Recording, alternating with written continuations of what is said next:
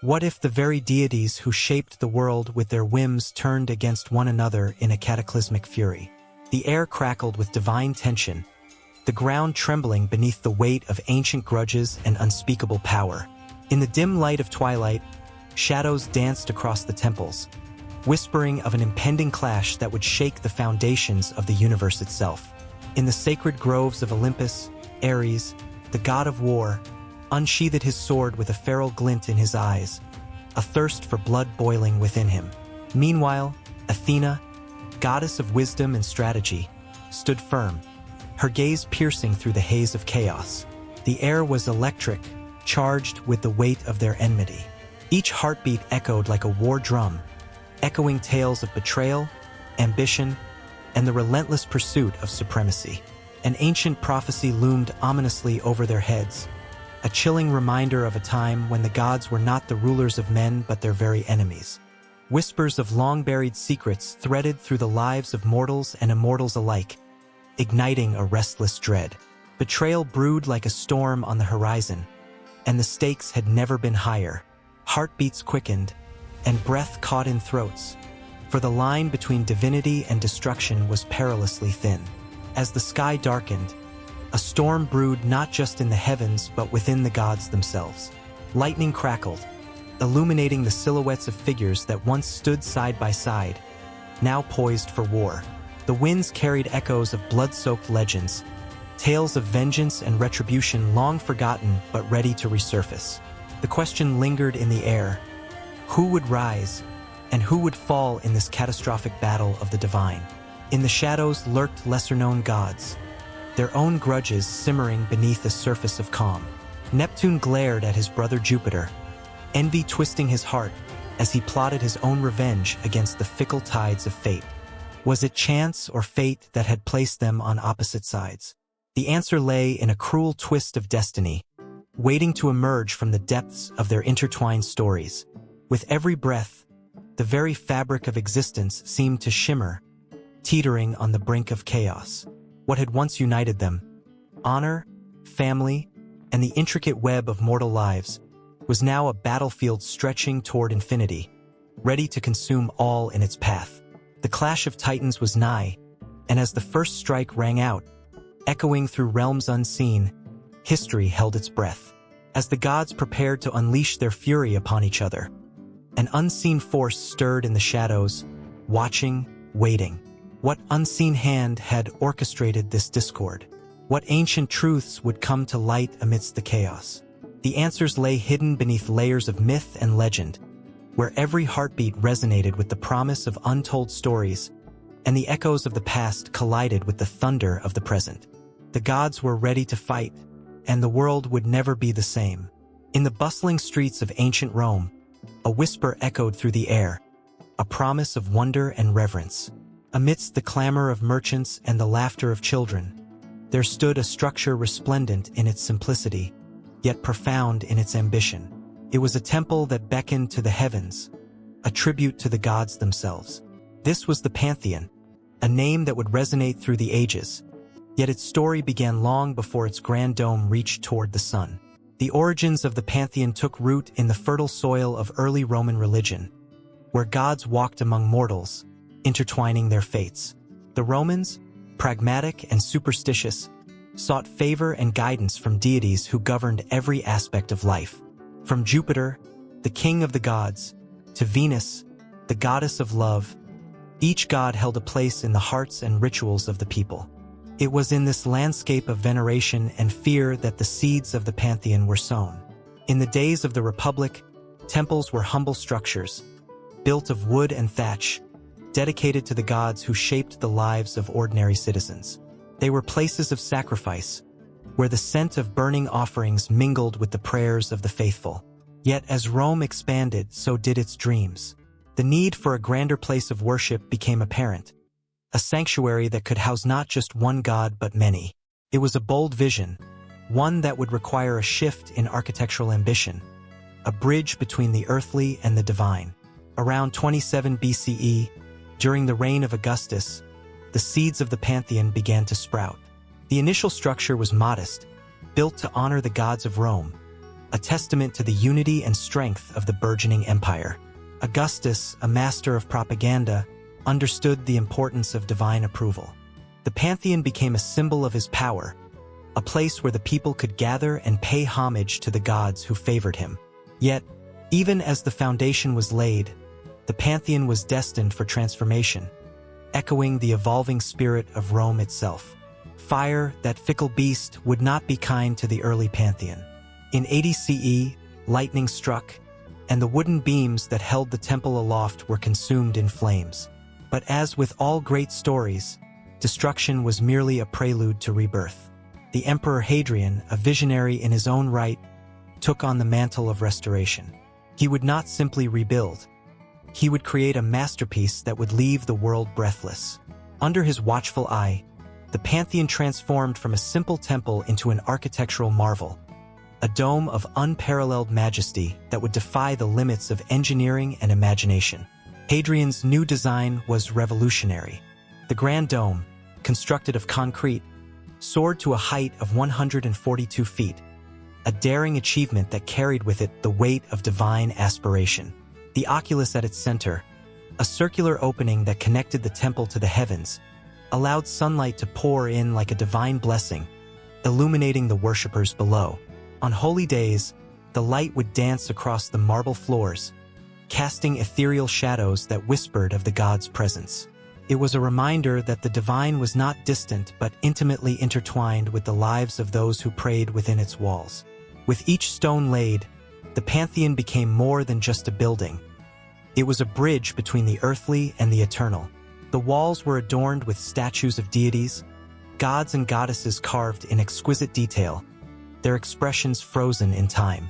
The Pantheon became a sanctuary for all, welcoming the diverse pantheon of cultures that spilled into Rome from the farthest reaches of the empire. Here, the Roman spirit of inclusivity shone brightly, allowing different gods, Greek, Etruscan, and Egyptian, to coexist under a single, magnificent roof. Crowds gathered, their hearts racing with anticipation as they entered the grand portico before the majestic columns, each one a sentinel of history standing guard over the sacred space within. The sound of footsteps echoed, a symphony of reverence, as worshippers and curious souls alike crossed the threshold into a world where the divine felt tangible. The air was thick with incense, and the flickering flames of torches cast a warm glow, inviting all who entered to leave their earthly troubles at the door. Yet, the Pantheon was not merely a place of worship. It became a stage for the unfolding drama of Roman life. It witnessed the triumphs and tribulations of emperors, the fervent prayers of the people, and the quiet moments of reflection between man and deity. The echoes of laughter, the solemnity of sacrifice, and the whispers of hope intertwined in a timeless dance, creating a tapestry of human experience that resonated through the ages. As centuries passed, the Pantheon stood resilient through wars, invasions, and the ebb and flow of empires. It would find itself caught in the tumultuous tides of change, yet it never lost its essence. With the rise of Christianity, the Pantheon faced a new chapter in its storied existence, as it was consecrated as a Christian church in the 7th century. This transition, while radical, was marked by a profound respect for its legacy. The temple remained a sanctuary, its walls still breathing the echoes of ancient prayers, now infused with a new spirit of devotion. The Pantheon's journey is one of resilience, art, and faith, a living testament to the ingenuity of a civilization that dared to dream. With each stone, each grateful prayer, and each flicker of candlelight, it became a monument not just to the gods of Rome but to the indomitable spirit of humanity itself.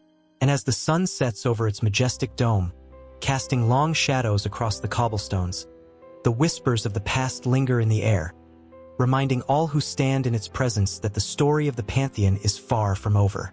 The heartbeat of history thrums within its ancient walls, waiting to unveil the next chapter in its extraordinary tale.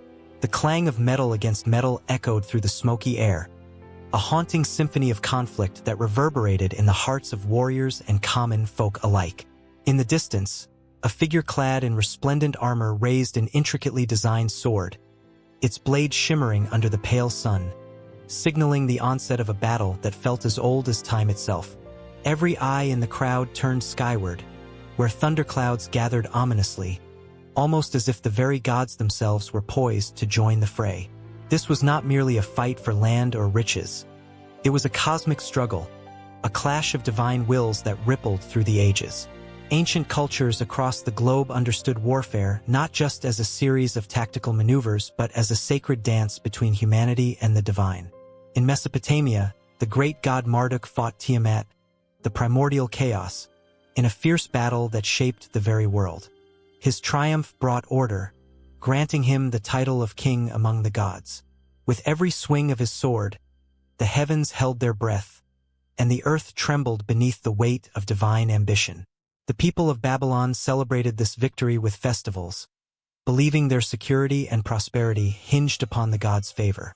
Marduk's story was more than myth. It was a blueprint for human existence, illustrating how the divine intervened in the mortal realm to bestow blessings or unleash devastation. Far to the east, in the rich tapestry of Hindu mythology, the epic poems told of Krishna guiding Arjuna on the battlefield of Kurukshetra. As arrows flew and chariots clashed, the air thickened with tension. Krishna, not just a divine charioteer but an embodiment of divine wisdom, urged Arjuna to fulfill his dharma, his righteous duty. The stakes were higher than mere victory.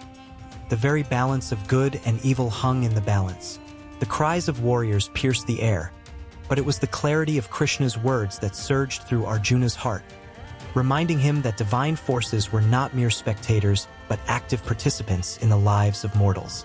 The ancient Egyptians, too, revered the concept of divine warfare.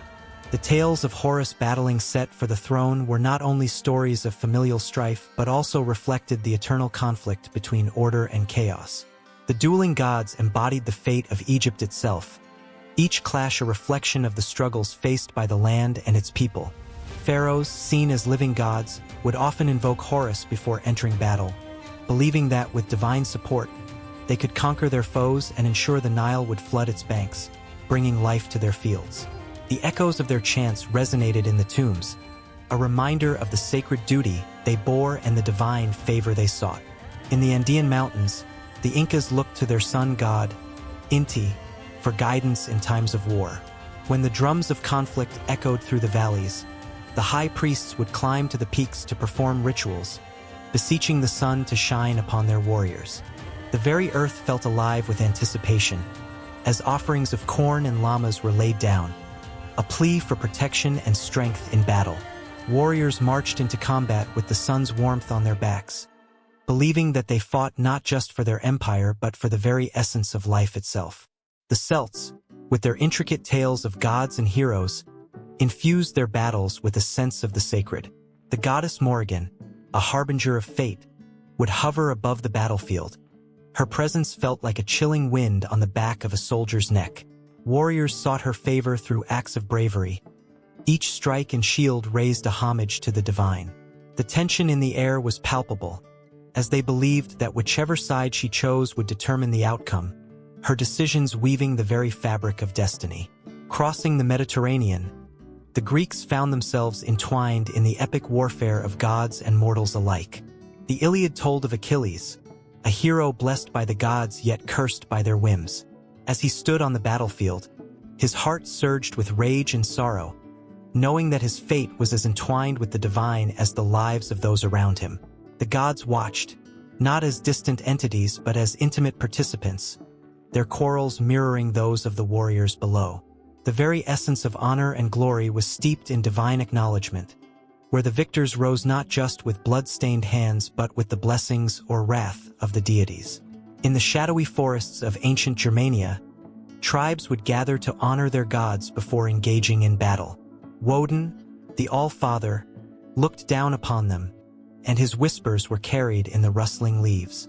The warriors, hearts pounding with anticipation, offered their weapons in sacrifice, hoping to curry favor for the impending clash. Every battle was a chance to prove their worth, not just as fighters but as chosen champions of the gods. They marched forth, emboldened by the belief that they were part of a grander scheme, each blow struck fueled by divine purpose. As the sun dipped below the horizon, casting a fiery glow across the battlefield, the lines between mortal and divine blurred. Each clash of swords was a testament to the faith that permeated these ancient cultures. A belief that victory or defeat was not merely the result of tactics or strength, but a manifestation of divine will. The air crackled with energy, and the faithful warriors understood that they were threads woven into the greater fabric of existence, their lives and battles reflecting a timeless dance that linked them to the heavens. In this chaotic symphony of war, the pulse of blood and the cries of the fallen resonated through the ages. Every victory and every loss was a note in the grand orchestra of life. They fought for glory, for honor, and for the love of their gods, who watched over them, judging their actions with the weight of eternity. The stories of divine warfare echoed through the whispers of the wind, reminding all who listened that the line between the mortal and the divine was but a veil, thin and trembling, waiting to be pierced. In the flickering light of a fire, a young boy sat in rapt attention, his eyes wide with wonder. He listened as the storyteller wove tales of gods and goddesses, powerful beings who ruled over the skies and the earth, holding the fates of mortals in their hands. The boy was captivated, his heart racing with the thrill of unknown destinies. He knew that in these stories lay not just ancient history, but the very essence of life itself, swirling in the air like smoke from the flames. The Romans revered their deities with a fervor that echoed through the ages. In every temple and every home, the presence of the gods felt tangible, as if they walked among the people. Jupiter, the king of the gods, stood supreme, his thunderous voice commanding authority and respect. With a glance, he could strike fear into the hearts of men and bring forth life-giving rain. His majestic form often graced the skies, shimmering with divine energy, while earthbound followers lifted their heads in prayer, hoping for his favor. To them, Jupiter was not just a figure of worship. He was the embodiment of hope, the very pulse of existence. Beside him, Juno, the fierce protector of women and marriage, wielded her power with grace and tenacity. Her presence was felt in every wedding ceremony, every childbirth, and every home. With a heart as vast as the heavens, she watched over her people, fierce in her loyalty. Her eyes, dark as midnight, sparkled with wisdom and strength, and when she spoke, mortals listened. She was love personified, a nurturing force that guided women through the trials of life. Yet, beneath her nurturing exterior lay a tempest. Her jealousy could spark storms that blighted the very earth, reminding everyone that the gods were not to be trifled with. Then there was Mars, the embodiment of war and valor. His very name inspired courage among warriors and dread among enemies. Clad in armor that gleamed like the sun, he charged into battle, wielding not just a sword but the heart of a lion. From him flowed the adrenaline that propelled young men to glorious feats, the promise of fame and honor. He was both a champion and a terror, capable of reign and ruin. In the heat of battle, his laughter mingled with the clash of swords, a haunting melody that echoed in the hearts of the brave. His power was intoxicating, transforming ordinary men into legends. Yet it was a double-edged sword, revealing the thin line between glory and destruction. Each deity held a unique place in the hearts of their followers, a testament to the intricate web of beliefs and fears that defined Roman life. As the sun dipped below the horizon, casting long shadows over the land, whispers of the gods filled the air, their influence palpable. People gathered at altars, hands raised in supplication, as they offered fruits, grains, and the occasional precious offering, their hopes hanging in the balance. The air buzzed with a mix of anticipation and reverence, a moment where the mundane collided with the divine. Vesta, the goddess of the hearth, stood as a constant reminder of the warmth and safety found within homes. Her eternal flame burned brightly, a symbol of stability in a world fraught with chaos. Families gathered around her sacred fire, sharing stories and dreams, while her gentle spirit enveloped them like a comforting hug. To the Romans, Vesta's flame was not merely a flicker. It was the heartbeat of the home, a sacred promise of protection and peace. In contrast, Neptune ruled the tumultuous seas, his presence felt in every crashing wave and stormy wind. With a trident in hand, he commanded the waters, evoking both awe and fear. Sailors whispered his name before embarking on perilous journeys, their hearts racing at the thought of his mood. Would he grant them calm seas, or would his wrath unleash a tempest upon them? The pull between life and death danced in every sailor's heart as they faced Neptune, the keeper of the deep. Minerva, the goddess of wisdom and warfare, stood as a beacon for scholars and warriors alike. Clad in armor and accompanied by an owl, she embodied both intellect and strength. Her teachings shaped the minds of great leaders and thinkers, guiding them in times of crisis. To invoke Minerva was to seek clarity amidst confusion, the calm voice that pierced through the clamor of doubt. In her presence, one felt both empowered and humbled, a blend of reverence that brought forth the best in humanity. In these stories, the Roman gods reflected the complexities of life, love and jealousy, war and peace, wisdom and folly. The tales were steeped in emotion, resonating in the hearts of those who heard them. The vibrant tapestry of their lives intertwined with human experiences, reminding everyone that while the gods were powerful, they were also flawed, much like the people who worshipped them. As the boy listened, he could feel the weight of these deities upon his soul, pulling him into a world where the lines between divine and mortal blurred. The tales grew more intense, each story leading into the next, a spiraling dance of fate and choice. The gods were not distant figures in the sky. They were companions, challengers, and sometimes even tormentors. Their laughter echoed through the ages, a haunting reminder of the power of belief and the depths of human emotion. The fire crackled, and the shadows danced, becoming the very embodiment of these gods. Jupiter, Juno, Mars, Vesta, Neptune, and Minerva stood before the boy, their stories intertwining like the threads of fate, each moment leading seamlessly into the next, a relentless flow of emotion and intensity. The boy felt his heart pound, for he understood then that the Romans had not merely worshipped these deities.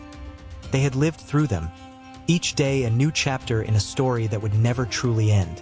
The sun dipped below the horizon, casting a golden hue over the ancient city of Troy. In this moment, amidst the whispers of the wind and the echoes of history, one could almost hear the distant clang of swords, the cries of warriors, and the lamenting of those left behind. The Trojans, with their proud walls and fierce hearts, stood as a testament to both human strength and vulnerability. At this moment, the stage was set for a drama that would capture the imagination of generations to come. In the bustling streets of Troy, the air was thick with anticipation. Merchants called out their wares, children laughed and played, while the elders spoke in hushed tones about the omens of war. Among them, a young woman named Cassandra stood, her eyes reflecting the weight of a terrible truth. Gifted with the power of prophecy, yet cursed never to be believed, she sensed the storm approaching. Her warning echoed through the city, a desperate plea that fell on deaf ears. "Beware of the Greeks," she cried, her voice trembling with urgency. But the laughter of the people drowned her out, leaving her alone with the chilling foresight of doom. The Trojans were a proud people, descendants of the mighty Dardanus. They had built their city to be an impregnable fortress, a symbol of strength and resilience. Yet, beneath their bravado lay a thread of vulnerability that would soon unravel. The allure of the golden apple thrown by Eris, the goddess of discord, had ignited a rivalry among the most powerful deities. From this, the seeds of conflict were sown, leading to a war that would test the very fabric of humanity. As the sun rose higher, shadows lengthened, and a sense of foreboding crept through the streets. Prince Paris, with his charming smile and reckless heart, found himself entangled in a web of divine manipulation. He had been promised the love of the most beautiful woman in the world, Helen, wife of Menelaus, king of Sparta. This choice would set off a chain reaction that would pull nations into a fiery conflict. Paris, unaware of the weight of his decision, was both the architect of his fate and the unwitting pawn of the gods. The Trojans, ever proud, welcomed Helen with open arms, unaware that her arrival was a signal for war. The Greeks, fueled by betrayal and honor, unleashed their wrath upon the city. The clash of armor and the roar of battle cries reverberated through the hills surrounding Troy, painting a portrait of chaos and desperation. Achilles, the mightiest of the Greek warriors, fought with a fury unmatched, his heart a tempest of rage and grief. He had lost his closest friend, Patroclus, and his thirst for revenge ignited a fire that consumed everything in its path. On the other side of the battlefield, Hector, the noble Trojan prince, stood as a beacon of hope for his people. With every swing of his sword, he fought not just for survival, but for his family, his city, and the honor of his name. But beneath his valor lay a profound sorrow, as he knew that each battle brought him closer to his own tragic fate. Their fates intertwined, Hector and Achilles became two sides of the same coin, honor clashing with vengeance, love battling against loss. Moments of silence punctuated the chaos, where the weight of despair hung heavy in the air. The Trojan women, their hearts broken and their spirits crushed, prayed for mercy from the gods. They gathered in the temples, lighting candles and whispering hopes that felt more like distant dreams. Among them was Andromache, Hector's devoted wife, whose love wrapped around him like armor. She knew the dangers that awaited her husband and felt a chill as she watched him leave for battle, her heart aching with fear. The city walls, once a symbol of pride, now became a backdrop for tragedy. As arrows rained down and flames engulfed buildings, the delicate balance between hope and despair faltered. The gods, amused by the unfolding drama, watched as their pawns fought against destiny. Athena, Hera, and Aphrodite took sides, their interventions creating ripples that would alter the course of lives forever. The mortals, trapped in their struggles, were mere spectators in a game played by divine hands. In this tapestry of human emotion, the concept of fate loomed large. The Trojans believed they were destined to win, their faith unwavering even in the face of mounting losses. Yet, the whispers of the gods taunted them, a reminder that the scales of fortune could tip in an instant. Each warrior who fell, each mother who wept for her son, added layers of sorrow that echoed through the annals of time. Then came the fateful night when the Greeks devised a plan that would turn the tide of war. The ominous silhouette of the wooden horse stood tall against the moonlit sky, a deceptive gift meant to mask treachery. Driven by pride and the intoxicating taste of victory, the Trojans pulled the horse into their city, believing they had secured a prize. But little did they know, the true horror was lurking within, waiting for the opportune moment to strike. The laughter of the night gave way to a deafening silence as the Greeks emerged from their hiding place, their faces illuminated by the flickering flames of Troy. Hearts raced, breaths caught in throats, as the realization of betrayal set in. The once proud city, filled with life and laughter, was now a sprawling inferno of despair. The Trojan women screamed, their cries mingling with the chaos of battle, a haunting symphony of loss that would echo through history. As dawn broke over the ashes of Troy, the gods watched, their hearts untouched by the pain of mortals. Heroes fell, love was shattered, and the city that once stood tall became a mere memory. The story of the Trojans and their tragic fate would be told for centuries to come, a reflection of the human condition and the powerful influence of Greek mythology. In this web of honor, betrayal, love, and loss, the Trojans became more than just a people. They became symbols of the struggles that define humanity. Their tales, woven into the tapestry of time, continue to resonate with the hearts of those who seek to understand the complexities of fate, choice, and the unyielding power of hope. As the echoes of their story lingered, the next chapter loomed on the horizon, ready to capture the hearts and minds of those willing to listen.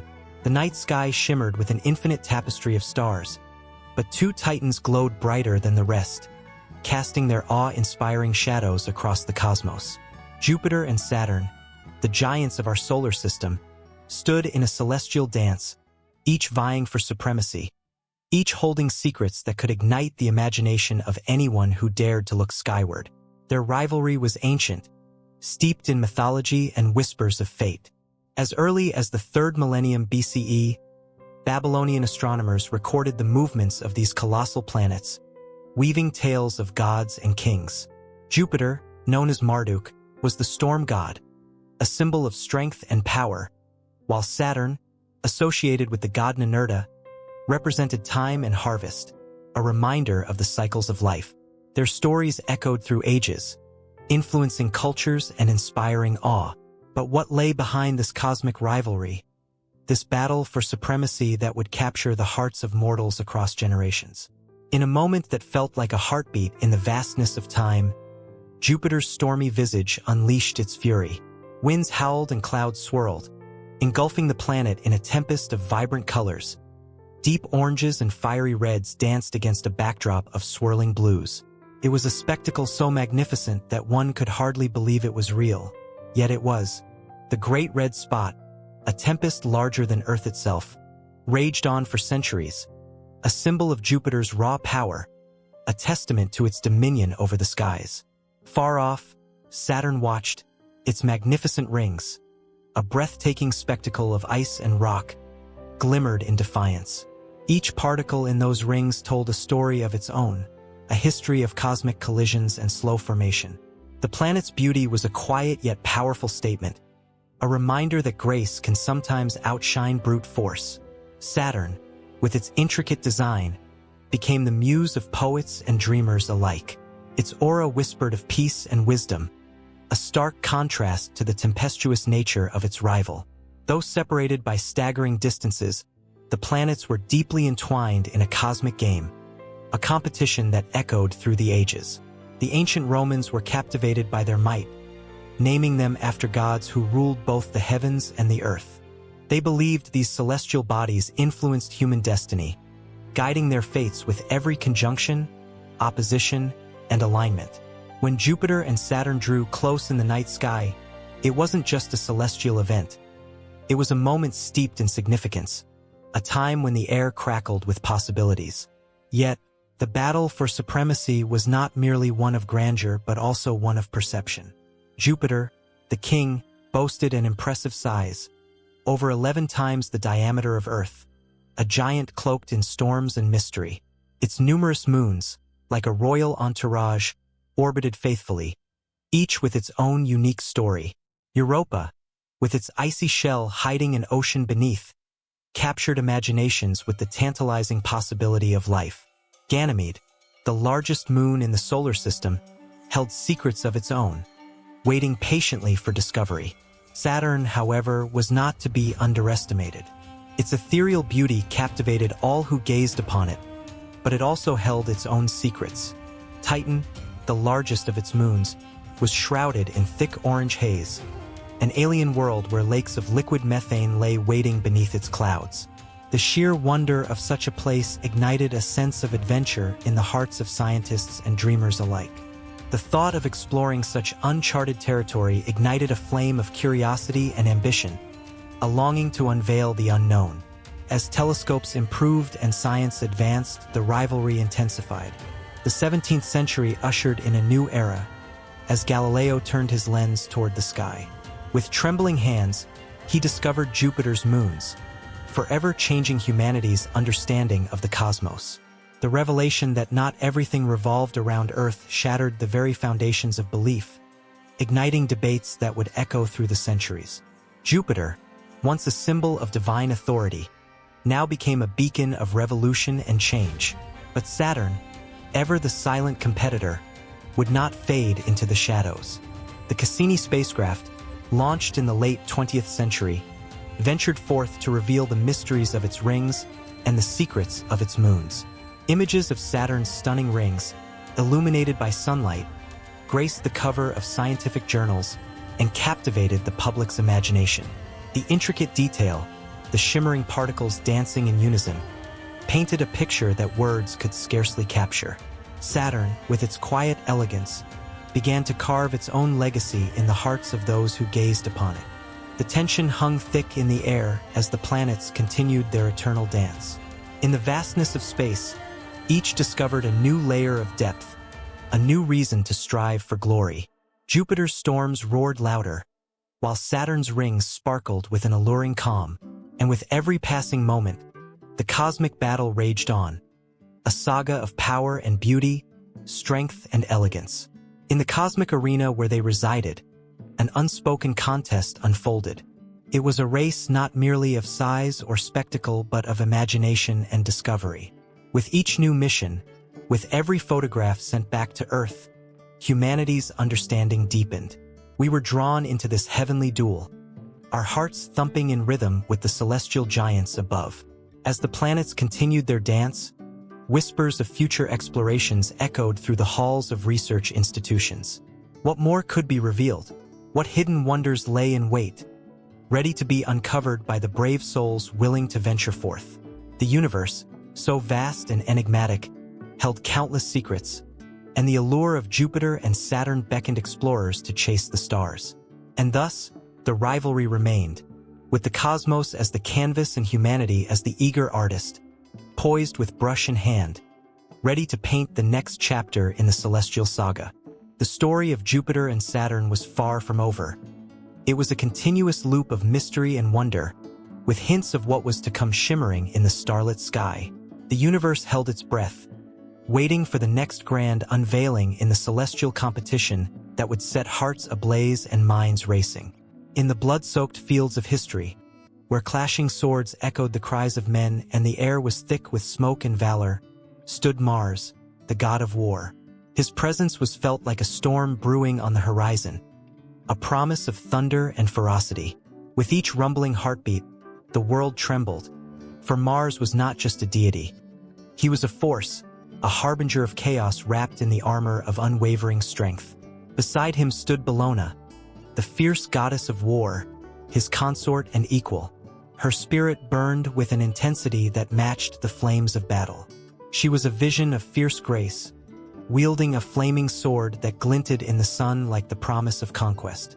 Together, they formed a formidable duo, a blend of raw power and fierce loyalty that inspired terror and awe across the ancient empire.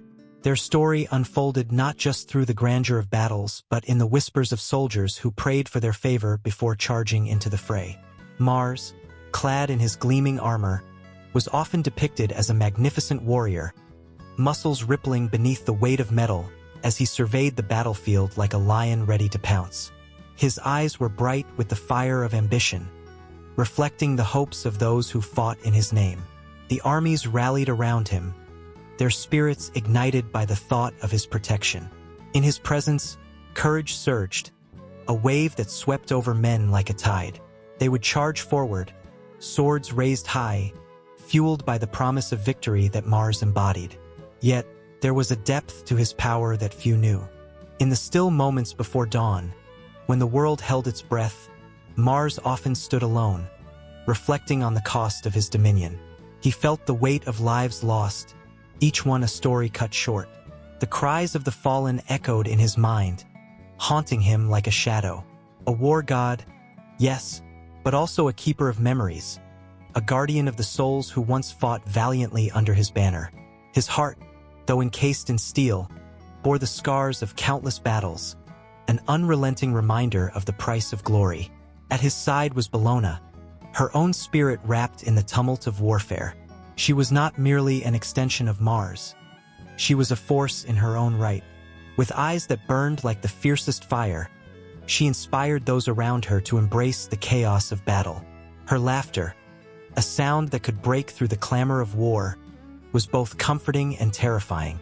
Soldiers would speak of her presence on the battlefield, feeling emboldened as if she herself had infused them with strength.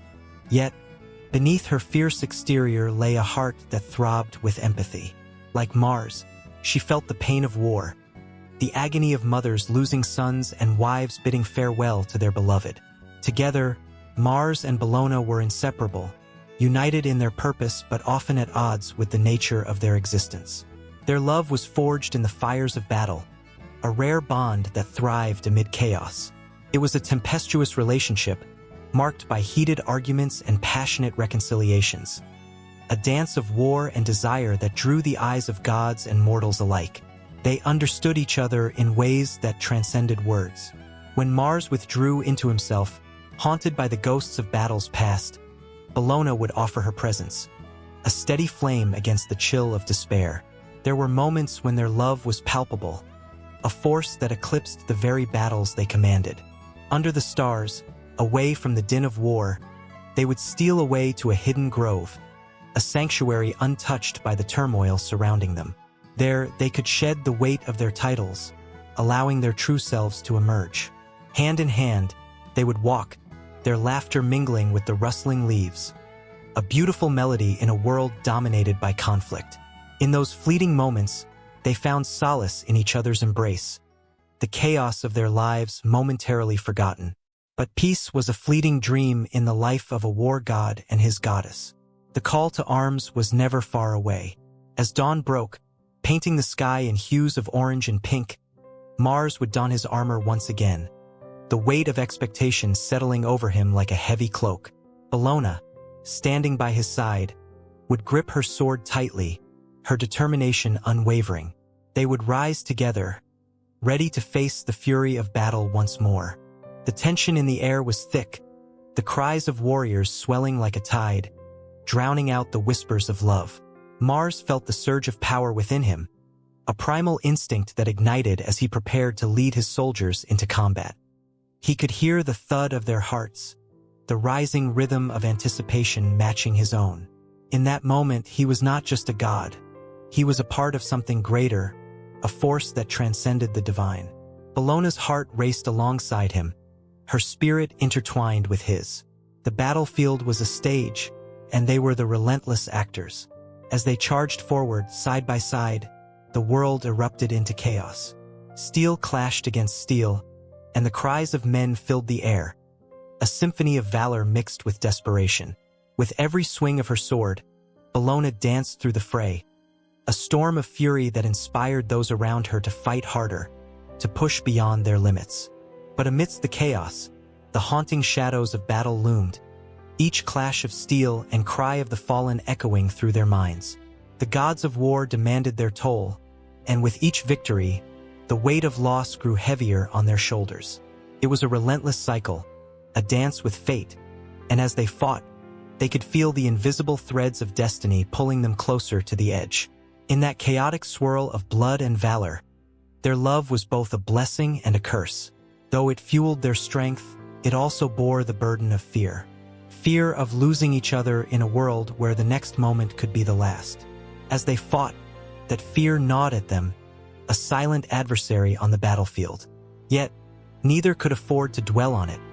They had a war to win, a legacy to carve into the annals of history. But as the battles raged on, the pain of loss lingered. The echoes of the past would not be silenced. Each victory was overshadowed by the specter of lives lost, a reminder that even gods could not escape the cost of war.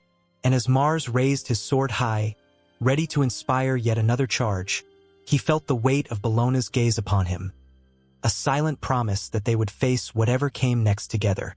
The battlefield was their domain, and in the heart of chaos, their love flickered like a beacon, guiding them through the storm that awaited. In the ancient city of Rome, where the echoes of laughter and the whispers of gods filled the air, a tension simmered between two powerful forces. Venus, the goddess of love, and Minerva, the goddess of wisdom. Their realms, love and wisdom, intertwined like vines around a great oak, yet they were never meant to mingle comfortably. One fateful day, the sun hung low in the sky, casting a golden glow over the forum, as if the heavens themselves were holding their breath, waiting for the storm to break. Venus, radiant and captivating, glided through the crowded streets, her beauty a beacon. Her laughter rang out like chimes in the wind, drawing the eyes of every passerby. She wore a crown of blossoms, each petal representing a heart that had fluttered under her influence. To her, love was a playful dance, light and free, a force that could conquer all. But beneath that enchanting exterior lay an understanding of love's darker shades, a jealousy that could ignite flames, a possessiveness that could bind the fiercest spirit. Minerva, cloaked in wisdom, watched from a distance, her gaze sharp and discerning. She strode with purpose, a helmet gleaming atop her head, a spear firm in her grasp. The people of Rome respected her not just for her intellect, but for her unwavering commitment to justice and reason. She believed that knowledge was the key to enlightenment, that love was often a distraction from the pursuit of truth. In her heart, There was a longing for clarity amidst the chaos of emotions, a yearning to guide humanity toward a brighter future. Yet there was also a flicker of resentment, a belief that love, so often irrational, could cloud the minds of even the most brilliant souls. As the sun dipped lower, shadows stretched across the cobblestones. A festival was brewing, a celebration of love, dedicated to Venus. The air tingled with anticipation, yet Minerva felt a knot tighten within her. "It's a folly," she murmured to herself, her voice barely audible above the jubilant throngs. "To worship something so fleeting, so capricious." She turned away, but the music and laughter beckoned her back, a siren song that ignited a conflict deep in her being. That night, under a sky dusted with stars, the festival erupted into a whirlwind of colors and emotions. Couples twirled in a dance of affection, their gazes locked, oblivious to the world. But as Venus reveled in their adoration, she sensed a stirring in the air, a challenge lurking just beyond her reach. Minerva approached, her presence commanding yet cool as a winter's breeze.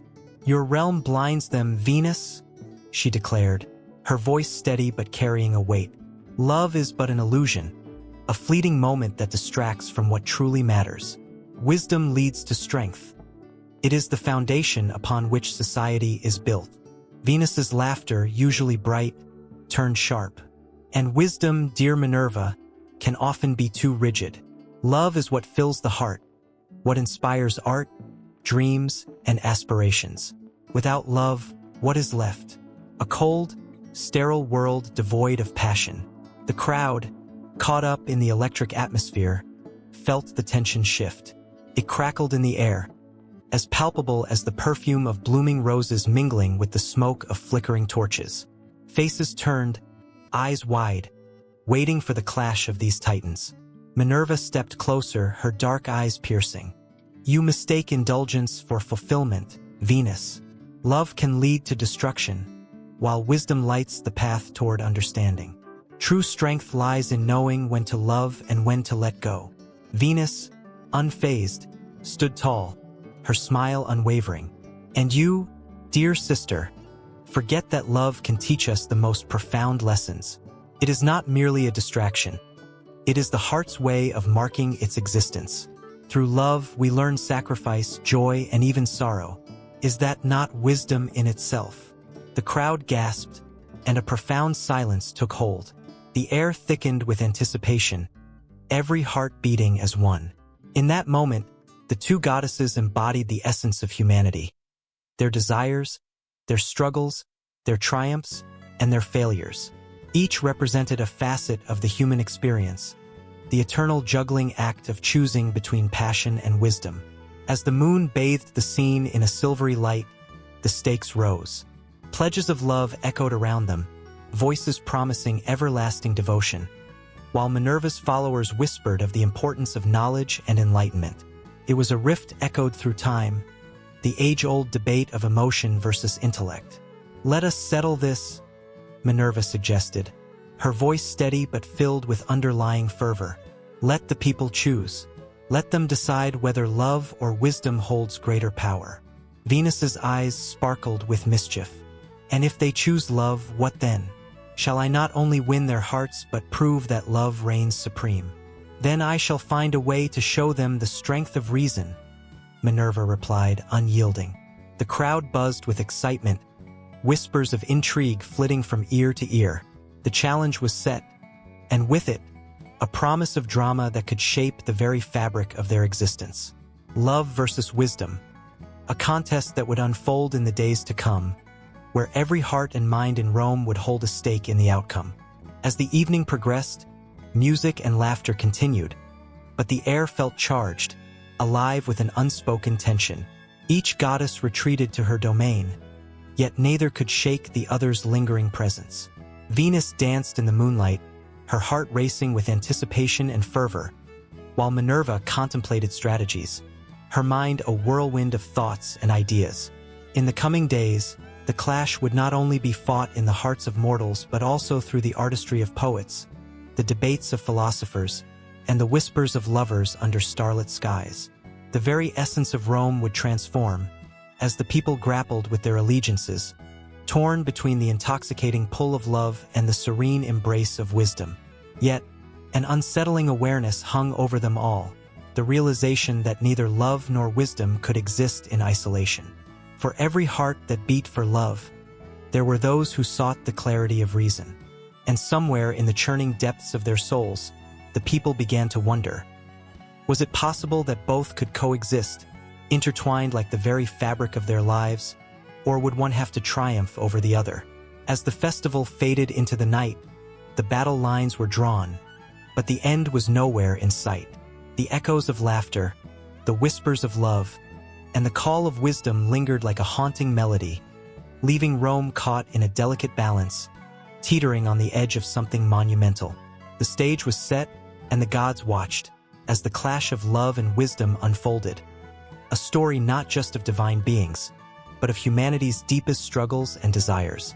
The sea roared against the cliffs, waves crashing like thunder, as if the very world itself was warning of the storm brewing beneath the surface. A sense of unease hung in the air, heavy with the whispers of ancient myths and the chill of forgotten histories. Here lay the battleground for two titans, Neptune, the god of the ocean, and Pluto, the ruler of the underworld. Their conflict was not just a clash of personalities. It was a struggle for dominion over realms unseen, a fight for the very essence of life and death. Neptune, with his flowing beard and trident held high, stood at the edge of the water, the salt spray clinging to his skin. His eyes mirrored the turbulent sea, wild and fierce, reflecting the tempest within. He was a guardian of all that was alive, a protector of sailors and fish alike. The ocean was his kingdom, teeming with vibrant life, but he felt a creeping dread invade his sanctuary. The dark tendrils of Pluto's influence coiled around the shores like mist, threatening to pull all into the depths of despair. Pluto, cloaked in shadows, watched from the underbelly of the earth. His domain was a cold, unyielding place, filled with echoes of the past, the tortured souls who wandered eternally in search of peace. He bore the weight of the dead with a heavy heart, knowing that every soul he received meant the end of another story, another life. Yet he was not cruel. He simply enforced the balance of existence, a role necessary even if it made him the villain in the eyes of the living. In his dark throne, he pondered the encroaching power of Neptune and the way the living dared to forget the shadows that lurked just beneath their feet. As the winds howled, a message traveled through the air, one that both gods could sense, a sign that the time for confrontation was near. Ancient prophecies echoed in their minds, tales of a cataclysm that could tip the world into chaos. The souls of the restless dead whispered of the ocean's depths, while the creatures of the sea sensed the cold grip of the underworld seeping into their midst. There was a reckoning approaching, a clash that would forever alter the fabric of their respective realms.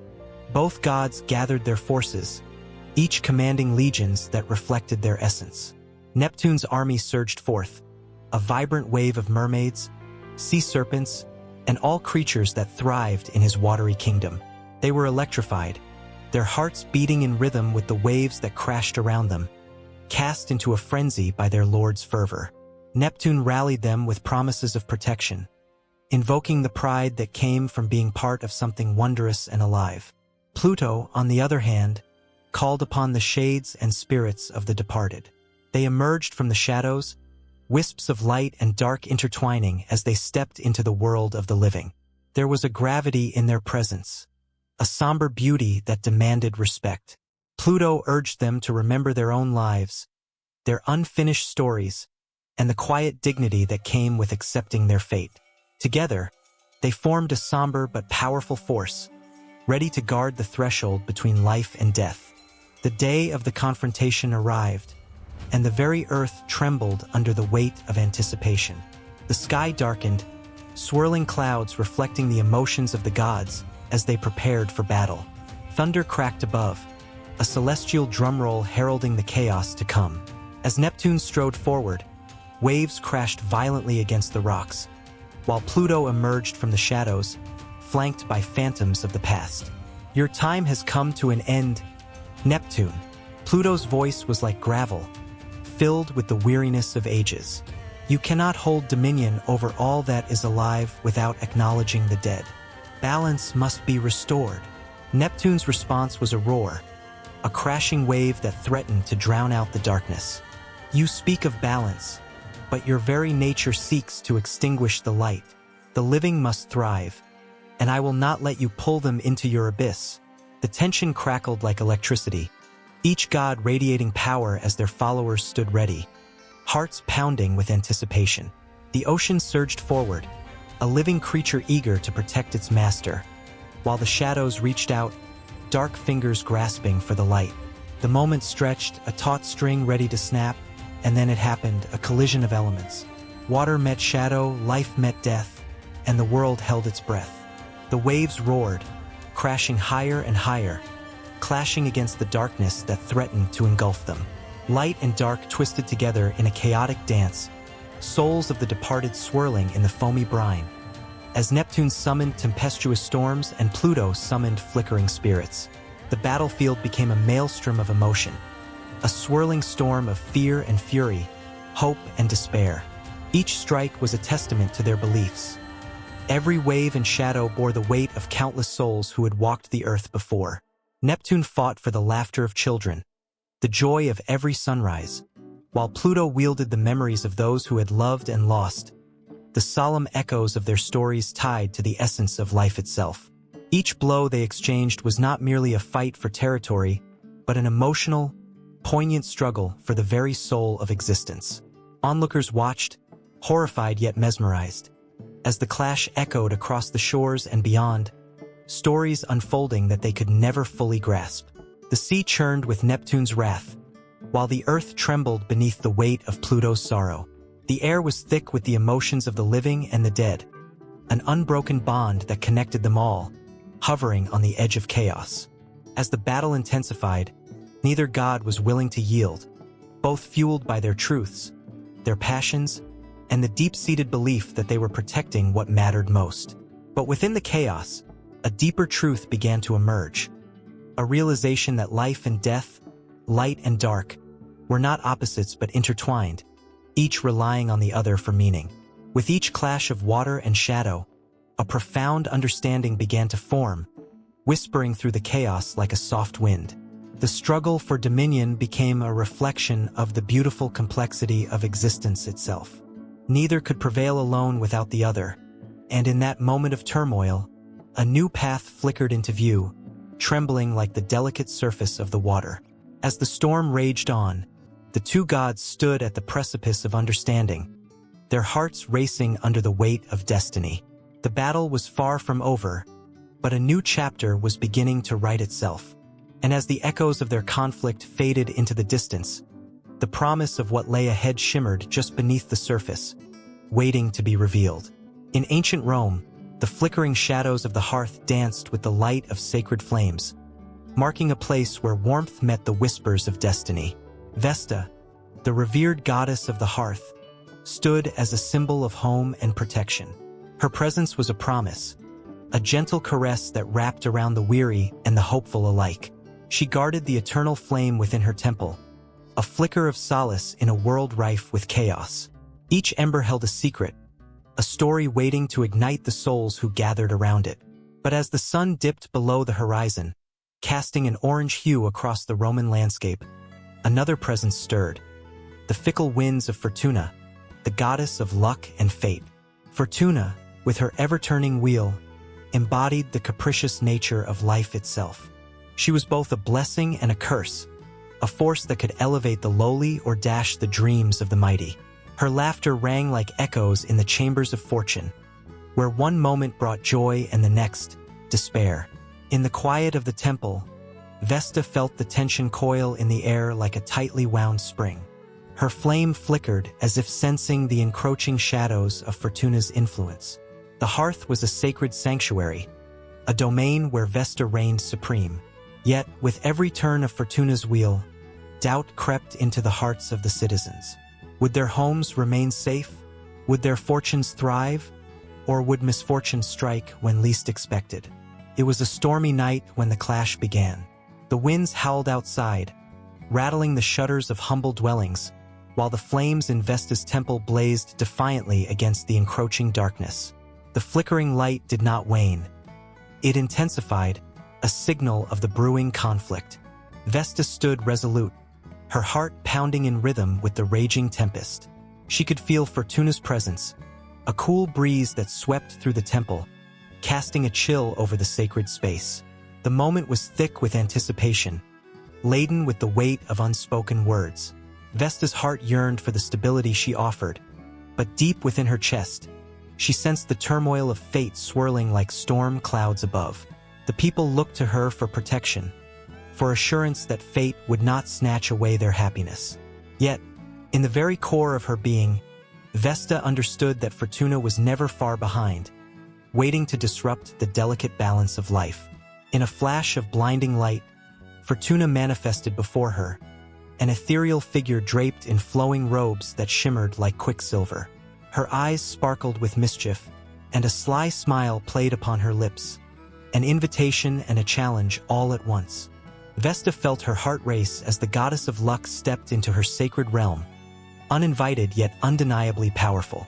The air crackled with tension, as if the very fabric of fate were being rewritten before their eyes.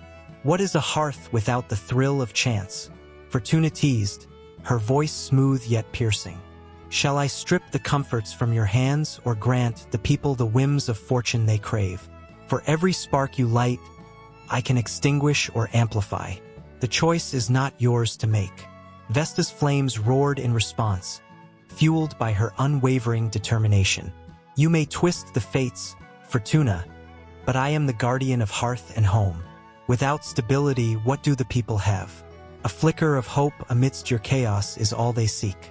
I will not let you snuff out their dreams. The clash of their wills ignited an unseen tempest, an invisible battle echoing through the cosmos. Vesta's steadfast flame met Fortuna's swirling winds, a dance of opposing forces. The temple vibrated with their energy, the very walls resonating with the truth that life is a tapestry woven from both certainty and chance. As the struggle unfolded, whispers of the conflict spread like wildfire among the citizens of Rome. They gathered in hushed circles, eyes wide with fear and fascination, their fates hanging in the balance. The stakes were higher than ever. The fate of their homes was intertwined with the heart of these two powerful goddesses. Would Vesta's sanctuary protect them from the whims of fortune, or would Fortuna's wild laughter drown out the light of their hearths? Through the chaos outside, the echoes of fate spiraled, and each soul could feel the electric charge of anticipation. Mothers held their children closer, fathers clenched their hands, praying to Vesta for safety while glancing nervously at Fortuna's unpredictable winds. The fabric of their lives felt thin and fragile, an ever-shifting canvas where each moment held the potential for both joy and despair.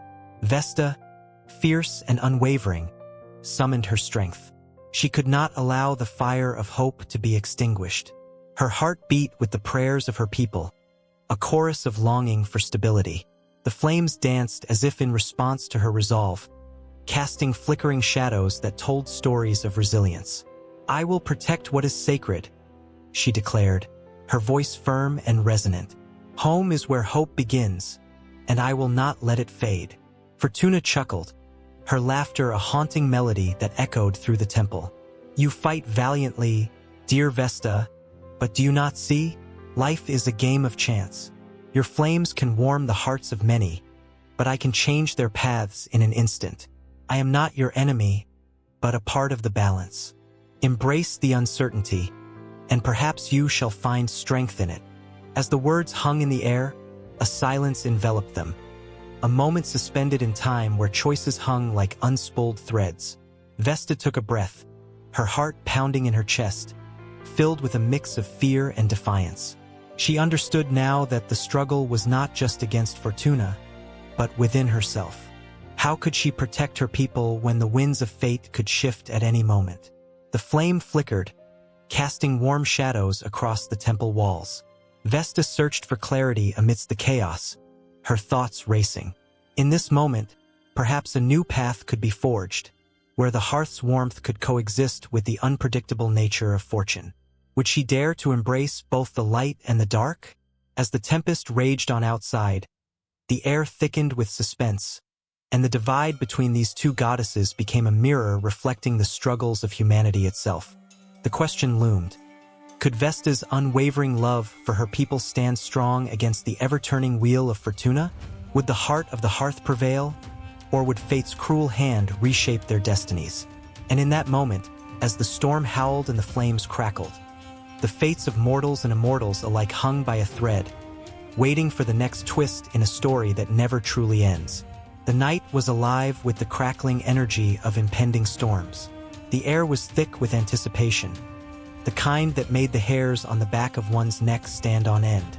In the distance, the clash of titanic forces echoed like thunder, a haunting reminder of the struggle between gods that shaped not merely the cosmos, but the very fabric of existence. This was the Titanomachy, a celestial war unlike any other, where the Titans clashed against the Olympian gods, and the fate of the universe hung in the balance. As the Romans looked back upon this legendary conflict, they felt a chill run down their spines. The stories whispered of giants who reigned supreme before the new gods took over, a tale of rebellion and the fierce struggle for power. The Titans, children of Gaia and Uranus, were formidable beings, their strength unmatched, their will unbreakable. They had ruled for eons, their reign marked by a stark, raw power that resonated through the earth. But the Olympians, led by their fiery king Zeus, were not just mere challengers. They were the embodiment of evolution, of a new order that sought to overthrow the old. The Romans, with their love for grand narratives, found themselves captivated by the very essence of this struggle. They listened intently as poets recounted how Zeus, after years of hiding in the shadows, rallied his brothers and sisters, Hera, Poseidon, Hades, Demeter, and Hestia, to wage war against their Titan progenitors. The heart pounded with each description of the epic battles, the visualizations of lightning bolts hurled like projectiles of fate. The ground shook as the two sides met in fierce combat. Mountains crumbled, and the oceans roiled as if nature itself were caught in the chaos of the divine. Could the Romans imagine the sight? Clouds swirling ominously overhead, the very sky illuminated by flashes of ancient lightning, and the deafening roars of Titans as they charged against the new gods. The heart of the conflict pulsed with raw emotion, a stark contrast between the old world represented by the Titans and the new hope embodied by the Olympians. Yet, beneath the surface of these epic tales lay a whisper of fear. What if the Titans, with their unwavering resolve, succeeded in quashing the revolt? What would that mean for the world? The Romans pondered this with bated breath, sensing the fragility of the victory that hung in the balance. The narrative was as thrilling as it was terrifying, stirring emotions that ran deep. They felt the weight of destiny, realizing that the resolution of this divine struggle could change everything, not just for the gods, but for humanity as well. As the battles raged, hints of betrayal lingered in the air. The Titans were not just mindless giants. They were complex beings capable of feelings and fierce loyalty.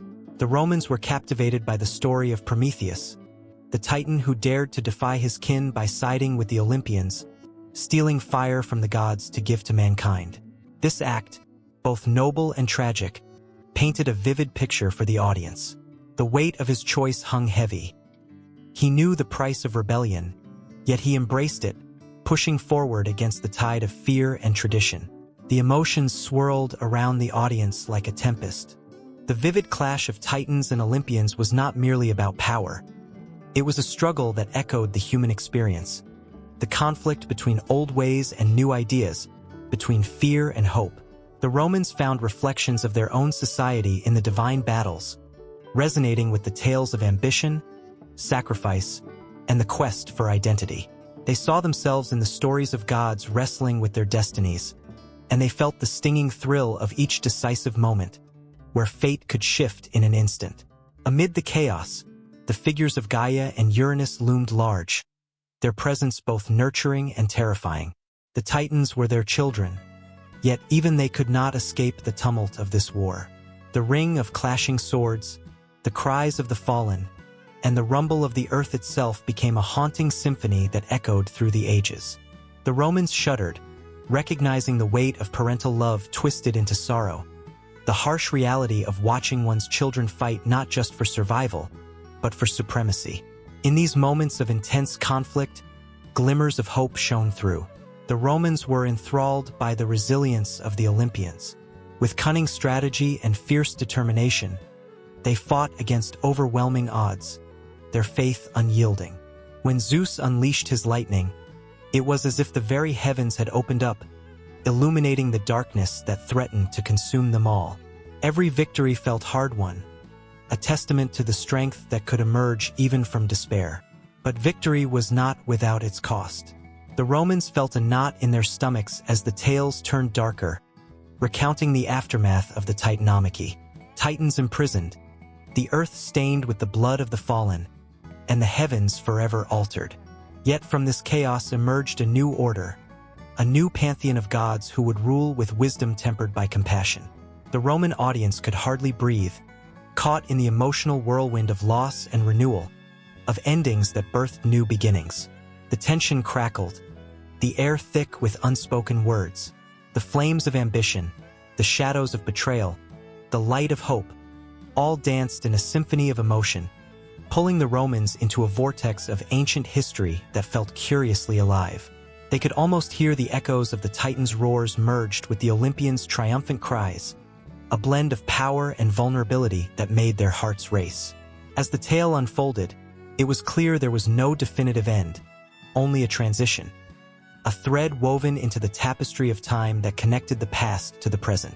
The Romans, with their insatiable thirst for stories, yearned to understand not just the conflict, but the divine complexities that resonated within their own lives. The Titanomachy was not just a myth, it was a reflection, a mirror held up to their own struggles, fears, and aspirations. And as the echoes of the Titanomachy faded into whispers, the Romans found themselves breathless, aware that the stories they cherished were but a prelude to greater tales yet to unfold, tales that would reach out across the ages, forever intertwining the lives of gods and men. The sun dipped below the horizon, casting long shadows over the dusty streets of Rome. The air was thick with the scent of impending conflict, mingling with the aromas of dinner wafting from nearby homes. In this moment, a tension simmered, palpable and electric, as the citizens readied themselves for what the morrow might bring. It was not just the clashing of swords that stirred their hearts, but the ominous whispers of the gods who watched from above, their interests entwined with the destiny of mortals. Mars, the ferocious god of war, stood proud and fierce in the minds of soldiers and generals alike. Clad in armor that gleamed like the sun, he was a figure of both reverence and dread. With every campaign launched in his name, the blood of enemies spilled upon the ground became an offering, a currency to appease him. The glory of victory was his domain, yet so too was the sorrow of defeat, a duality that echoed through the annals of history. In contrast, the goddess Bellona, often overshadowed yet equally potent, stirred in the shadows. With her fiery hair and unyielding spirit, she was more than a mere companion to Mars. She was a fierce force of her own, invoking the wrath of warriors and instilling fear in the hearts of those who would dare oppose her. She whispered strategies into the ears of generals, encouraging them to seize glory through cunning rather than sheer force. Yet, her ambitions sometimes led to chaos, as the unpredictability of war often mirrored the tempestuous nature of the goddess herself. As tensions mounted, a small group of soldiers gathered at the Temple of Mars, their faces painted with determination. They prayed fervently, invoking the god's favor, their voices merging in a melodic chant that echoed against the stone walls. Each soldier's heart raced as he offered his own life in service of greater glory, believing that Mars would hear their cries and guide their swords in battle. But the city was not free from dissent. In the quiet alleys, the disillusioned murmured against the gods, questioning their motives. What had they truly gained from centuries of warfare? A young soldier, Marcus, felt the weight of this doubt pressing heavily on his chest. He had lost brothers in arms, friends who had been swept away by the tides of battle. And for what? The glory of Rome? The songs sung in the Forum? He closed his eyes, wishing for a sign, a glimmer of hope that perhaps the gods could be swayed to bring peace instead of chaos. That night, an unusual chill permeated the air. Venus, the goddess of love, felt the stirring unrest. While the hearts of men were torn by the flames of war, her own heart ached for the bonds broken amidst bloodshed. She looked down upon the war-torn fields, and her heart surged with a desire to intervene. Could love truly conquer the insatiable thirst for power?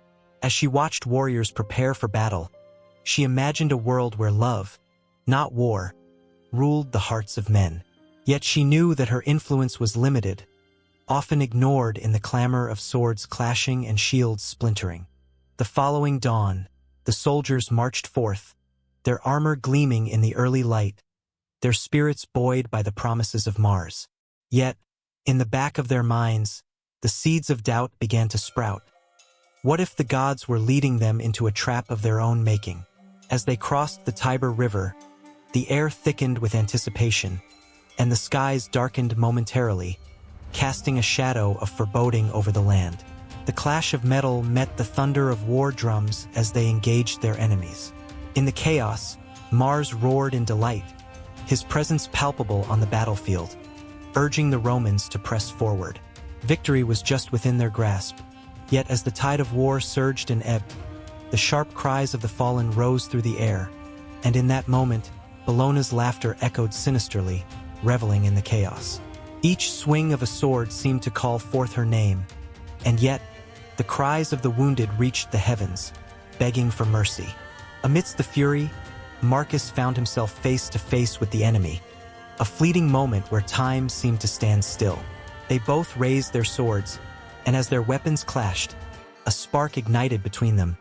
Two lives, two stories, forever altered by the gods' insatiable appetite for war. In that heartbeat, Marcus felt an unexpected rush of empathy for his foe. They were both pawns in a game orchestrated by divine beings, and with each strike, he could almost hear the whispers of Venus urging for peace, crying out in agony as love was buried beneath the weight of conflict. As the battle raged on, the cries of victory were met with the anguished wails of the dying. The line between glory and despair blurred, and the audience of gods watched with bated breath. Each divine spirit felt the pull of the struggle, their own conflicts mirrored in the lives of mortals below. Beneath the heavy clouds, Venus wept for each life lost, while Mars, intoxicated by the bloodshed, thrived on the chaos unfolding before him. The battlefield became a cacophony of emotions: fear, determination, rage, and sadness, all woven together in a tapestry of fate. As the dust settled, the price of the gods' favor became painfully clear. The ground was soaked not just with blood but with the dreams and aspirations of countless men, crushed under the weight of ambition. The aftermath left wounds that would not heal, not just on the bodies of the soldiers but in the very fabric of Rome. In the silence that followed, as the sun dipped low once more, a heavy realization fell upon the victors. Their hands, once eager for glory, now trembled with the burden of loss. The gods may have reveled in their chaos, but the true cost of war echoed in the hearts of those who remained. The titans above carried their own conflicts, leaving mere mortals to grapple with the aftermath. The clash of divinities echoed through the ages, a haunting reminder that the call for war would always be accompanied by profound sorrow. The fury might have subsided for a moment, but the fires of discord smoldered still, waiting for the next call to arms, the next cycle of bloodshed driven by the whims of the gods. The sun hung low in the sky, its crimson hues bleeding into the horizon, painting the world in ominous shades. A chill whispered through the air, a premonition felt on the skin like static before a storm. This was the hour when divine forces prepared to collide, and onlookers knew that the fabric of fate was being woven anew, threads of destiny tight and taut as the tension mounted.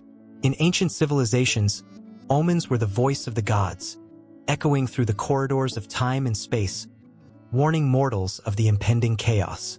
Before the Battle of Carrhae in 53 BCE, Roman legions trembled, not just at the sight of Parthian horsemen, but the signs that danced in the air. A comet streaked across the night sky, as if a divine finger had drawn a line in the heavens, a portent of doom for those who dared to march into the unknown. The soldiers whispered among themselves, clutching their amulets, eyes wide with fear and wonder, for the stars themselves seemed to conspire against them. Meanwhile, in the east, in the temple of Ammonius at Thebes, priests gathered in hushed circles, their faces as pale as the moonlight that spilled through the columns. They spoke of a prophecy, one that foretold the rise and fall of great kings. When Pharaoh Ramses II prepared to face the Hittites at Kadesh around 1274 BCE, he sought guidance from the gods. The priests recited ancient texts, their voices quaking with reverence and dread. "The falcon will soar, but the lion will roar," they proclaimed, and Ramses, taking these words to heart, understood the weight they carried. Lifting his sword high, he knew that fate was not merely a river. It was a tempest, and he was about to be swept away. Across the Mediterranean, in the shadow of Mount Olympus, the Greeks too found themselves entangled in the web of prophetic words. As the mighty armies gathered for the Trojan War, the seer Calchas stood before Agamemnon, his voice trembling yet resolute. "Before the walls of Troy fall, a great sacrifice shall be made." The air buzzed with tension. Warriors could sense the gravity of his every word. Achilles, fierce in heart and spirit, felt a chill run down his spine. He understood the price of glory was high, etched in blood and sorrow, for the gods demanded their due. In that moment, the ground shook slightly beneath their feet, and the sky dimmed. A raven circled ominously overhead, its caw a stark reminder that the fates were watching. The winds picked up, howling like lost souls, as if nature itself was bracing for the calamity that was to unfold. Heroes were not born from ease. They were forged in the fires of sacrifice and loss. Back in Rome, as they prepared for the inevitable clash with the Gauls at the Battle of Alesia, the patricians gathered in their grand senate halls. A soothsayer stepped forth, carrying a worn scroll. "The eagle will fly, but the wolf will howl," he warned, his eyes dark with the weight of the future. The leaders exchanged glances, their hearts pounding with apprehension. The omen spoke not just of victory or loss, but of the very essence of power and supremacy. In the throes of war, the lines between humanity and divinity blurred, and what was seen in the skies was taken as a sign of divine favor or disfavor. As the armies prepared to clash, mothers and fathers whispered prayers for their sons in the quiet, shadowy corners of their homes, fear gripping their hearts. Beyond the battlefield, the air was thick with the scent of sweat and iron, but it held another layer, the weight of expectation. Every soldier was wrapped in the mantle of prophecy, each heartbeat synchronized with the rhythm of fate. In the heat of battle, amidst the clashing of swords and the cries of the fallen, the gods watched with bated breath. On the fields of Marathon in 490 BCE, the Athenians, fueled by visions of glory, charged forward against their Persian foes, believing fervently that they were the chosen instruments of fate.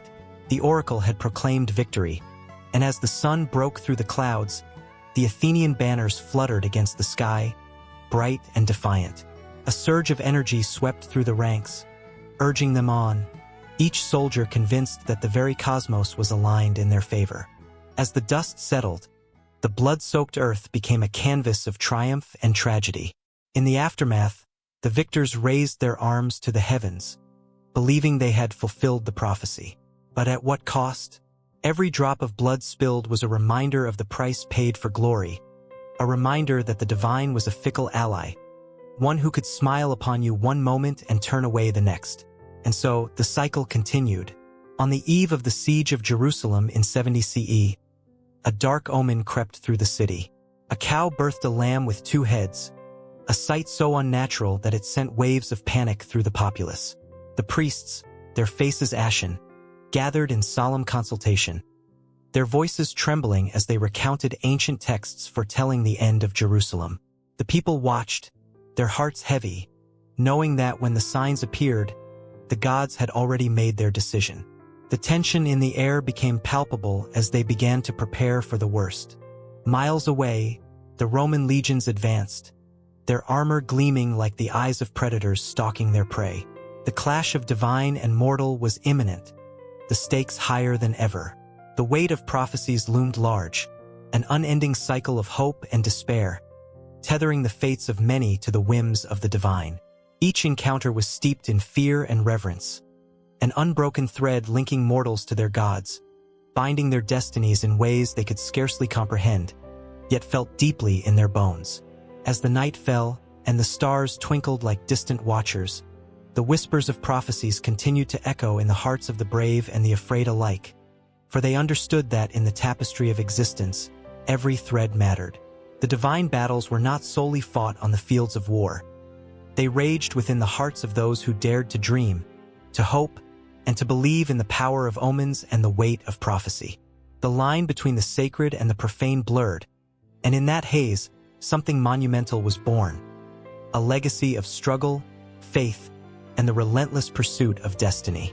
In the flickering light of dusk, the air crackled with tension as Roman soldiers prepared for battle under the watchful gaze of their gods. The clang of armor echoed through the valley, each sound a heartbeat in the rhythm of war, and each soldier's breath was a prayer to the unseen forces that governed their fates. As the sun dipped below the horizon, casting a golden glow over the land, the presence of Etruscan gods loomed like shadows, their influence omnipresent and undeniable. The Etruscans, ancient and mysterious, had once ruled the land, their beliefs woven into the very fabric of Roman culture. The soldiers, hardened and ready, whispered the names of gods who had once roamed the earth: Tinia, the sky god; Minerva, the goddess of wisdom; and Termes, the messenger. These were not mere figures of mythology. They were the essence of courage, strategy, and fate. The Romans, eager to conquer, understood that success in battle was more than mere might. It required divine favor. In the stillness before the storm, the warriors recalled the tales of Etruscan seers, those who interpreted the will of the gods through the flight of birds or the patterns of entrails. The rituals performed before each campaign became sacred, an act of communion with the divine.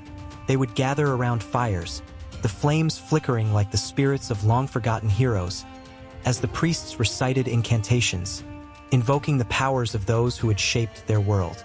As the drums of war began to beat, the soldiers felt an electric charge in the air, a connection that pulsed through their veins.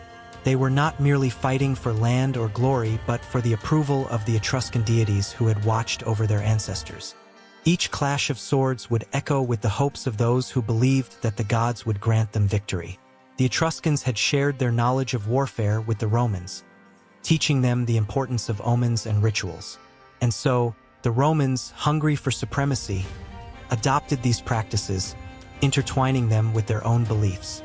The battlefield became a sacred ground, where earth and sky mingled with the cries of men and the whisper of divine intent. Each soldier carried a small token of devotion, a charm or amulet imbued with the power of Etruscan gods, believing that these relics would guide their blades and shield their hearts. They felt the weight of history behind them, knowing that their forebears had fought and died for the same ideals of honor and courage under the same watchful deities. As night fell, the soldiers gathered in a circle, their faces illuminated by flickering torchlight. A priest stepped forward, his voice steady and commanding. He invoked Tinia, the god of thunder, asking for strength and clarity. The men closed their eyes, envisioning the mighty god towering above them, ready to unleash his power upon their enemies. The air thickened with anticipation, every soldier's heart beating in sync, a united pulse of determination and fear. When dawn broke, battle cries pierced the morning mist, a cacophony that reverberated across the hills. The soldiers charged forward, emboldened by their divine connections. With every swing of their swords, they felt the presence of Minerva, guiding their strategy, sharpening their instincts. She was the whisper in their ears, urging them to adapt, to outsmart their foes. The Romans, with their Etruscan teachings, had learned to blend ferocity with finesse, making them formidable opponents on the battlefield. But war is chaotic, a tempest of rage and desperation. In the heat of battle, as swords clashed and blood spilled, some soldiers faltered, doubt creeping into their minds. They recalled the stories of fallen warriors, those who had strayed from the path of righteousness, only to find themselves abandoned by the gods. Fear surged through the ranks, a chilling reminder that divine favor was as fickle as the winds of fortune. In those frantic moments, the power of terms, the messenger god, became vital. His presence was a call to bravery, urging the soldiers to push through their fears and remember the strength within them. As victory seemed to hang in the balance, a sudden storm brewed in the distance, dark clouds swirling ominously above the battlefield. Thunder rumbled like the growl of a wild beast, and it felt as if Tinia himself had descended upon the fray. The soldiers looked to the sky, their prayers unspoken, and felt the surge of energy that coursed through the air. It was as if the gods were watching, judging their courage, weighing their worthiness amidst the chaos. With renewed vigor, the warriors rallied, shouting the names of their gods in defiance of despair. They fought as one, an unbreakable chain forged by the legacy of the Etruscans. The clash of iron against iron became a symphony, each note a testament to their devotion and the weight of history they carried into battle. In that moment of pure chaos and collective strength, the influence of the Etruscan gods illuminated their path. The battle waged on, unyielding, an endless cycle of victory and loss, of glory and grief. As the sun began to set once more, the soldiers stood amidst the remnants of conflict, breathing heavily, hearts racing, and minds swirling with the echoes of the past. Even in the aftermath, the presence of the Etruscan gods lingered, a reminder that they were never alone. Their influence was woven into the fabric of Rome, not just in battle, but in the very soul of the city that had risen from the ashes of its ancestors. In the distance, the horizon blazed with the colors of twilight, a promise of new beginnings and challenges yet to come. The Roman soldiers, forever changed by their encounters, understood that the intertwining of their fate with the divine was a thread that would continue to weave through their lives. The influence of the Etruscan gods had shaped their past, but it was in the moments yet to unfold that their legacy would be tested once again, calling forth the courage, strategy, and devotion that defined their very existence. A storm raged overhead, dark clouds swirling like angry spirits above the crumbling ruins of Thebes. Thunder rumbled, a low growl echoing the turmoil within Hercules' heart as he stood at the edge of his dual existence. Here was a man forged from the very blood of the gods, yet shackled to the earth by his own humanity. He was a hero, but also a pariah, straddling the line between divinity and mortality, his path shadowed by the weight of expectations and the legacy of his lineage. In the dim light, Hercules cast a long shadow, his muscled frame taut with conflict. A lion's skin draped over his shoulders, a trophy of his first heroic labor, now felt heavier than ever, almost suffocating. Each swing of the skin reminded him of the beast he had conquered, yet it failed to shield him from the monsters that lurked deep within him. The whispers of doubt surrounded him, a chorus of voices that echoed his fears, taunting his worthiness. "You are a demigod," they hissed, "and yet you fail to belong." The people of Thebes had once celebrated him, their savior against the monstrous threats that plagued their lands. But as time passed, their cheers faded, replaced by suspicion and uncertainty. How could a man born of Zeus be so vulnerable? How could he be hailed a hero and yet feel so utterly lost?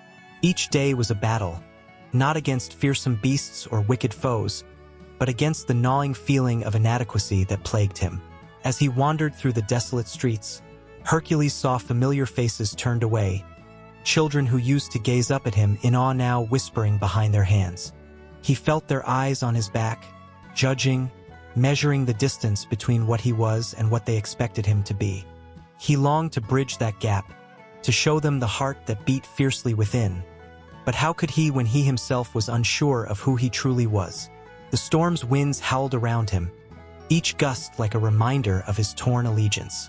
On one hand, he was the son of Zeus, a god among mortals with strength unmatched and a destiny woven into the very fabric of myth. On the other, he was a man, flawed and fragile, haunted by moments of rage and despair that threatened to consume him. He was a hero, yes, but also a vessel of pain, and the two worlds he belonged to were constantly at war within his soul. Thunder clapped overhead, shaking Hercules from his reverie. He could no longer stand idle, not when his people needed him. As he moved toward the center of the city, a flicker of movement caught his eye. A crowd had gathered near the marketplace, their faces a mix of fear and desperate hope.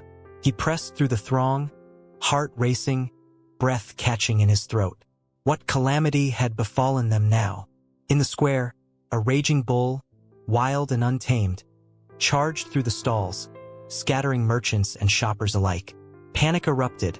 Mothers screamed for their children, and men scrambled to find safety. Hercules felt a surge of adrenaline, the instinctive call of a hero igniting within him. He stepped forward, muscles coiling like springs, ready to leap into action. But doubt tugged at him, a reminder of previous failures and the dark side of his rage. He could almost hear the whispers again. What if you fail? What if you hurt someone? But before he could dwell on the thoughts, he felt the warmth of the sun piercing through the clouds, illuminating the chaos around him. The moment crystallized, he was not just a demigod. He was the embodiment of hope for these people. With a roar that echoed through the marketplace, he charged forward, muscles straining, heart pounding. As he approached the bull, time seemed to slow. He could see the wildness in its eyes, the raw power of an animal unchained. In that moment, he felt a connection, not unlike the one he had with the lion he had once felled. This beast was not just a creature of chaos. It was a representation of his own struggle, a force of nature that could either consume him or be tamed. Hercules remembered the lessons learned through his trials. The way of the beast was not through brute strength, but through understanding patience. He positioned himself, feet planted firmly, hands open, showing the bull that he did not wish to fight. He breathed deeply, focusing on the rhythm of the world around him, allowing the storm within his heart to settle. The bull halted, snorting, nostrils flaring. The crowd fell silent, eyes glued to the unfolding tableau. Hercules dared to take a step closer, whispering words of calm, lowering himself to the ground. He could feel the eyes of the people on him, the weight of their expectations like a heavy cloak. But in that moment of connection, he found clarity. He was not just a figure of legend. He was a man, capable of compassion, capable of bridging the gap between his divine heritage and his mortal experience. The bull, sensing his calm, began to soften. Hercules extended his hand, reaching out, feeling the rough texture of the animal's hide against his palm. It was a moment of stillness amid the chaos, where heroism transcended strength and power. In that instant, he became something more than a demigod. He became a protector, a beacon of hope. But as the bull lowered its head, accepting Hercules' presence, a sudden, sharp cry shattered the serenity. A small boy had ventured too close, eyes wide with wonder, innocently unaware of the danger he faced. Hercules' heart raced once more, the familiar rush of protectiveness flooding through him. He had been given a gift in that moment of understanding, but it was now tested by the impending danger. With a burst of energy, he leaped between the boy and the bull, muscles taut, ready to act. The tension crackled in the air, and every heartbeat felt like a countdown to catastrophe. What would he choose? Would he let his fear consume him, or would he embrace the hero he was always meant to be? The choice before him was not simple. It was a crossroads of worlds, a moment that echoed the very essence of his being. The sun hung low in the sky, casting long shadows over the ancient Greek landscape, where legends were born and battles fought, their echoes still resonating through time. Underneath the bright blue heavens, a figure stood alone, his heart pounding like a war drum. Hercules, the son of Zeus, was about to face trials that would not only test his strength, but also unravel the intricate web of divine rivalries that shaped the fate of gods and men alike. A chilling whisper of fate danced in the air, hinting at the strife that would soon unfold. Each of Hercules' 12 labors was more than a mere test. They were arenas where gods' egos clashed, where jealousy brewed like a storm cloud, and where the very essence of humanity was called into question. The first labor had begun with the slaying of the Nemean lion. The beast's skin was impenetrable, a curse of the gods bestowed upon it. Here, the gods watched with bated breath, their motivations hidden behind shrouded smiles. Hera, the queen of the gods, had her own designs, fueled by a fierce jealousy that burned brighter than the sun. She plotted the downfall of Hercules, her husband's illegitimate son, and reveled in the chaos that followed. As Hercules wrestled the great lion, every sinew of his body strained, sweat mingling with determination. The air crackled with tension, as if the gods themselves held their breath. When he finally subdued the beast, rending it with his bare hands, a murmur of awe echoed from Mount Olympus. Yet, Hera's scorn was unwavering. She had set the stage, and now she watched the unfolding drama with a twisted sense of satisfaction. The skin of the Nemean lion would become a symbol, a trophy of victory, but also a haunting reminder of the relentless pursuit by those who wished to see Hercules fall. Next came the Hydra, a creature with multiple heads, but it was not merely its ferocity that made it terrifying. Each time one head was severed, two would grow back. The labor was a reflection of unyielding obstacles, a metaphor for Hercules' own life as he battled against the disdain of the gods. As he swung his sword, the blood spilled forth, a crimson testament to the relentless fight against fate. But this labor was not without its own divine ripples. Athena, the goddess of wisdom, watched over the scene, her heart conflicted. She admired Hercules' strength but knew that he was merely a pawn in a chess game played by gods who reveled in chaos. With the help of his loyal companion Iolaus, Hercules found a way to overcome the beast, singeing the neck stumps to prevent further heads from growing. In victory, a fleeting moment of triumph danced in the air, but Hera's laughter echoed ominously, the sound growing louder, wrapping around Hercules like shackles. With each labor, not only did Hercules face monstrous foes, but he confronted the unpredictable nature of the divine, a battleground for their rivalries that left little room for mere mortals to breathe. The labor of the Ceryneian hind was next, a golden deer that was sacred to Artemis. This task was not driven by brutality but by reverence. Yet even here, tension bubbled beneath the surface. Hercules, mindful of his approach, found himself in a race against time and divine anger. Artemis looked on, furious at the audacity of a mere mortal to capture her sacred creature. But in this moment of trial, Hercules' heart bore the weight of compassion. He did not seek to harm. He wished only to fulfill his labor without inciting the wrath of the goddess. Still, the gods' rivalries created an undercurrent of chaos. Hera, refusing to let a moment of peace linger, spurred Artemis to unleash her fury. In a twist of fate, Hercules found himself caught between the duty to complete his task and the need to respect the divine. The tension hung heavy in the air as he finally relented, capturing the hind without harm, a testament to his strength not just as a warrior but as a man of honor. As the labors continued, each task revealed the merciless game orchestrated by divine beings. The Erymanthian boar was a beast that symbolized the burden of Hercules' own inner demons. It was not merely a creature to be hunted. It was a reflection of the chaos that swirled around him, born out of envy and rivalry. The hunt was a visceral clash of wills, the earth trembling beneath them as Hercules chased the boar through treacherous terrain. But here too, the gods played their hands, Hera whispering venomous words to stir up the winds and create a tempest that threatened to swallow him whole. With Herculean might, he caught the boar, but not without a cost.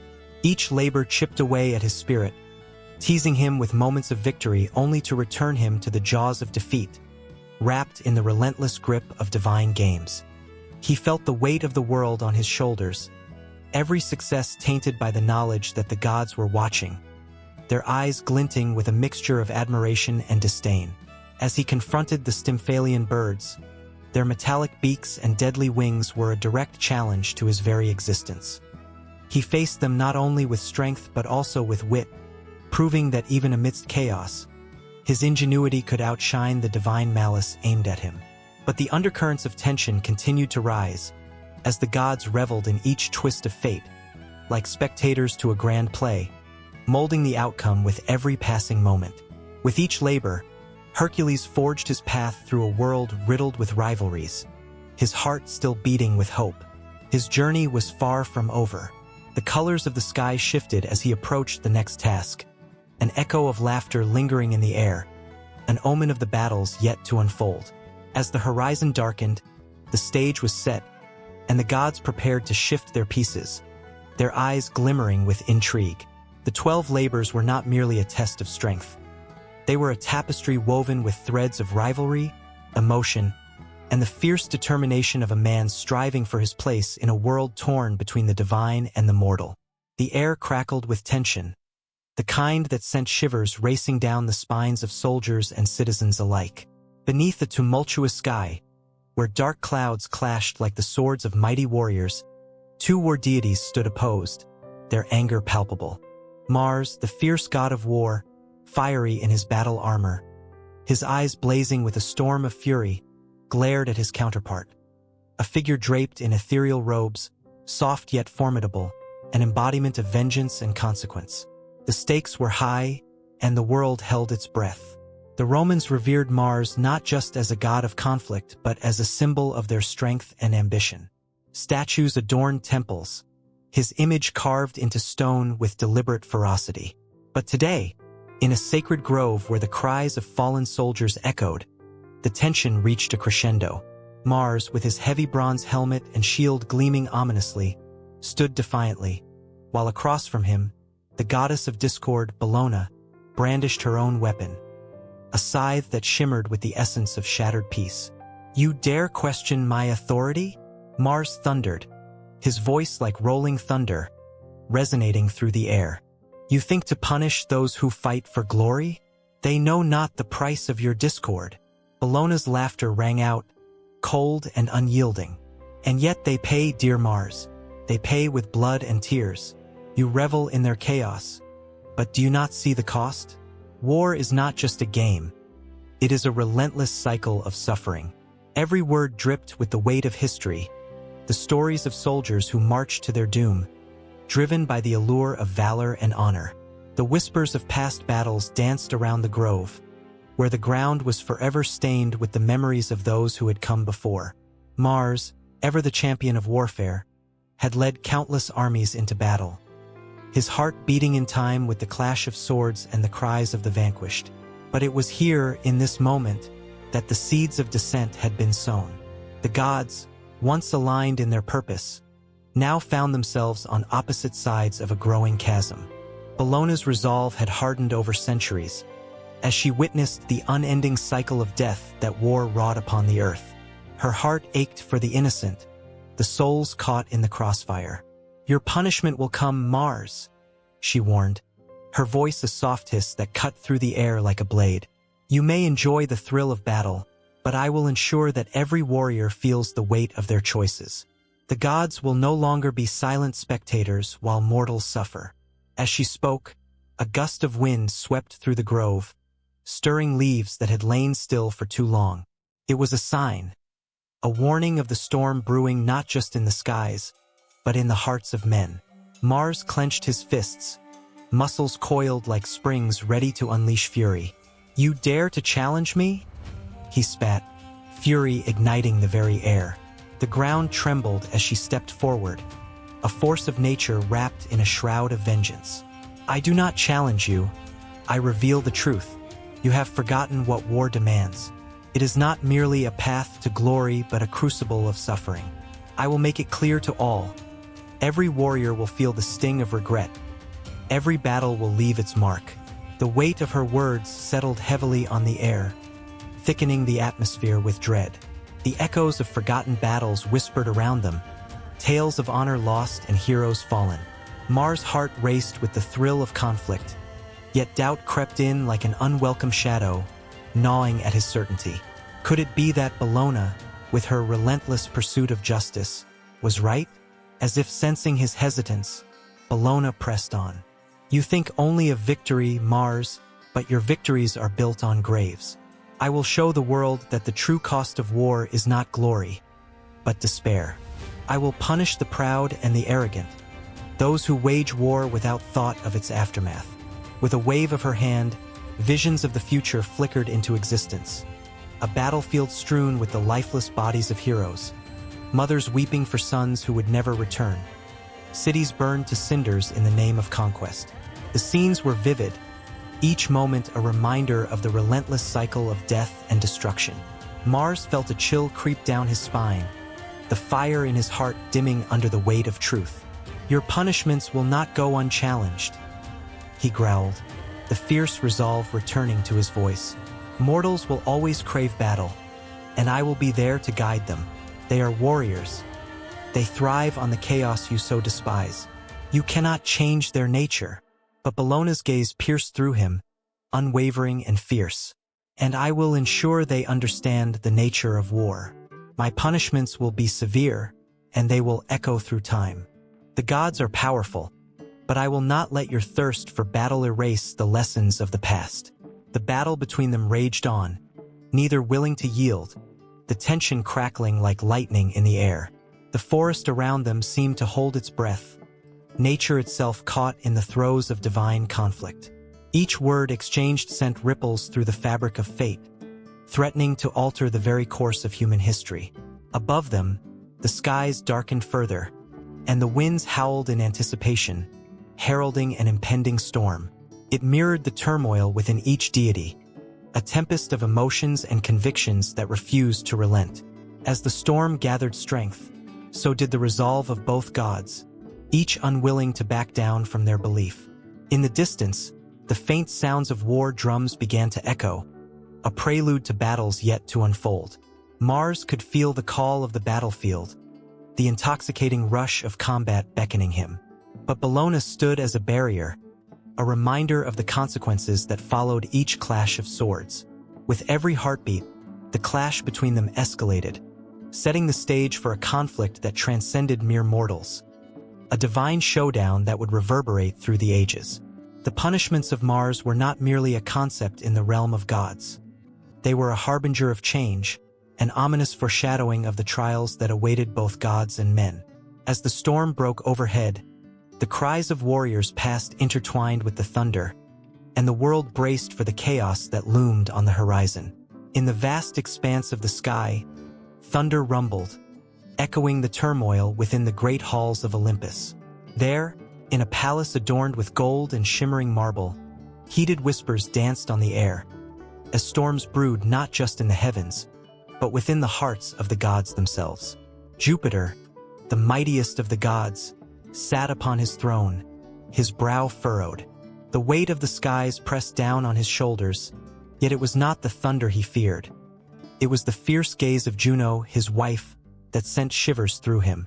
Juno, the queen, was a tempest of emotion and power. Her heart, once filled with love for her husband, now throbbed with betrayal and resentment. Her pride, wounded by Jupiter's countless infidelities, fueled her fury. The very air crackled as she stood before him, arms crossed, her silken gown shimmering with indignation. "You dare bring your lovers into my sight?" she hissed, her voice barely contained, like a tightly wound spring ready to snap. Jupiter's jaw clenched. He knew the depth of her pain, felt it like a dagger twisting in his own heart. Yet, he could not deny his nature, the thrill of conquest, the lure of other goddesses. "Juno, my love, you must understand," he pleaded, his voice softer now, tinged with regret. "It was never meant to diminish what we have. You are my queen, my equal." But Juno's eyes blazed like the sun, bright and unforgiving. "Equal? Is that what you call it?" Her words were sharp, slicing through the thick tension of the room. "You parade your affairs like trophies while I am left to pick up the pieces of my shattered pride. Do you think I do not see the whispers behind my back?" With every word, the atmosphere thickened, a palpable tension gripping the space between them. Jupiter's heart raced, understanding that love and power often danced a dangerous tango. Yet, beneath the surface of their conflict lay an undeniable bond, forged through countless trials and shared victories. Memories of laughter and warmth flickered in his mind, but like fleeting shadows, they were quickly overshadowed by the storm of their current conflict. Juno stepped closer, her voice low and trembling with raw emotion. "You think your might can shield you from the consequences of your actions? I will not stand idly by while you betray our vows." Each accusation struck like lightning, illuminating the deep cracks in their relationship. A part of Jupiter wanted to roar back, to assert his dominance as the king of the gods. Yet another part longed for reconciliation, for the warmth of their past. Suddenly, the palace trembled as a bolt of lightning arced across the sky, a fierce reminder of Jupiter's power. He stood, towering and majestic, but in that moment of grandeur, he felt small beneath the weight of Juno's sorrowful gaze. "I never meant to hurt you," he said, anguish lacing his words. "You are the mother of my children, the goddess of marriage. I would fight the world for you." The raw vulnerability in his voice brought a flicker of uncertainty to Juno's fierce expression. She sighed, her anger warring with the love that had once drawn them together. "And yet you fight for others too, Jupiter. What am I to you? A pawn in your celestial game." Tears glistened in her eyes, and for a moment, the fierce queen seemed like a lost girl. Silence enveloped them, a heavy blanket woven from regret and longing.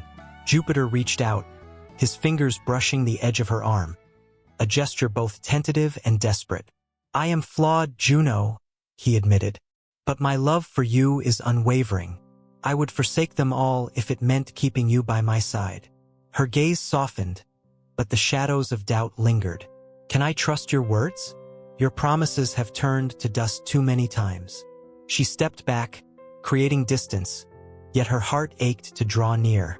The gods around them watched in silence, aware that the fate of Olympus hung on the delicate threads of this moment. The tension shifted, a potent mixture of love and pain swirling in the air. Juno knew that her heart was a battleground, torn between the love that once lit her soul and the betrayal that had dimmed its flame. Jupiter, sensing her internal struggle, took a breath, allowing his vulnerability to surface. "I will prove myself to you," he vowed, his voice steady and sincere. "We can rebuild what has been lost. Let us confront our demons together." Juno's heart fluttered, caught between hope and skepticism. "And what of the others? Can you truly close that chapter?" Doubt laced her voice, but beneath it, a flicker of hope ignited. The thought of reclaiming their bond was intoxicating, yet the scars of past betrayals ran deep. As she looked into his eyes, she saw the strength of a god who had fought many battles, yet the most daunting one lay before them, fighting for their love. "If you truly wish to fight for me, then you must show me," she whispered, her voice trembling. "Words alone will not heal the wounds." In that charged moment, the skies darkened, swirling with ominous clouds that reflected the tumult within. Jupiter stepped closer, the air crackling with unspoken promises and fears. "I will not shy away from the challenge, Juno. We are meant to rule together, not as enemies but as partners." Yet, even as he spoke those hopeful words, the shadows stirred, revealing lurking dangers. The whispers of discontent from the other gods seeped into their fragile peace, a reminder that their struggles were watched, judged, and, perhaps, even celebrated by those who longed for the throne itself. Juno's resolve hardened as she stood strong, her heart racing with the weight of her decision. "Then let it be known, the battle for our love begins. But do not think I will go quietly into the night if you falter." Her determination rekindled the fire in her spirit, and the air crackled with the potential for both destruction and rebirth. Together, they stood at the precipice of a new dawn, their hearts intertwined, but the storm clouds loomed menacingly, ready to unleash their fury at any moment. As they faced the impending tempest, whispers of the other gods echoed around them, a chorus of skepticism and intrigue. The domestic struggles of Jupiter and Juno were far from over, and the fate of Olympus hung precariously in the balance, waiting for the next spark to ignite the flames of conflict once more. In the flickering light of the torches, the streets of Rome pulsed with a breathless energy, alive with laughter, music, and the vibrant hum of 1,000 conversations. The air was thick with the scent of roasted meats and sweet spices, intoxicating enough to draw even the most hardened soldier off the path of duty. Citizens adorned in flowing togas mingled with the clatter of merchants hawking their wares, each voice rising in an unbroken symphony of life. In this city, A divine harmony reigned, echoing the glory of the gods themselves. As dusk fell over the eternal city, the shadows danced playfully along the grand columns of the Forum. The whispers of the past intertwined with the present, as if the very stones held the secrets of a civilization that soared to breathtaking heights. Here, the echoes of Cicero's impassioned speeches stirred the air, while the wisdom of Seneca lingered like a fragrant offering, urging all who would listen to embrace virtue and wisdom. The Roman people thrived in this golden age, their lives touched by a resurgence of art, philosophy, and epic tales that would echo for generations. In the heart of this flourishing culture stood the majestic Colosseum, its imposing arches a testament to human ingenuity. Beneath its towering walls, thousands gathered, hearts racing in anticipation. The roar of the crowd surged like a tidal wave, a cacophony of excitement mixed with the thrill of danger. Gladiators, clad in sweat and resolve, prepared to face both man and beast in battles that would blur the line between life and death. These contests were not merely entertainment. They were a reflection of the Roman spirit, bold, unyielding, and fiercely competitive. But beyond the blood and glory lay a deeper story, one that filled the hearts of the citizens with pride and fear alike.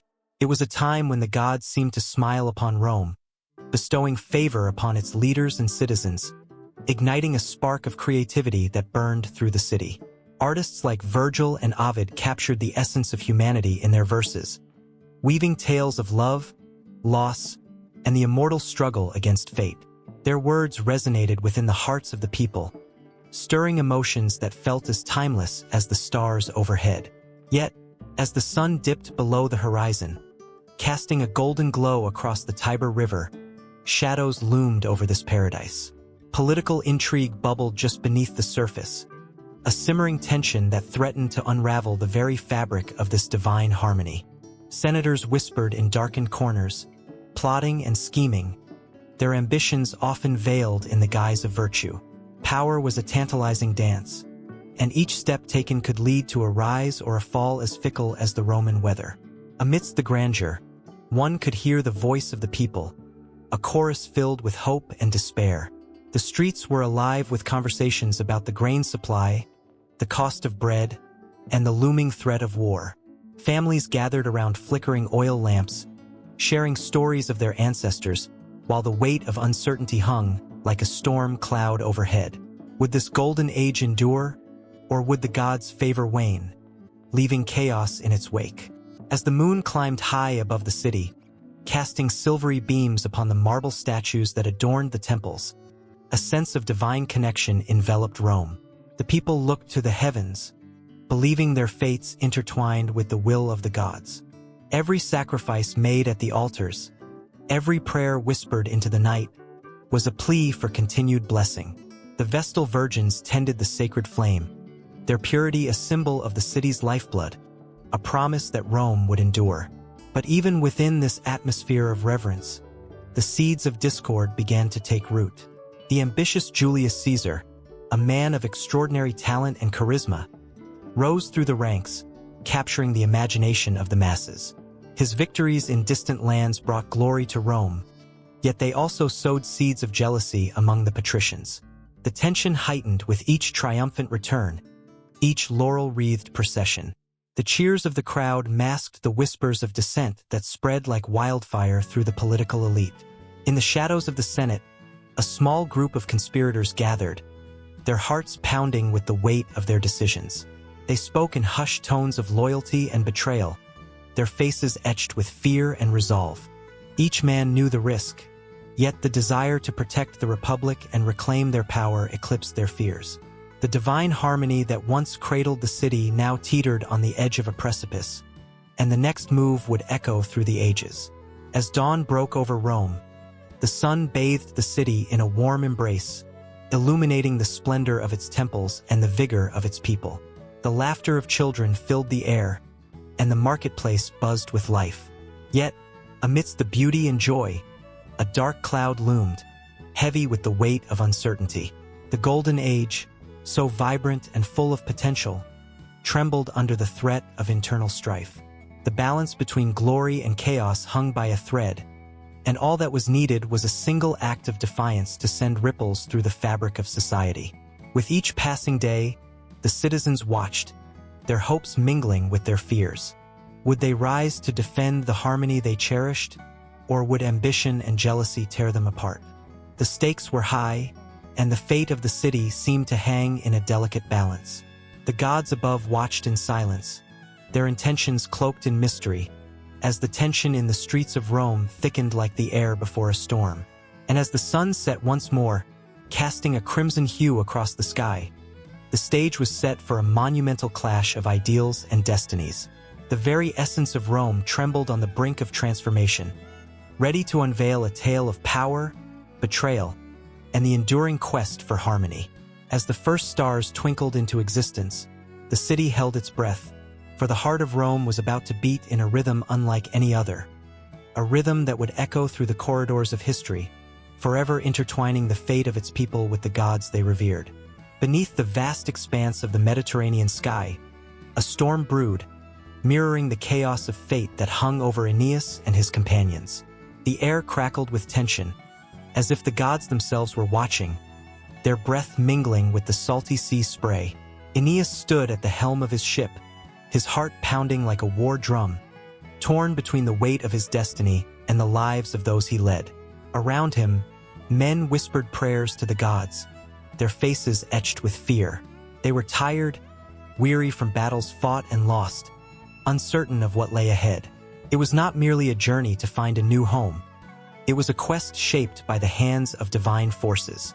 Venus, Aeneas's mother, had woven her influence into the very fabric of his fate, ensuring that he would rise as the founder of Rome. But even she could not shield him from the trials imposed by the vengeful Juno, who harbored a bitter hatred for Trojans. Each wave that crashed against the ship seemed to echo her fury, each gust of wind a reminder of the divine intervention that swayed the course of mortal lives. As twilight descended, shadows danced across the deck, and Aeneas felt the weight of his lineage pressing down on him. He remembered the prophecy whispered to him on the shores of Troy, a promise of glory and greatness, but also a burden of loss. The faces of his fallen comrades flickered in his mind like the dying embers of a fire. How could he lead them to safety when every step felt like a betrayal of those who had perished?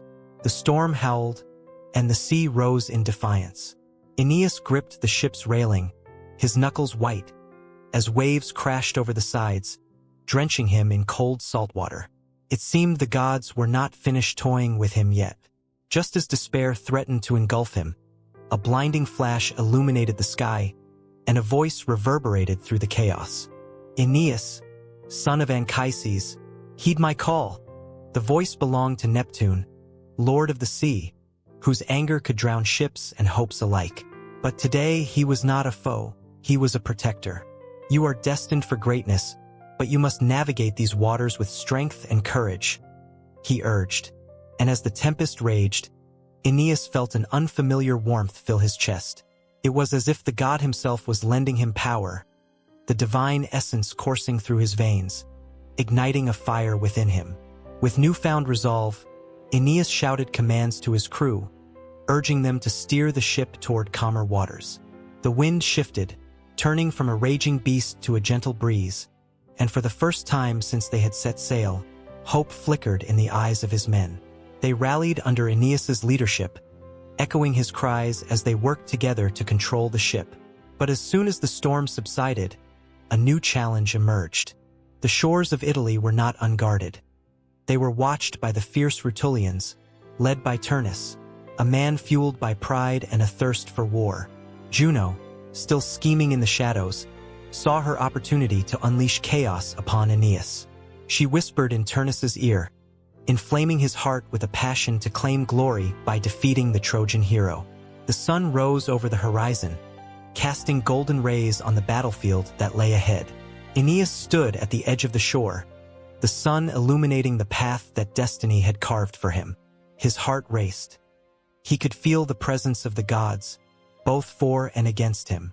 The weight of their expectations was almost unbearable, yet he could not falter. Aeneas forged ahead, his spirit a turbulent sea of hope and dread. The clash of swords echoed through the valley, a cacophony of battle cries that sent shivers down the spine of the earth. Aeneas fought with the strength of 100 men, guided not only by his own will but by the divine spark ignited within him. Venus watched from the celestial realm, her heart swelling with pride and fear. She had seen her son rise from the ashes of Troy, but now, as he faced Turnus, every blow he struck resonated with the weight of their shared blood. But it was not just Aeneas who fought. His companions rallied beside him, inspired by his courage. Each swing of the sword carried the hopes of a fallen city, each step forward a tribute to those who had sacrificed everything. Yet, the specter of Juno loomed fiercely over the battlefield, as she sent illusions and chaos to turn the tide against the Trojans. In the heart of the chaos, Aeneas's eyes locked onto Turnus, and time seemed to stand still. The world around them faded away as they charged toward each other, the breath of God surrounding them, urging them on. The clash of their swords rang like a bell, announcing the clash of fate itself. Aeneas felt the fury of the Rutulians, the anger of Juno, and the strength of Neptune all converge upon him in that single moment. As the dust settled, and the cries of men faded into a haunting echo, Aeneas stood over Turnus, his heart heavy. He was not merely a warrior. He was a symbol of hope, a bearer of a divine legacy. The choice lay before him, the weight of countless lives and the favor of gods hanging in the balance. Would he strike down his foe, or would he show mercy, risking everything they had fought for? With the eyes of fate upon him, Aeneas hesitated, caught in the grip of his own humanity. Would the gods guide his hand, or would he defy their will? The tension crackled in the air, ready to explode, as the battlefield held its breath, waiting for the next move in this eternal game of divine intervention and mortal affairs. In the stillness of the ancient world, when the sun dipped low and shadows lengthened, a shiver of anticipation charged the air. A crowd gathered in a sacred grove, their faces illuminated by flickering torches, each flicker a heartbeat in the collective pulse of a people searching for answers. Here, in this sacred space, the whispers of the gods intertwined with the rustle of leaves, and the wind carried secrets only the chosen could hear.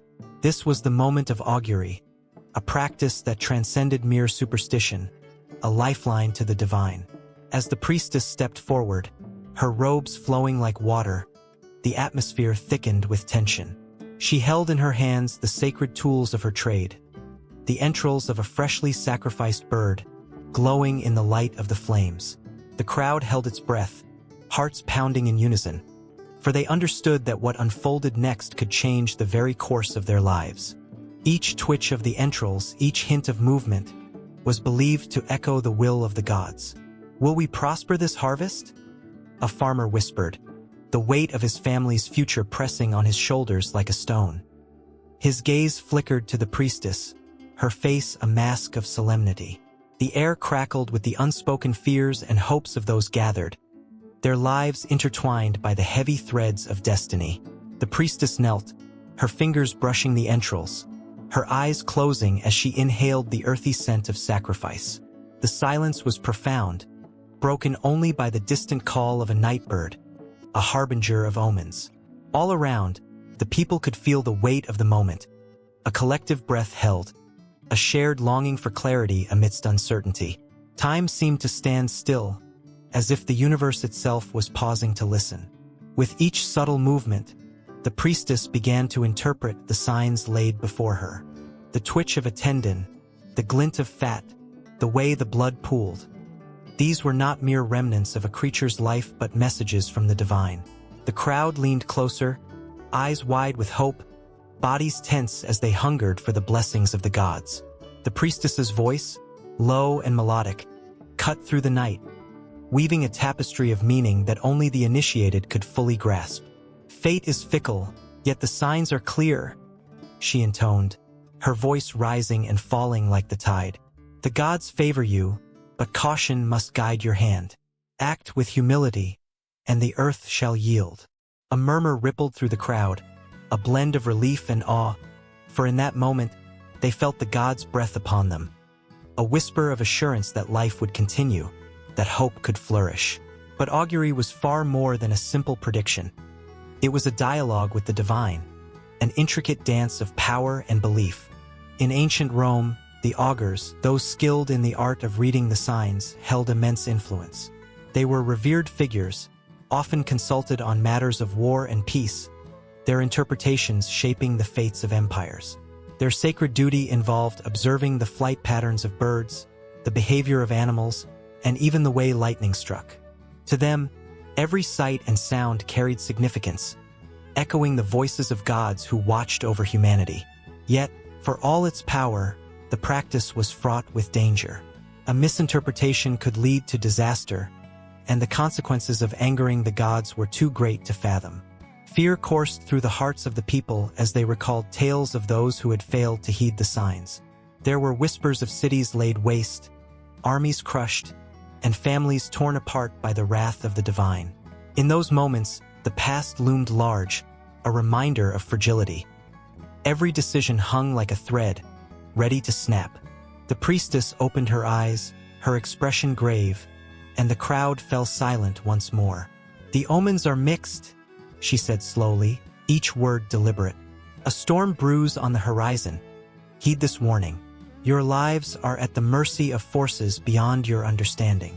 Gasps of fear echoed in the night, eyes wide with dread as visions of calamity skittered across their minds. The farmer stepped back, trembling, the weight of fate suddenly heavier than he could bear. But amidst the fear, a flicker of hope emerged. The priestess continued, her voice like a beacon cutting through the darkness. "Yet, the gods offer guidance, a path through the storm. Listen closely to those around you, for collaboration will be your strength." The onlookers exchanged glances, realizing the power of unity in the face of uncertainty. A sense of determination began to swell, a shared understanding that while the future remained unwritten, they could shape it together. As the ceremony drew to a close, the priestess raised her arms, her voice rising to the heavens, a call to the gods for protection and blessings.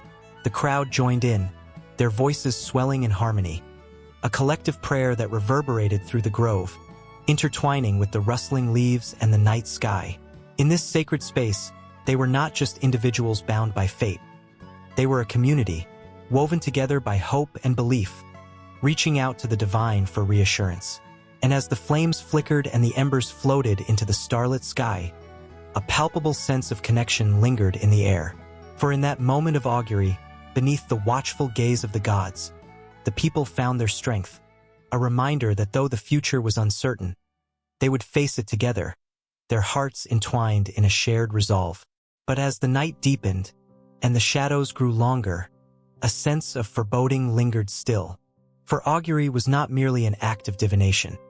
It was a reminder of the fragility of life, the delicate balance between hope and despair. And as the people departed, their hearts heavy with both fear and hope, they could not shake the feeling that the gods were watching, their intentions veiled in mystery, waiting to see how humanity would navigate the storm that loomed on the horizon. The air was thick with tension, a palpable heaviness that seemed to cling to the very fabric of the world. The distant rumble of cannon fire echoed like a heartbeat, a grim reminder of the conflict that engulfed the land. In those days of turmoil, the question of divine will loomed large, casting shadows over the hearts and minds of millions. The civil wars, fought not just on battlefields but in the very souls of the American people, were nothing less than a crucible testing faith, morality, and the very essence of human existence. In the hot summer of 1861, the first shots were fired at Fort Sumter, igniting a war that would last for 4 long years. Families were torn apart, neighbors turned foes, and the once united nation found itself fractured. Yet amidst the chaos, the notion of divine purpose began to take root in the hearts of the believers. Many soldiers, both Union and Confederate, saw themselves as instruments of God's will, fighting for liberty or state rights. They clutched their Bibles tightly as they marched into battle, praying fervently for guidance, for victory, and for the souls of those they left behind. At the Battle of Antietam, the fields ran red with the blood of brave men. It was here that both sides faced the grim reality of war, the price of their convictions laid bare on the cold, hard ground. Yet, even in the midst of such horror, Cries for divine intervention echoed through the air, mingling with the sounds of anguish and despair. Soldiers knelt, mud-soaked and weary, beseeching the heavens for clarity. Is this bloodshed your will, O Lord? Are we the righteous, or merely pawns in a darker game? The questions hung heavy in the air, unanswered, just as the smoke hung low, obscuring the horizon. As battles waged on, the rhetoric surrounding the war shifted. The Emancipation Proclamation arrived not just as a political statement, but as a divine manifesto. Abraham Lincoln, a man of profound faith and deep doubt, believed that the war was a test of the nation's commitment to its founding ideals. He saw in the conflict a chance for redemption, not just for the enslaved but for the nation itself. Each word penned in that document was laden with a sacred weight, a call to arms for the moral fiber of the populace. Was this change, this moral awakening, truly God's plan? The public debated fervently, aligning their beliefs with the tide of war. In the towns and cities, churches filled with parishioners, their faces alight with hope and grief. Pastors delivered sermons that stirred the hearts of men and women, framing the war as a divine struggle between good and evil. "We are on a holy mission," they proclaimed, and the congregation responded with shouts of "Amen," and tears streaming down their cheeks. In those sacred spaces, the line between faith and fate blurred, as the people sought solace in the belief that their suffering was not in vain, but a necessary step towards divine righteousness. But as the war dragged on, the optimism began to wither like the autumn leaves. The toll of the conflict weighed heavily on the hearts of those left at home, while the bodies of fallen soldiers piled up like forgotten dreams. The sight of a mother's tear-streaked face as she clutched a faded photograph of her son was enough to shatter even the most steadfast faith. The letters sent back home told tales of horror and despair, of men who once sang hymns as they marched into battle now haunted by visions of their comrades' lifeless bodies. In the trenches, despair replaced hope, and the question of divine purpose morphed into a haunting doubt. Was God truly watching? The faithful began to seek signs, searching for a divine message in the suffering surrounding them. Some turned to the stars, believing that in their patterns lay answers. Others sought out seers and prophets who promised revelations. They wanted to believe that the bloodshed was part of a grander plan, something that would lead to a nation reborn, purified through fire and strife. Still, the gnawing feeling of uncertainty lingered, festering in the hearts of many, as the war dragged on and the death toll climbed higher each day. In the aftermath of battles like Gettysburg, where the very ground seemed to cry out in agony, stories of miraculous survival emerged. Men who had faced death and lived to tell the tale spoke of divine intervention. A soldier whose life was spared by a bullet that struck his Bible instead of his heart. Such stories spread quickly, igniting flickers of hope in the darkness. But for every tale of salvation, there were countless others marked by tragedy, leaving many to wonder, were those who fell not worthy of grace? Lincoln's words at Gettysburg echoed through the ages, affirming the belief that this nation, under God, would have a new birth of freedom. Yet, as the war grinded on, the burden of leadership weighed heavily on his shoulders. He grappled with the implications of a war that tore at the very fabric of an idea, the belief that all men are created equal. The notion that this struggle was divine was both a comfort and a curse, leaving him to ponder whether he was championing a righteous cause or merely perpetuating a cycle of violence. As the war neared its conclusion, the landscape of the American soul was forever altered. The heartache, the sacrifices, and the questions that had risen from the ashes of battle remained, etched permanently in the collective conscience. The civil wars had not merely changed borders or policies. They had redefined the relationship between humanity and the divine, challenging the very foundations of faith. In the final throes of conflict, as General Lee surrendered to General Grant, the nation held its breath. What would come next? Would the peace that followed be seen as God's grace? Or would the scars of war continue to bleed unchecked? The echoes of soldiers' prayers, desperate for clarity, seemed to reverberate through time, urging future generations to confront their own battles, both seen and unseen. As the dust settled over a shattered land, the questions remained. teasing the edges of understanding, beckoning the hearts of the weary to seek answers that felt forever just beyond reach. In the flickering light of a waning sun, shadows danced on the ancient stones of Rome, casting eerie forms that whispered of a time when the gods walked among mortals. The marketplace buzzed with life, vendors shouting their wares, but there was an undercurrent of unease. The familiar idols that once graced the altars of sacred homes and public shrines were now gathering dust, their offerings growing stale, their prayers echoing in silence. The old ways, once vibrant and alive, were losing their grasp on the hearts of the people. Something new was rising. Christianity, with its promise of hope, love, and eternal life, began to infiltrate the very fabric of society. The teachings of a humble carpenter from Nazareth resonated deeply, filling a void that the capricious Roman deities could no longer satisfy. Tales of miracles spread like wildfire, blind men receiving sight, the sick regaining health, and even the dead being brought back to life. The earth trembled as the old gods receded, their power waning against the tide of this radical new faith. In dimly lit homes, families gathered to hear the words of the apostles, their hearts ignited with a fervent belief. Each story woven with passion and urgency, as if the very fate of their souls depended on their acceptance of this new path. They whispered of love, of a divine grace that was available to all, regardless of status or sin. The embrace of a single, all-powerful God was intoxicating, drawing in the lost and the weary, those who had long wandered in search of solace.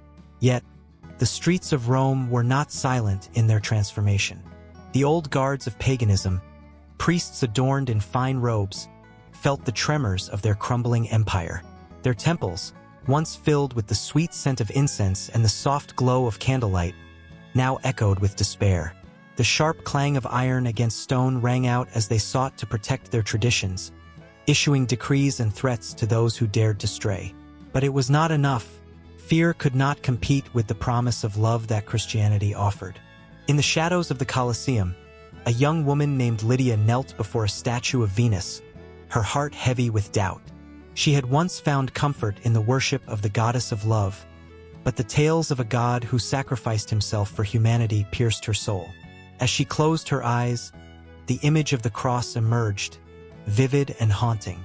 It was a symbol of pain but also of hope, a promise of salvation that tugged at her heartstrings. With trembling hands, she reached out to touch the cold stone, a silent farewell to the past. With every passing day, the numbers grew. Secret meetings in homes and catacombs swelled with believers, their voices rising in song and prayer. The air hummed with an energy that could not be contained, a collective longing for something greater than themselves. They shared bread and wine, a simple act that bound them together in a covenant that transcended social barriers and personal struggles. The intimacy of these gatherings challenged the very foundations of Roman society, where power and prestige had ruled for so long. Meanwhile, the governing elite watched with growing alarm.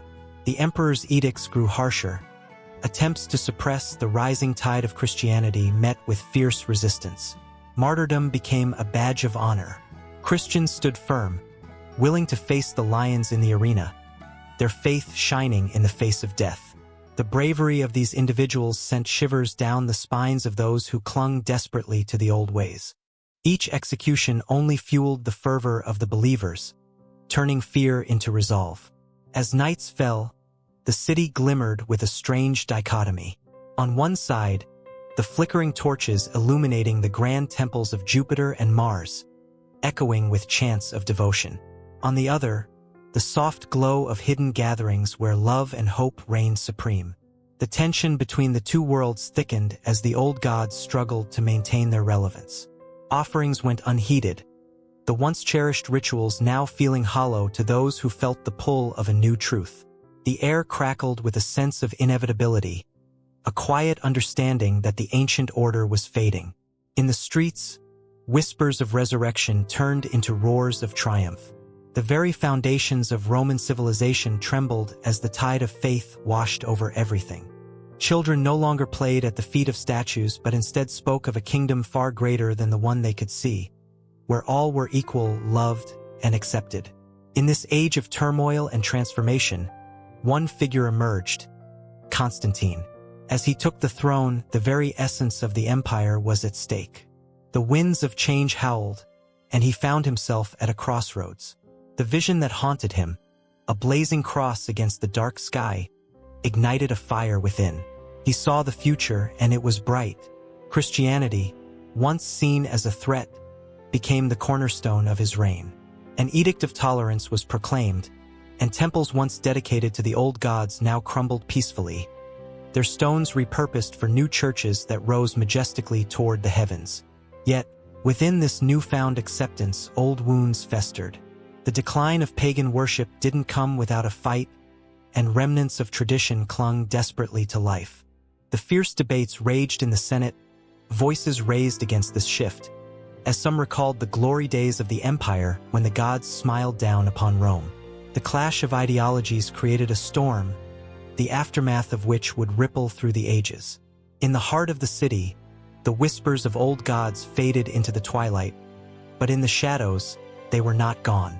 The struggle between faith and tradition ignited a fire that would shape the world for centuries to come.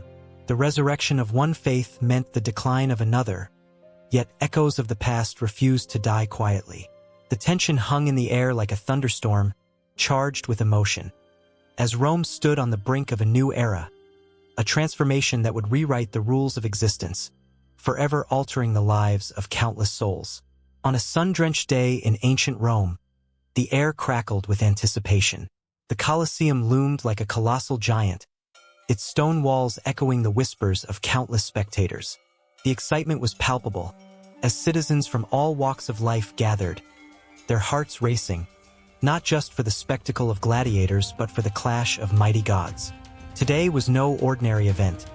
It was the day the titans of mythology would be brought to life in a grand performance, and echoes of their epic battles would reverberate through the ages. As the sun reached its zenith, the crowd erupted in a cacophony of cheers, their voices rising to the heavens. This wasn't merely entertainment. It was a celebration of power, a reflection of the very beliefs that bound them together. Romans, with their complex pantheon of deities, saw themselves not just as mere mortals, but as players in a cosmic drama ruled by titanic figures like Jupiter, the Thunderer, and Neptune, the ruler of the seas. Each god represented an aspect of their world, and in their battles, the Romans found stories that echoed their own struggles and triumphs. The stage was set for the reenactment of a legendary clash between Jupiter and his father, Saturn. Traditionally, Saturn was seen as a figure of time and harvest.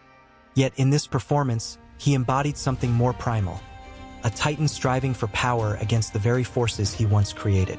Jupiter, cloaked in a robe that shimmered like the sky, stood resolute. His eyes, fierce and unyielding, seemed to glow with the fire of ambition. The tension was thick enough to slice through, and the crowd held its breath, caught between awe and fear. As the battle commenced, the clang of weapons resonated through the arena, a stark contrast to the jubilant cheers of the crowd. Imagined lightning cracked from Jupiter's fingertips, illuminating the arena with an ethereal glow. His voice boomed like thunder, commanding the heavens themselves. In response, Saturn wielded a scythe, a symbol of both destruction and rebirth, swinging it with a strength that seemed to defy age. The audience gasped, feeling the weight of each blow, a reminder of the fragile line between creation and chaos that defined their lives. With every strike, the actors embraced their roles as if they were channeling the very essence of their characters. Spectators, entranced, felt themselves transported to a realm where gods walked among men, their fates intertwined in a dance of power and betrayal. The performance embodied the Roman ethos, the struggle for dominance, the quest for legacy, and the bitter taste of loss. As Saturn fell to his knees, the audience could sense the profound sorrow that accompanied the Titan's defeat. It was a reflection of their own fears and aspirations, woven into the fabric of their culture. Yet, this was not merely a story of triumph. In the shadows of the arena, the specter of vengeance lingered.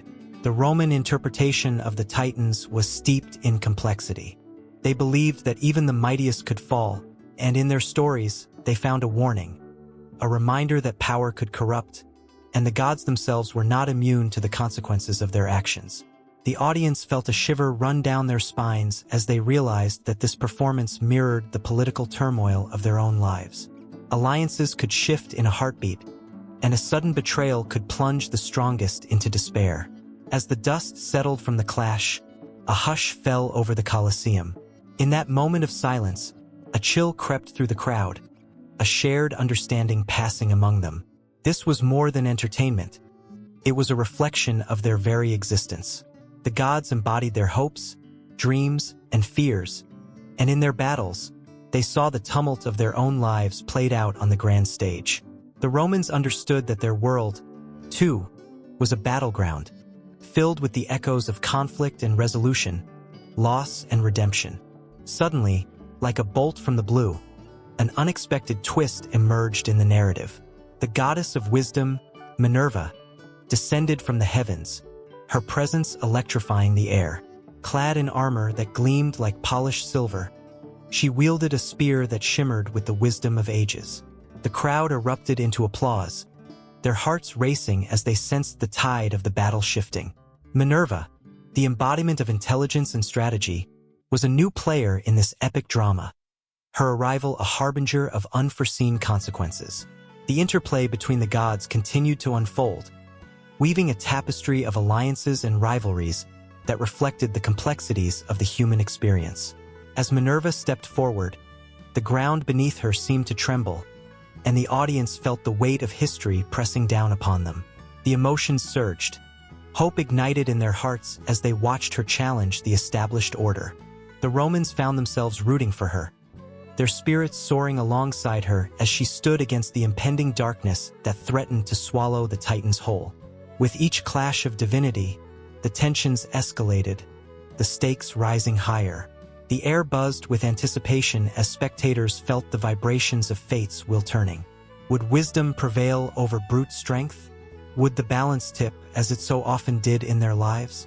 They were living within the story, and each heart beat in sync with the unfolding drama. The cheers morphed into chants, a collective heartbeat resonating within the ancient stone walls, each participant woven into the fabric of this timeless narrative. As the battle raged on, the line between victory and defeat blurred, and the audience found themselves caught in the emotional whirlwind, a reflection of their own struggles. They felt the pain of loss with every fallen titan, the despair of betrayal with every shift in power. The gods were not distant. They were mirrors holding up the truth of the human condition, and the Romans were spellbound, unable to look away. In the heat of battle, glimpses of the past emerged, echoes of the Titans' histories rippling through the performance. The audience saw the moments of creation, the powerful bonds that once united the gods, and the tragic rifts that had torn them apart. As the final clash approached, the atmosphere crackled with an intensity that could only be described as divine. The Roman heart raced, caught between fear and hope, as they braced for the outcome of this monumental struggle. And just as the last strike was about to land, the arena plunged into darkness. Gasps filled the air as shadows danced around the Colosseum, the gods momentarily obscured from view. The Romans felt a surge of uncertainty, their breath collectively held as they awaited the resolution they so desperately craved. In that silence, they realized the battle was far from over. The true test of strength, wisdom, and legacy loomed ahead, waiting in the wings, ready to ignite an even greater conflict. A sense of awe mixed with trepidation, and they knew this was only the beginning.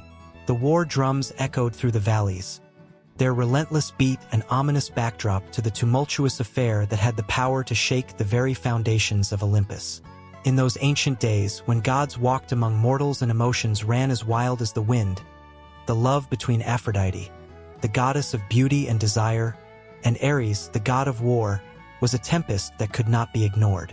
Aphrodite, with her golden hair cascading like sunlight over her shoulders, stood on the balcony of her celestial palace, her gaze lost in the horizon where the sky met the earth.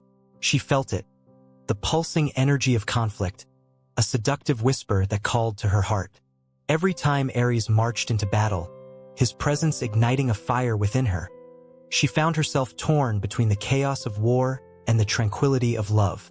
After all, how could beauty exist without the shadow of destruction? Across the battlefield, Ares was a vision of fierce determination, his armor glinting in the sun like a beacon.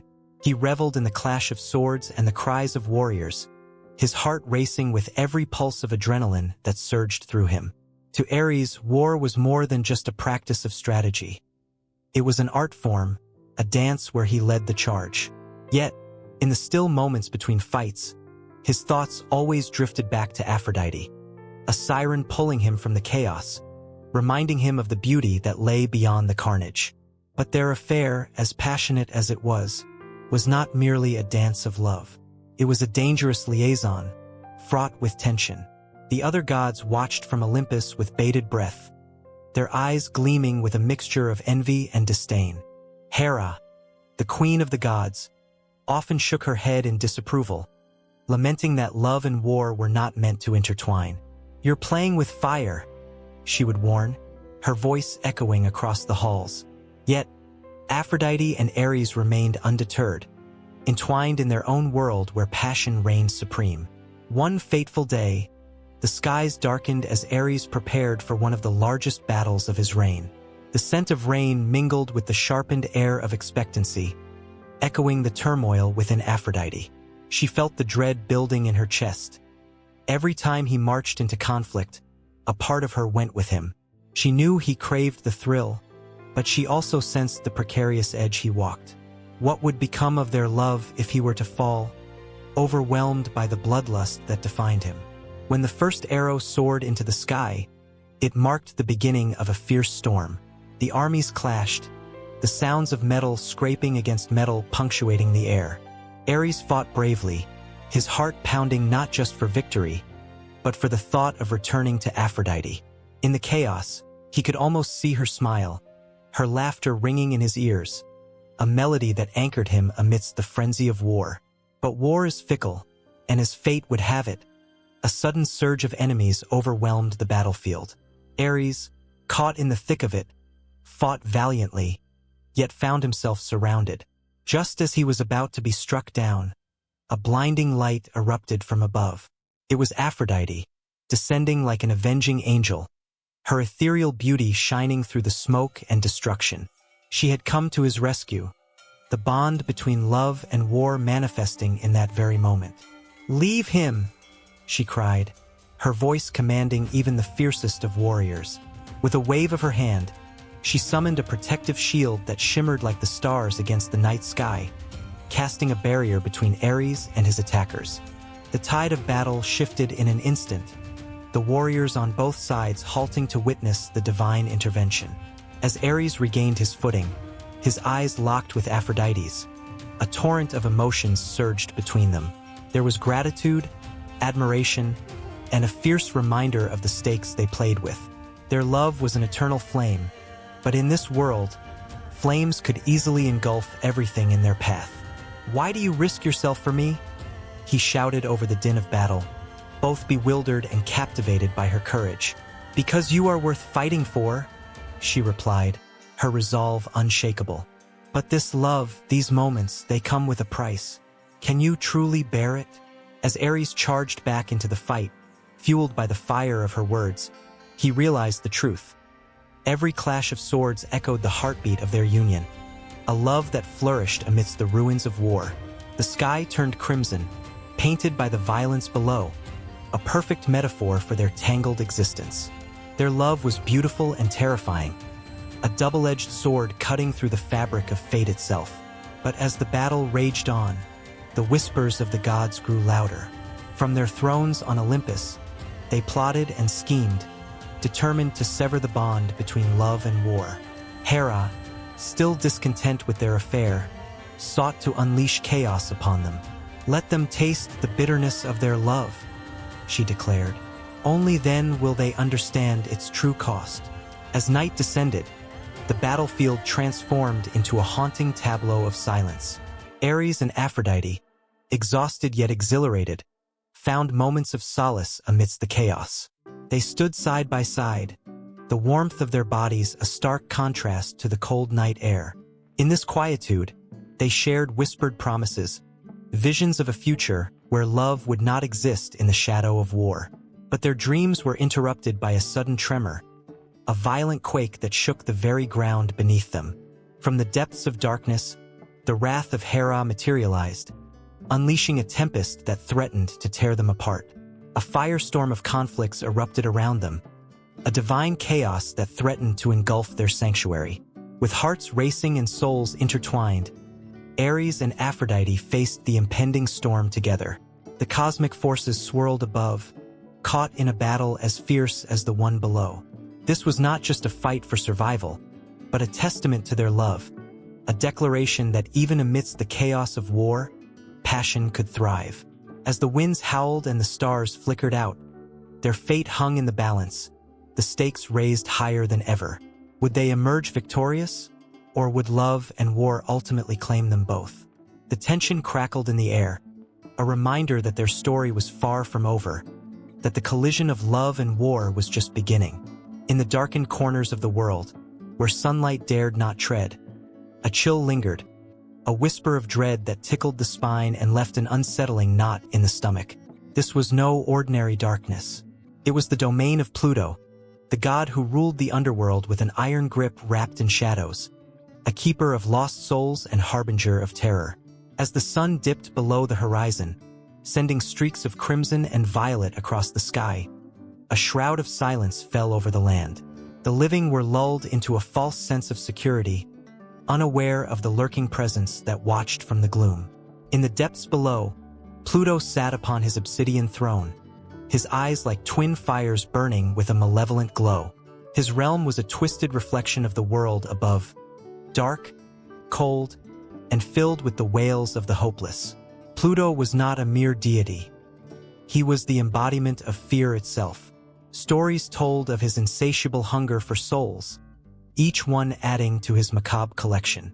The ancient Greeks, who feared him more than they would admit, whispered tales of how he would entice the living into his grasp, promising riches beyond imagination, only to snatch them away into the depths of despair. He was a master of deception, his voice smooth like silk, yet laced with venom. Every spring, when the earth began to awaken from its slumber, there came a time when Pluto's gaze turned to the surface. It was during this season that he cast his dark net upon unsuspecting mortals. They would wander in the fields, lost in thought, when suddenly they would feel an icy breath on the back of their necks, the unmistakable touch of Pluto's presence. It was said that those who felt it were marked, destined for his underworld realm, destined to be claimed by the Lord of Shadows. Yet, it was not just the mortals who trembled before Pluto. Even the gods themselves regarded him with trepidation. There was a tension among the celestial beings, a constant reminder of the balance of power. Pluto's thirst for souls kept them on edge, for they knew that once one was lost to him, there was no returning. The tales of how he captured Persephone, the goddess of spring, only intensified the fear surrounding him.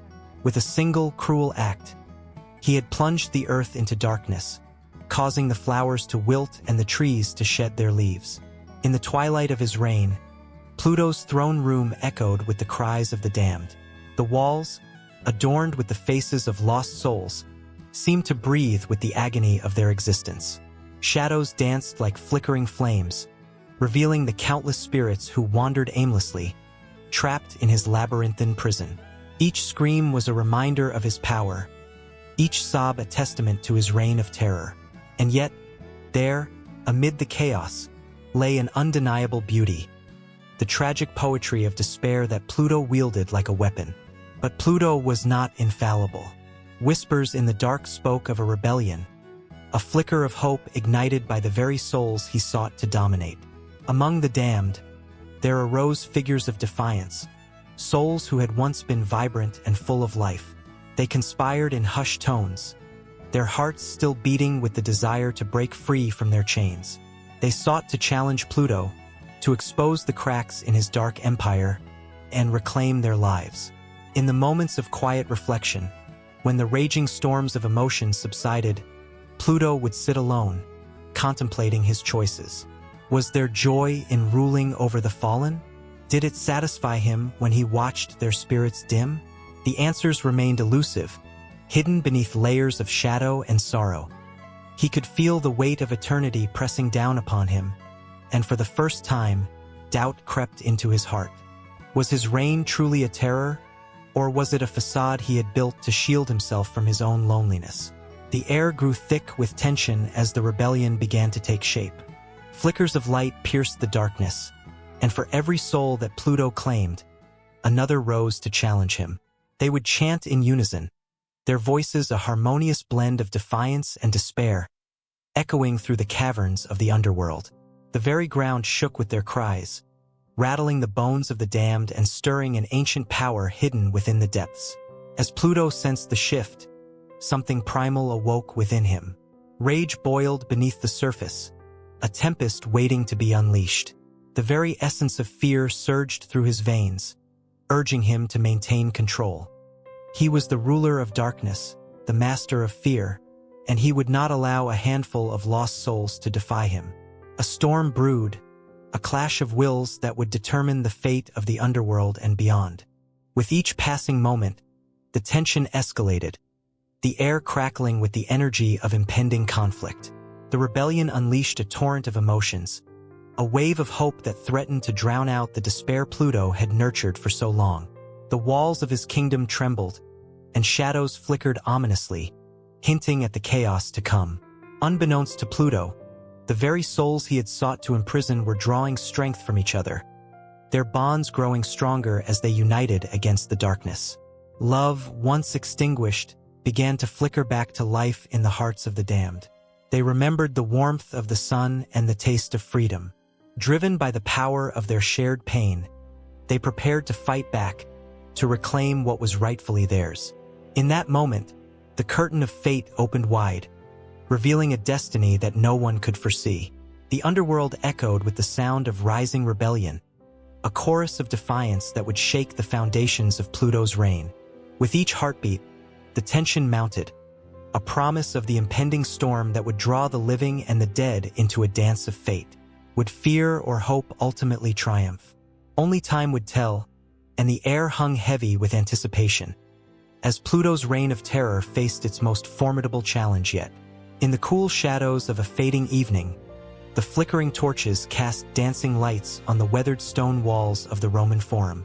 Laughter and the distant sound of a clashing crowd filled the air, a symphony of joy and impending conflict that echoed the heartbeat of the city.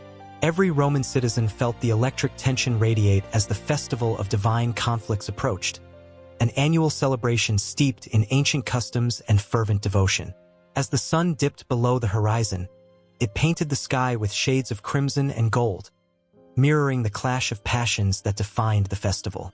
Citizens clad in white togas hurried through the bustling streets, their faces alight with anticipation. The aroma of roasted meats and sweet wine wafted through the air, mingling with the fragrance of fragrant flowers brought in for the occasion. Beneath this surface of festivity lay a current of deeper meaning, a reminder of the struggles that shaped their world. At the center of the forum, a colossal statue of Mars, the god of war, stood watchful, his bronze visage gleaming ominously in the torchlight. This was not merely a celebration. It was an invocation of divine favor. The Romans believed that the gods watched over them, their whims dictating fate. The festival was both a tribute and a challenge, a dance of life and death where mortals dared to confront the divine.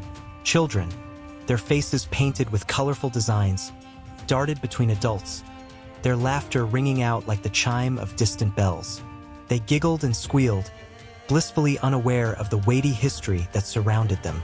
Each year, the Festival of Divine Conflicts served as a reminder of the sacrifices made in the name of power, glory, and survival. As the drums began to beat, a palpable excitement washed over the crowd. In the midst of the merriment, the priests of Mars, draped in crimson robes, moved solemnly toward the altar. Their faces were serious, eyes cast downward, as they prepared to offer prayers and sacrifices. The air thickened with anticipation. It felt as if every heartbeat synchronized with the rhythmic pounding of the drums. A hush fell over the crowd as the priests began their incantations, invoking the gods to bless the land with strength and victory.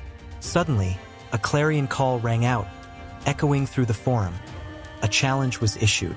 2 young gladiators, chosen for their prowess in combat, stepped forward, their bodies gleaming with sweat and determination. The crowd surged forward, a wave of adrenaline sweeping through the throng, as they cheered for their champions. This was not merely entertainment. It was a display of courage, a sacred contest that would appease the gods and secure the favor of the divine. As the gladiators faced each other, the world around them faded. The cheers of the crowd turned to a distant roar. The only thing that mattered was the fierce determination that ignited their souls. A quiet tension held the air taut, like the moment just before a storm breaks. They knew that this was not a fight simply for glory, but for the very essence of honor. To win would mean eternal fame, but to lose would invite shame not only upon themselves but upon their families. The signal was given and the clash began. Steel met steel with a resonating clang that reverberated through the hearts of every onlooker. Each strike was calculated, each movement a dance of life and death. The gladiators moved with an intensity that spoke to their training, their sacrifices, and their undying resolve. Blood, sweat, and tears mingled in this sacred arena, forming the crucible in which legends were forged. The crowd roared, the excitement reaching a fever pitch as the battle waged on. Every swing of the sword, every feint, and every parry was met with gasps and shouts, a living testament to the adrenaline coursing through Roman veins. It was a reminder that beneath the glittering facade of civilization lay a primal urge for conflict, a yearning for validation through struggle. Yet, amidst the chaos, the whispers of the gods could be felt. Was Mars watching? Did the divine favor rest heavier on one gladiator than the other? These thoughts flickered like fireflies in the minds of the spectators, filling their hearts with hope and fear. They sought not only entertainment but a glimpse into the divine, a connection to the powerful forces that shaped their lives. As the fight reached its climax, a sudden hush fell over the crowd. One gladiator, his face a mask of determination, seized the moment. With a move that felt almost supernatural, he disarmed his opponent, sending the sword clattering to the ground. The tension in the air thickened, every breath held as if the very gods were watching, awaiting the final blow. Would mercy prevail, or would ambition reign supreme? In that moment, the fate of both men hung in the balance. The victor's blade hovered above the vanquished, and it was clearer than ever that the festival was more than just a battle. It was a test of divine will. The outcomes were not solely determined by skill and strength, but by the celestial forces that wove through their lives. These divine conflicts were a mirror of the struggles that defined the Roman spirit. The air crackled with emotion. Cheers erupted, tears flowed, and hearts raced, a beautiful cacophony of human experience. As the final blow was struck, the crowd erupted into a frenzy of jubilation and despair, an outpouring of raw emotion that transcended time. This was the essence of the Festival of Divine Conflicts, a powerful reminder that life itself is a battleground, a constant tug-of-war between the divine and the mortal, the sacred and the profane. And just like that, the scene shifted. The tension flooded the streets of Rome, echoing through the very fabric of its existence. As the festival rolled on, each moment filled with the promise of more divine engagements, more conflicts to come. The night was far from over, and the gods, it seemed, still had their hands on the wheel of fate. In the dimly lit chamber of the Senate, shadows danced across the marble walls, flickering like the flames of 1,000 torches. Senators, their faces etched with concern and power, gathered around a grand table, their hushed voices weaving a tapestry of tension and urgency. Each man, seated in his heavy, gilded chair, felt the weight of impending conflict pressing down upon him. The air was thick with the aroma of incense and the taste of dread, as the very essence of divine warfare pulsed just beyond their reach. The distant echo of war drums reverberated, a haunting reminder of the battles that raged in the name of the gods. As the senators debated, their voices rose and fell like the crashing waves of a stormy sea, each word pregnant with the possibility of fate. Would they call upon the powers that be, or would they stand idly by, allowing the tides of divine conflict to sweep them away? Senator Gaius, his brow furrowed in thought, felt the pull of destiny.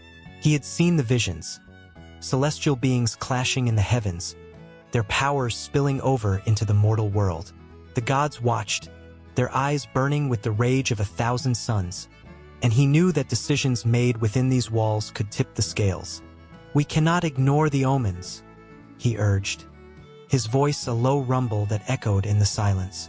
"To remain passive is to invite destruction upon us."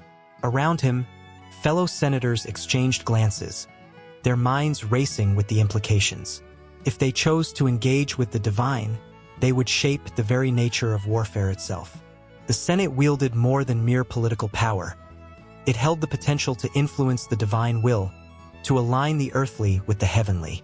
The weight of history pressed down on them, for they knew of the past, of how the Senate had once summoned legions of gods to aid in their conquests, bending divine forces to their mortal needs. Yet, with that power came great responsibility. The memory of Aulus, who had once called for divine intervention and met with sweet victory, haunted their discussions. The gods had answered his cries, but not without a price. The very fabric of reality had shifted, and the balance between the realms of men and gods strained under the weight of ambition. It was a dark reminder that to invoke the divine was to walk a razor-thin line between glory and destruction. Senator Lucius leaned forward, his voice a whisper laced with urgency. "What if we reach out to Jupiter? He is the king of the gods. His favor could turn the tide in our favor, but who will pay the price?" The gravity of his words hung in the air like a thundercloud, pregnant with potential calamity. The senators fell silent, contemplating the unseen consequences of such a bold move. Just then, a young aide burst into the chamber, his face pale, eyes wide with fear. "Senators, the skies are darkening. The priests have spoken." Gasps rippled through the room. They were accustomed to omens, but nothing could prepare them for the urgency in his voice. "The gods are restless. They demand sacrifice." Panic flickered like candlelight in the eyes of the senators. The thought of sacrifice was a bitter pill, one that forced them to confront their own morality. What would be taken from them? Who among them was willing to pay the cost? The very air crackled with tension as they envisioned legions of warriors, battle-worn and weary, flinging themselves into the fray, empowered by divine intervention but haunted by the ghosts of their fallen brothers. As the debate swirled, visions of past glories and failures filled their minds. They recalled the great generals who had once stood atop the hills of victory, emboldened by divine favor, their names echoing through time. Yet they also remembered the devouring flames of defeat, where the gods had turned their backs, leaving destruction in their wake. Each senator bore the weight of these memories, their heartbeats synchronizing with the rhythm of their thoughts, creating a cacophony of hope and despair. Suddenly, a voice broke through the haze of uncertainty. Senator Quintus, fierce and resolute, stood tall. "We must act. The gods may demand a price, but we owe it to our people to strive for victory. We must summon the divine and let them choose." His words dripped with conviction, igniting the flicker of courage in others. The chamber erupted in chaos, voices rising and falling like the tide. Senators pushed their agendas. Some clamored for war, while others advocated for diplomacy. The very essence of Rome rested in their hands, balanced precariously between ambition and reverence. Each man could feel the tension coiling within the walls, as if the Senate itself was alive, breathing in sync with their fears and aspirations. In the midst of the chaos, the shadows grew deeper as the flames of the torches flickered violently. Outside, the air thickened with the scent of rain, promising a storm, one that mirrored the turmoil within.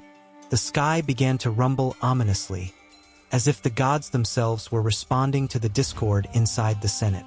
Would they unleash their fury upon the mortals, or would they heed the call of their chosen? The senators leaned into the storm of emotions swirling around them. Each man wrestled with the weight of the moment. With hearts pounding, they sensed the precipice upon which they stood, a choice that could redefine their legacy. As a flash of lightning illuminated the chamber, they knew that the divine was watching, waiting, their fate intertwined with the decisions made that day.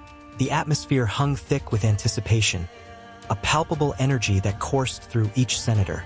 Beneath the weight of history and divine scrutiny, they were mere mortals, yet they felt the surge of greatness pulling them forward.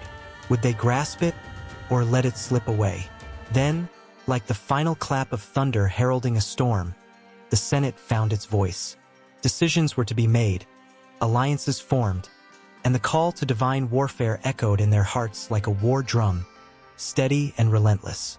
They glanced around at one another, eyes aflame with determination, ready to face whatever came next, as the weight of their choices hung in the air, casting shadows far beyond the marble walls of their chamber. The air was thick with the scent of sweat and ambition. As soldiers lined up, their armor gleaming under the sun, they stood shoulder to shoulder, hearts pounding like war drums in their chests. In the midst of this charged atmosphere, the whispers of the Roman gods floated through the ranks, igniting a fire within them, a belief that their conquest was not merely a march of men but a sacred duty ordained by divine will. Jupiter, the king of the gods, watched over them with a stormy gaze, his thunderous presence felt with every crack of lightning in the sky. Soldiers believed they carried his blessing into battle, a promise that victory would reward their bravery. The stories spun around campfires painted him as a protector, a figure who wielded the power to shape destinies. With each shout of "For Rome," the men felt the unyielding strength of Jupiter behind them, urging them forward into lands unknown. As they pressed into new territories, the gods of war and wisdom became their silent guides. Mars, the fierce god of war, thrummed in their veins. Where Mars was invoked, blood was shed, and glory awaited those who wielded their swords with ferocity. Every clash of metal and cry of battle was a tribute, a sacrament to the deities who shaped their fate. The soldiers could almost hear Mars whispering promises of glory, igniting their spirits when fear threatened to creep in. Yet, it was not just the warriors who felt this divine influence. In the quiet moments of reflection, the commanders would gaze at the horizon and envision the vast empire that awaited them. They sought the wisdom of Minerva, the goddess of wisdom and strategic warfare. Her brilliance illuminated their minds as they crafted plans and devised tactics. In the stillness of night, the flickering firelight would cast shadows on their faces, revealing men transformed by the belief that their conquests were written in the stars, the very will of the gods. But conquest was a double-edged sword. As the Romans swept through regions, they encountered ancient peoples whose own gods and traditions were rooted deep in the soil. The clash of beliefs brewed like a storm on the horizon, threatening to unravel the tapestry of their ambition. Villages stood defiantly against the encroaching legions, invoking their own deities, fierce protectors of their lands and culture. Tension crackled in the air as the Romans, driven by their faith in their gods, found themselves pitted against those who worshipped differently. In one such encounter, the Romans faced the fierce Gauls. The warriors of the north, with their wild hair and painted faces, were unyielding in their devotion to their own gods. As the battle commenced, the roar of the two factions echoed through the valleys, a symphony of chaos and defiance. Mars and the Gaulish gods of war clashed, their power resonating across the fields. Roman steel met Gaulish fury, and in that violent dance, something deeper stirred. The Romans, fueled by their belief in divine favor, found themselves not just fighting for land, but for the very essence of their identity. Amid the chaos, a soldier named Lucius fought with everything he had.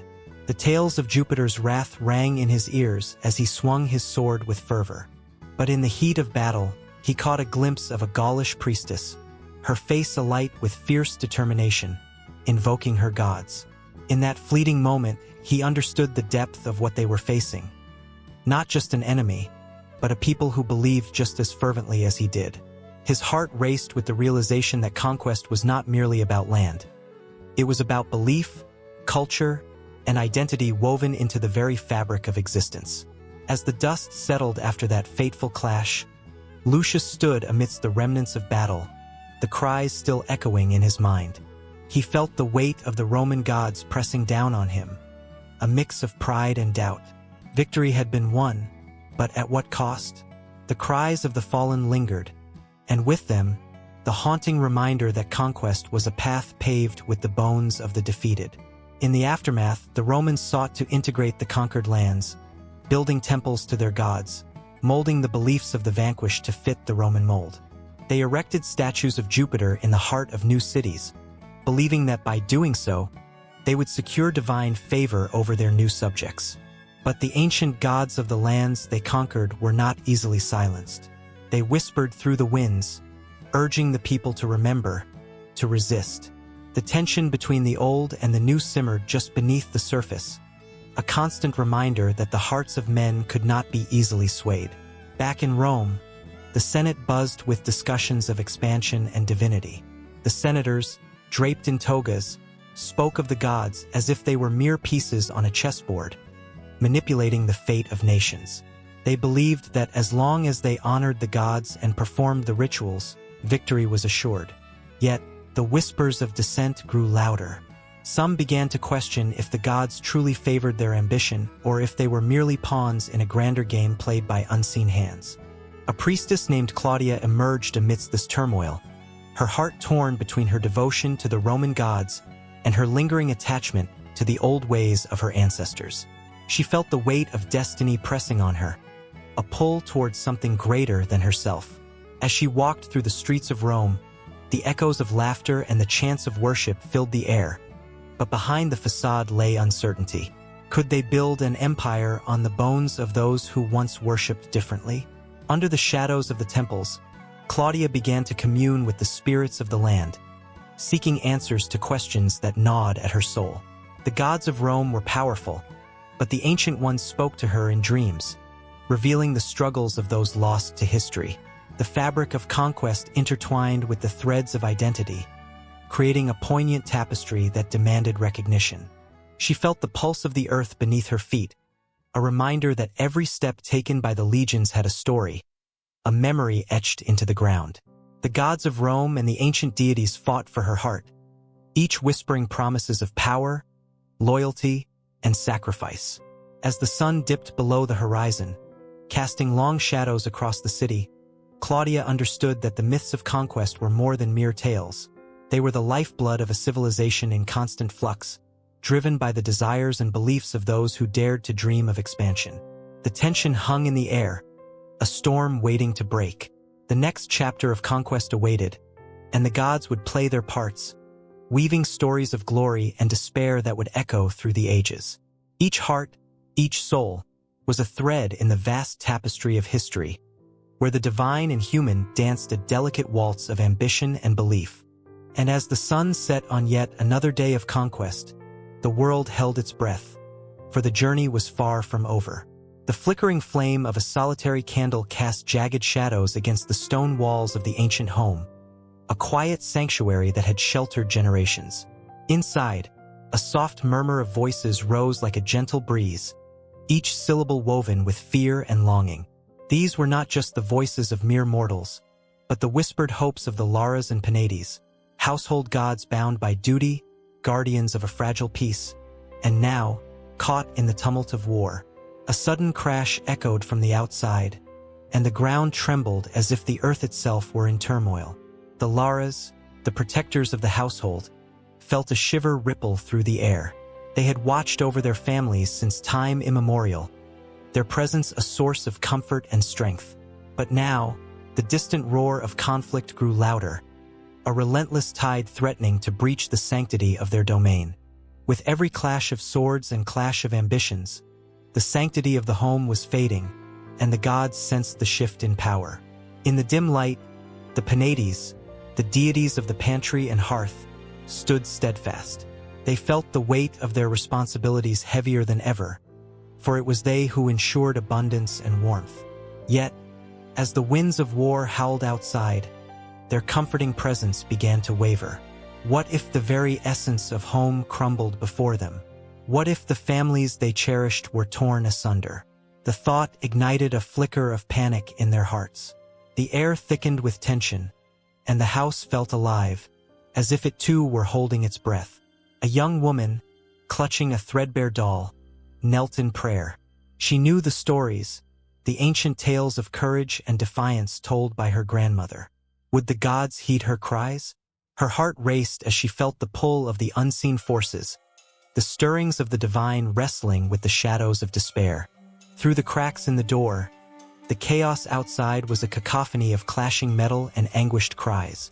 The gods could sense the strife consuming the land, and with every battle fought, the delicate balance of their world teetered precariously. They were not mere statues carved from stone. They were alive, woven into the very fabric of humanity's struggles. The Laras and Penates shared a bond, an understanding that transcended time and space. Yet, even they could not escape the tendrils of conflict that reached into their realm. Suddenly, a commotion erupted outside. A group of soldiers, covered in the dust of battle, thundered past the home. Their faces were smeared with dirt and blood, eyes wild with the frenzy of war. They shouted for their gods, for protection and victory. The Laras shivered at their desperation. Would they be called upon to take sides, to forsake one family for another? The thought sent a jolt of dread through them. They were meant to protect, not to divide. In a small corner of the home, a forgotten altar stood shrouded in cobwebs. The offerings of grains and wine had long since dried, yet it was here where the past lingered like a fading echo. The stories of ancestors who had once prayed to these very gods for guidance and strength were etched into the walls. The Laras could feel the weight of their legacy, the hope that had been passed down through generations. Would it all be lost in the chaos of war? As the conflict raged, a voice rang out, a voice that held the power to sway hearts and minds. A matronly figure emerged from the shadows, her presence commanding, her spirit unyielding. She was a priestess, a bridge between the mundane and the divine. With fierce determination, she lit candles and called upon the Laras and Penates. Her voice was steady, filled with the conviction that resonated deep within the hearts of her family. The very walls seemed to pulse with her energy, drawing the attention of the household gods. Protect us, dear Laras. Shield our home from the ravages of this war.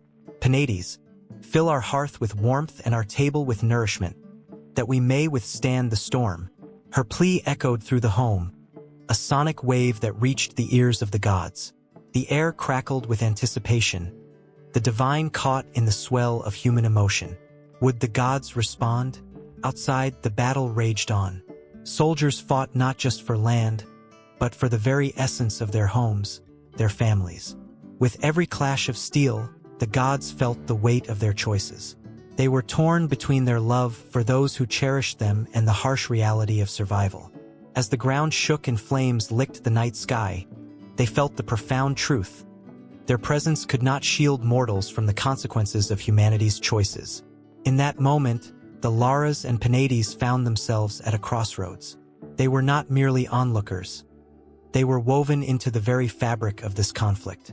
With every heartbeat, they felt the pulse of desperation and hope intertwining. If they chose to intervene, the consequences would echo through time, reshaping destinies in ways they could not yet comprehend. And if they did not, the homes they had sworn to protect could fall into ruin. The priestess, sensing the weight of their silence, pressed on, her voice trembling with urgency. Hear me, beloved gods. We are not powerless. We will fight for our homes, and we ask you to fight with us. Let the bond between us be our shield against the darkness. Let our love for one another ignite your power. With that declaration, a surge of emotion swept through the air, thickening the atmosphere with an electrifying charge. Outside, the cries of battle intensified, but within the home, a quiet resolve began to blossom. The Laras and Penates exchanged glances, their spirits intertwining like tendrils of smoke, ignited by the strength of human will. In the heart of the storm, a decision loomed, one that would alter the course of their sacred duties and intertwine their fates with those who had called upon them for help. As the shadows danced around the flickering flame, the gods braced themselves for the battle ahead, knowing that the stories of the Laras and Penates were about to unfold in ways they could never have foretold. And just like that, the line between mortal and divine blurred, setting the stage for a clash that would echo through time, where household gods were forced to confront the very essence of what it meant to protect a home. Amid the shadows of Rome's towering temples, where the air crackled with unspoken prayers, soldiers donned their armor, not just for protection but as a means to invoke the favor of the gods. The clash of steel echoed through the streets, a rhythmic pulse that beat in time with the heart of the empire. They were not merely warriors. They were the chosen ones, destined to bear witness to a divine spectacle that spanned centuries. In the early days of Rome, warfare was a brutal dance, guided by the capricious whims of deities. Mars, the god of war, loomed large in the minds of commanders and soldiers alike. He was not just a figurehead. He was a living force, his presence felt in every battle cry and every drop of blood spilled on the parched earth. Stories of his furious wrath and protective embrace spread like wildfire among the legions, fueling their ambitions and igniting their spirits. Soldiers offered sacrificed their own comforts, their very lives, to curry favor with him, believing that his divine influence could turn the tide of war. As Rome expanded, absorbing cultures and conquests, the pantheon of gods grew in complexity. The Romans adapted local deities, weaving them into their own religious tapestry. The fierce Celtic gods mingled with the stoic Greek pantheon, each city conquered adding its own layer of belief to the fabric of Roman spirituality.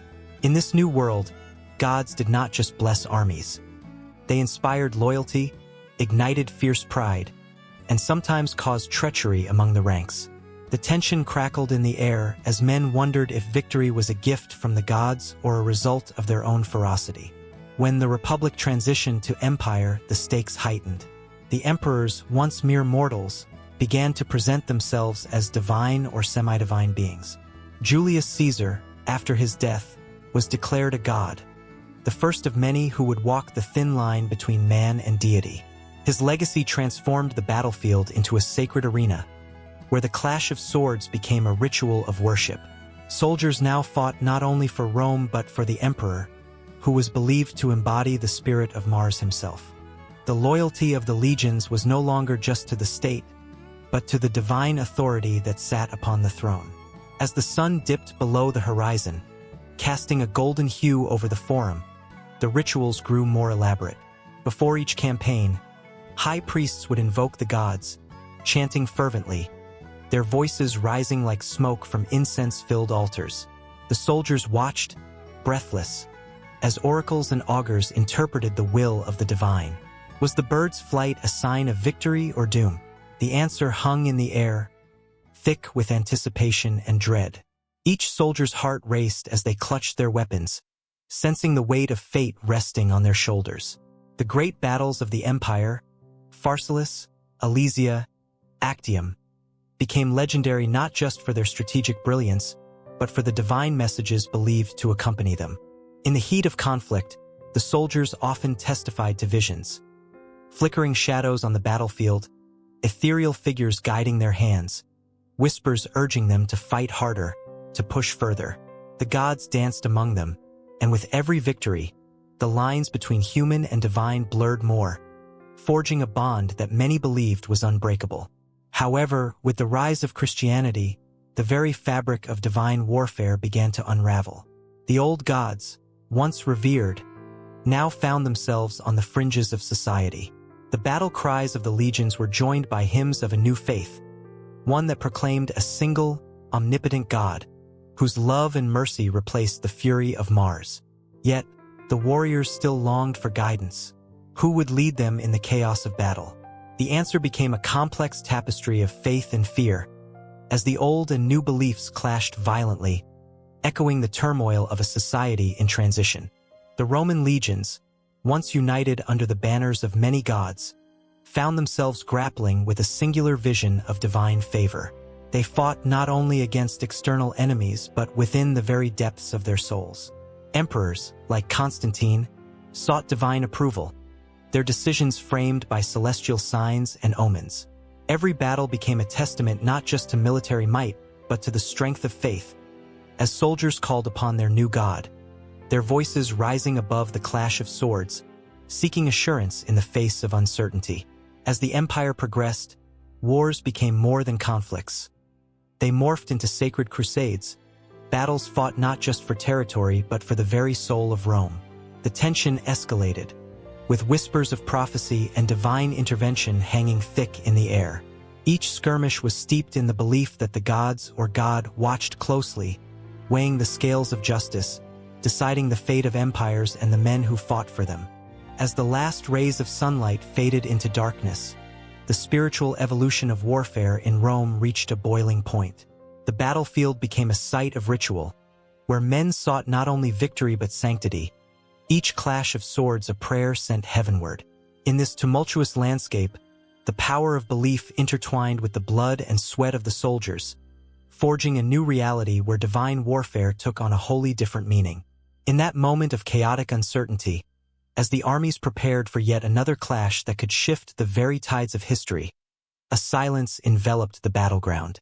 In the distance, the echoes of prayers mixed with the rustle of banners, a solemn reminder that the struggle for divine favor was far from over. The tension was palpable, lingering like a thick fog, as the soldiers stood ready, their hearts pounding in rhythm with the promises whispered by the gods.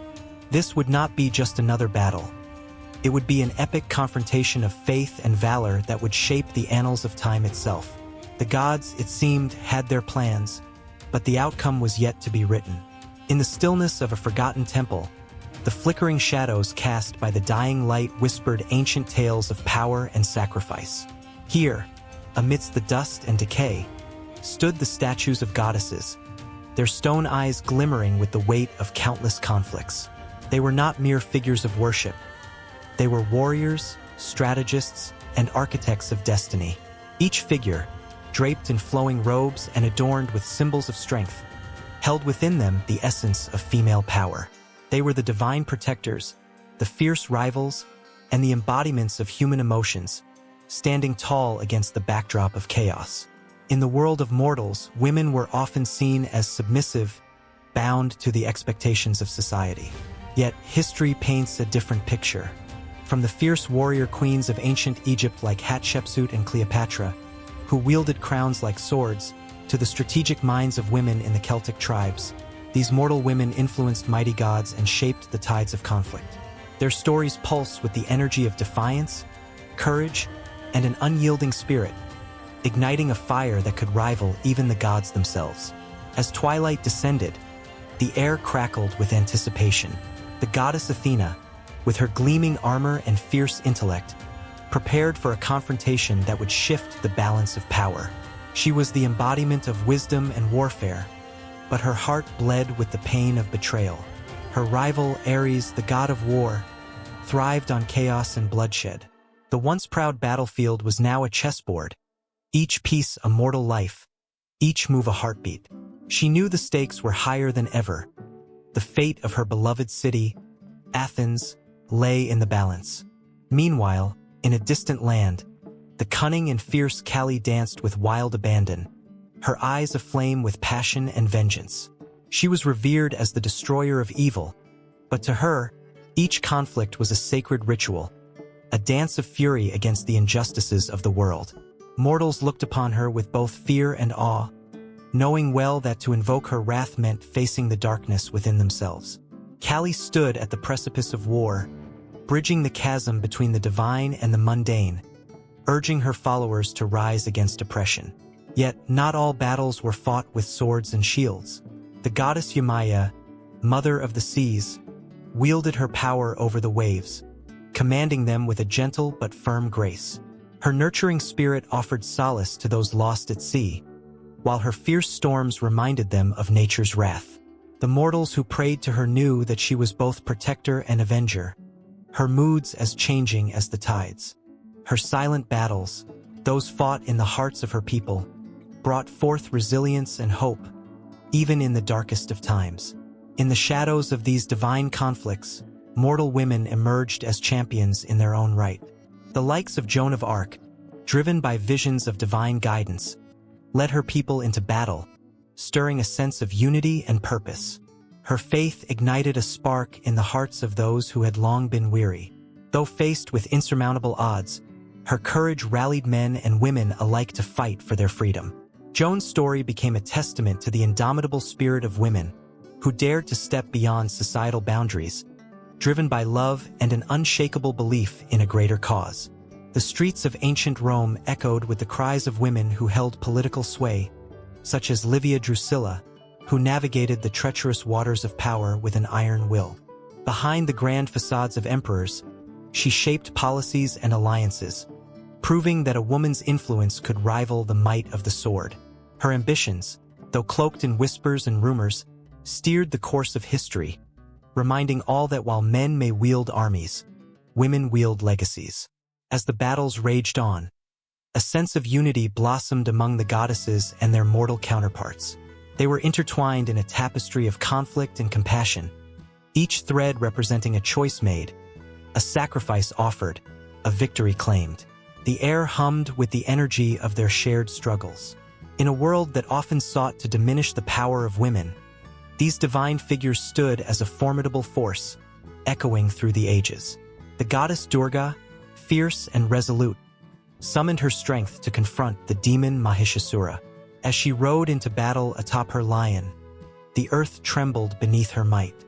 Her 10 arms wielded weapons of ferocity, but it was her spirit that ignited the hearts of the oppressed. Women and men rallied to her call, believing that together they could topple the darkness that threatened to engulf them. Durga's triumph was not just over a demon. It was a victory for every woman who had ever fought for her voice, each chant of victory resonating through time, a reminder that courage has many faces. In the quiet corners of these epic tales, the struggles of everyday women echoed just as fiercely. They were the mothers, the daughters, the warriors hidden in plain sight, carrying their burdens with grace. Each choice made in the face of adversity was a battle fought, each act of kindness a weapon against despair. They understood that their strength lay not just in the grand gestures but in the small, powerful moments of defiance against the expected norms of their time. As the sun dipped below the horizon, casting a golden hue over the land, the air thickened with the anticipation of more stories waiting to be told. The conflicts between goddesses and mortals were far from over. Each moment held the potential for conflict, love, and transformation. A powerful reminder that the battle for justice, equality, and recognition would continue to echo through eternity. The fire in their hearts burned brighter, igniting the spirit of sisterhood that spanned across time and space. The path ahead shimmered with possibilities, and each woman, divine or mortal, stood ready to reclaim her narrative in the unfolding saga of existence. In the flickering twilight of a Roman evening, shadows danced along the cobblestone streets, whispering secrets of fate. The air was heavy with the scent of rain-soaked earth, and the soft glow of oil lamps flickered like stars fallen to the ground. Citizens hurried by, their faces etched with the lines of destiny, unaware that the very gods they worshipped were ensnared in a web of their own making. Fate in the Roman world was not a mere abstract concept. It was a living, breathing entity. The Moirai, or fates, spun the threads of life for every individual. Clotho, the spinner, wove the thread of existence. Lachesis measured it out, and Atropos, the inevitable, snipped it when the time was right. But what happened when the gods themselves found their fates intertwined, bound by invisible chains? In the Temple of Jupiter, the grandest sanctuary in all of Rome, the air crackled with an energy that sent shivers down the spines of priests and worshippers alike. Jupiter, the king of the gods, sat upon his marble throne, his expression tense. For all his might, he too was subject to the whims of fate. It was said that even he could not alter the destiny preordained by the fates. Each decision he made echoed through the cosmos, setting off ripples of cause and effect that could alter the very fabric of the world. A priestess, with hair like spun gold and eyes shimmering like the surface of a tranquil lake, approached with cautious reverence. Her heart raced, not just from fear of the divine presence before her but from the weight of the prophecy she carried. "Great Jupiter," she whispered, her voice barely a breath. "A shadow looms over the horizon. The fates have woven a tapestry of calamity. The threads are tight, intertwined, and they will not yield." Jupiter's brow furrowed, and a storm seemed to brew within him. "You dare speak of calamity in my presence, mortal?" His voice rumbled like distant thunder, echoing off the temple's marble walls. But even as he spoke, a flicker of doubt crossed his mind. He remembered the times when he had felt the heavy hand of fate pressing upon him. Times when his decisions had led to unforeseen consequences that spiraled beyond his control. Outside the temple, the citizens felt the tension rising. The news of a great misfortune would soon spread like wildfire. Rumors of a coming war began to swirl, each person adding to the story, each voice binding together the threads of fear and uncertainty. The gods were bound to the fate of the mortals, and the mortals to the fate of the gods. An intricate dance of power and helplessness played out in the hearts of all. As the sun dipped below the horizon, casting long shadows across the streets, a soldier named Lucius stood at the edge of the city. His hands trembled as he clutched the hilt of his sword, a weighty reminder of the battles that awaited him. He had heard the whispers, the prophecies that spoke of glory and doom, and he felt the pull of fate in every fiber of his being. Would he be a hero remembered for ages, or a name lost to the annals of time? In that moment, he glanced upward, as if seeking guidance from the heavens. But the sky was darkening, and a low rumble of thunder rolled overhead, as if the gods themselves were in turmoil. "What do you want from me?" he cried out, his voice echoing in the emptiness. Fate had a peculiar sense of humor. It toyed with mortals, leading them down paths that twisted upon themselves. Lucius would soon learn that decisions made in haste could lead to outcomes not even the gods had foreseen. The moment he made that call to arms would set off a chain reaction, one that would alter the fate of not just himself, but all of Rome. Back in the temple, Jupiter sat in turmoil, wrestling with his thoughts. The other gods, too, felt the tightening of the threads. Mars, the god of war, eagerly awaited the chaos, his heart racing at the thought of bloodshed, while Venus, the goddess of love, lamented the suffering that would soon unfold. Each deity, bound by fate, watched the mortal world with bated breath, as if every heartbeat of the humans resonated with their own. And then it happened. A messenger burst through the temple doors, breathless and wild-eyed. "Great Jupiter, the armies are on the move. The war is upon us." The words clawed at the silence, shattering the fragile equilibrium that had held the moment together. The gods exchanged glances, a silent understanding passing between them. The threads of fate were woven tighter, and choices made in the heat of passion would soon reverberate through the ages. The gods were bound to protect, bound to intervene, but above all bound to witness the spectacle of human folly.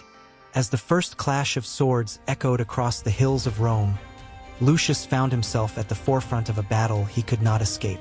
The weight of his sword felt heavier than ever, and as he charged forward, he could see the faces of his comrades, young and old, filled with determination and fear.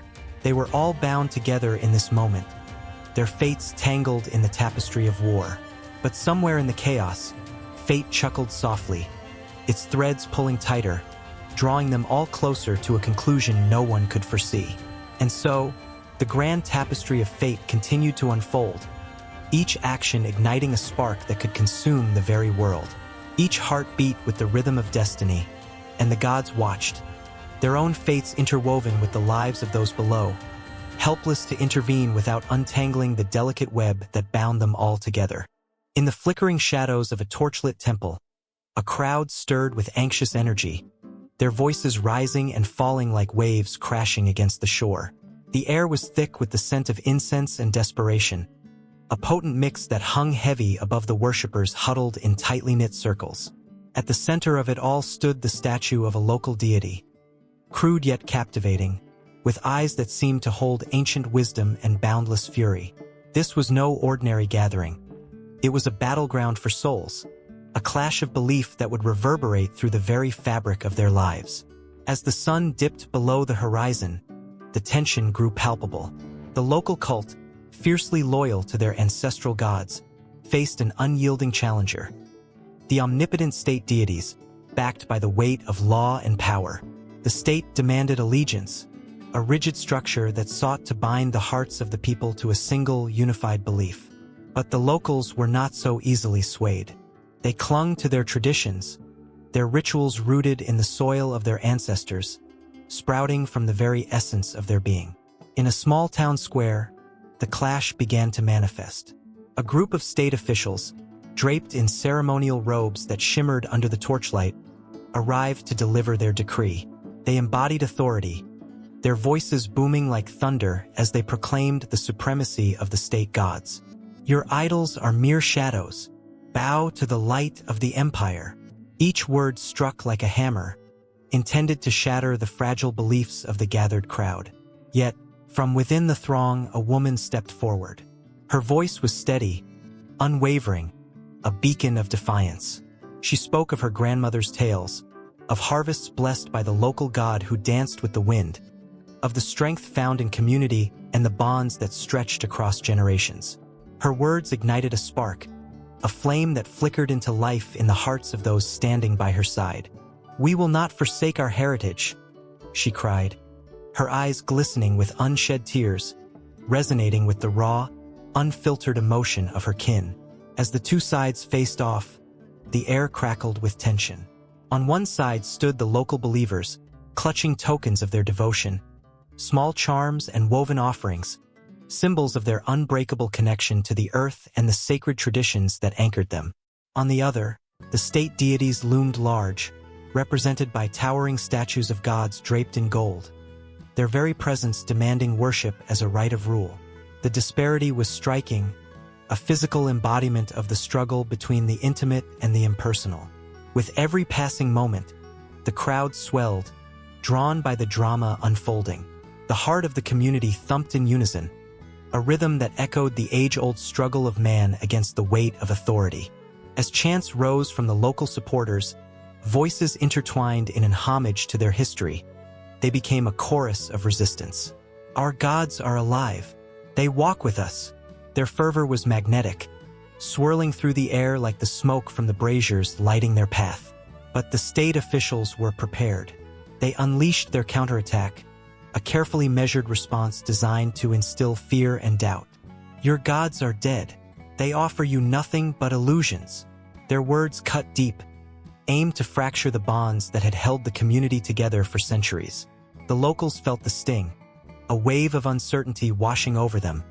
But the woman's voice rang out above the turmoil. "If our gods are dead, then why do we feel their breath in the wind? Why do we see them in the faces of our children?" The clash escalated, emotions running high as both sides wrestled for dominance. The very ground beneath their feet seemed to tremble, as if the earth itself was caught in the turmoil of this sacred war. In a moment of sheer desperation, a young man pushed through the crowd, clutching a small effigy of the local deity. With tears streaming down his face, he raised it high. "This is my family. This is my home." His words struck like lightning, electrifying the air around them. The crowd erupted cheers, sobs, cries of unity, for they were bound not just by faith, but by the collective memory of generations. But outside the circle of fervor, the watchful eyes of the state officials narrowed. They could not allow this insurrection to fester. With a swift exchange of glances, they summoned their own supporters, a cadre of enforcers ready to crush any sign of rebellion. The atmosphere shifted, thick with the promise of violence as fear gripped the hearts of many. Confusion and doubt began to seep into the minds of the local worshippers, each contemplating the consequences of standing against the might of the state. A sudden clash echoed through the square as the enforcers moved in, pushing against the crowd. The air filled with the shouts of anger and fear, the cries of the people morphing into a chaotic symphony. The woman who had once rallied them felt her heart race. She knew what was at stake: her family, her beliefs, the very identity of her people. As the tension reached a breaking point, she raised her arms, pleading for calm. "We stand together or we fall apart. Do not let fear divide us." Her voice carried over the noise, and for a moment, time seemed to halt. Then, as if summoned by her words, the local deity's statue shone in the dim light, its form illuminated by a surge of hope. The people felt it, an electric pulse of energy that coursed through their veins. With newfound determination, they stood shoulder to shoulder, hearts beating in tune, ready to face whatever darkness lay ahead. The battle for worship was far from over, and with each heartbeat, the stakes grew higher, drawing them deeper into the fray. As the first clash erupted, the air filled with the scent of burning incense mingling with the sweat of determination. The tide had turned, and both sides braced for the storm that was about to unfold. A fight not just for belief, but for the very soul of their existence, echoing through the ages as the struggle against oppression continued. In ancient times, when the sun dipped below the horizon and shadows stretched long across the land, the air buzzed with tales of gods clashing in colossal battles. The very fabric of existence hung on the edge of a sword, and the fate of humanity seemed to sway with every swing of a divine arm. This was not mere storytelling. It was a profound tapestry woven from the threads of art and literature, each stroke a whisper of what was sacred and eternal. The Greeks, with their mighty pantheon, painted gods like Zeus and Athena not just as creators but as warriors, embroiled in struggles that mirrored the human condition. On marble friezes, you could see the intensity of divine warfare. Every chiseled line captured the fury and passion of gods hurling thunderbolts. The Iliad, penned by Homer, resonated with the power of these myths. Each word crackled with raw emotion as it recounted the siege of Troy. Achilles, the tragic hero, stood not only as a warrior but as a reflection of humanity's greatest fears and desires, embodying the conflict between pride and mortality. The battle was not merely for honor on the battlefield. It became a clash of destinies, a narrative that transcended time and space. As centuries rolled on, the Romans carved their own narratives, intertwining the tales of war with the divine. The Aeneid, Virgil's monumental epic, depicted Aeneas as a man destined not only to be a hero but also a bridge between gods and mortals. Through the ashes of Troy, he carried the weight of fate on his shoulders, battling foes both human and divine. The intertwining of warfare and divinity in these texts made the reader feel as if the gods themselves were watching, their eyes burning into the souls of mortals. Each siege, each clash of swords, echoed through the ages, reminding humanity of the thin veil separating their world from the divine. In Asia, the tapestry of divine warfare continued to expand. The Mahabharata, an epic that traversed centuries, painted a picture of gods engaged in cosmic battles that mirrored the daily struggles of mankind. Arjuna, a warrior prince, stood on the cusp of battle, torn between duty and morality. The Bhagavad Gita, nestled within this epic, spoke of divine intervention, of Krishna guiding Arjuna's hand. The ink of these ancient texts carried the weight of existential questions, elevating warfare to a canvas where human emotions collided with divine decree. Through art, these stories leapt from the pages and walls into the hearts of the people. The vibrant colors of Indian miniatures depicting the battlefield of Kurukshetra brought the divine clashes to life.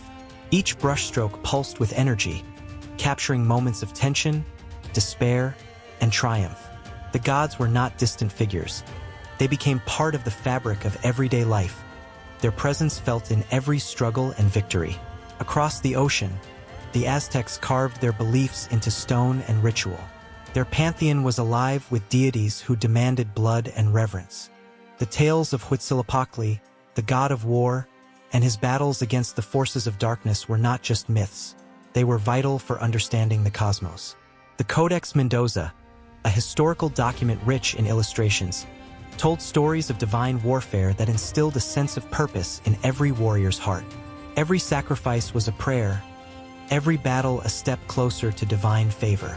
The art became a bridge, connecting the earthly realm to the divine, making each warrior feel the weight of history on their shoulders as they marched into battle. Then came the Renaissance, a rebirth of culture that reignited the flames of divine warfare myths. Artists like Michelangelo and Raphael took the celestial battles and turned them into breathtaking masterpieces. The Sistine Chapel, with its vaulted ceilings, depicted the Last Judgment and divine retribution in vivid detail. The figures within his artwork were more than just colors on a canvas. They were alive, breathing with the emotions of conflict, sacrifice, and redemption. Viewers stood awestruck, feeling the tension in the air as they gazed at the struggle between good and evil. Each brushstroke whispered the stories of divine warfare, weaving an intricate relationship between man and God. Moving into the modern era, the echoes of these ancient myths lingered. The literature of the 20th century drew heavily from these divine conflicts, as writers like J.R.R. Tolkien and C.S. Lewis resurrected the age-old themes of good versus evil. In The Lord of the Rings, Tolkien crafted a narrative steeped in epic battles, drawing upon the rich history of divine warfare myths. The struggle against Sauron mirrored the eternal fight between light and darkness, hope and despair, echoing the sentiments of ancient texts. The narrative was suffused with a sense of urgency, as if the very fate of the world dangled by a thread, reminding readers of their own battles, both inner and outer. The impact of art and literature on divine warfare myths showed how deeply intertwined these stories were with human emotions and experiences. They provided a lens through which to understand the chaos of life, the struggles faced by individuals, and the larger cosmic battles that raged on beyond human comprehension. Each generation reinterpreted these narratives, breathing new life into old tales, infusing them with modern sensibilities while never losing touch with their emotional core.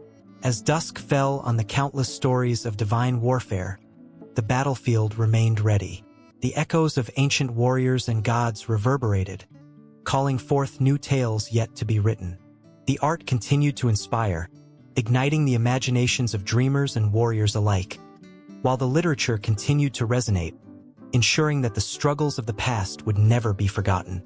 The canvas of existence awaited its next brushstroke, as the saga of divine warfare unfurled, enveloping all who dared to confront the eternal conflict.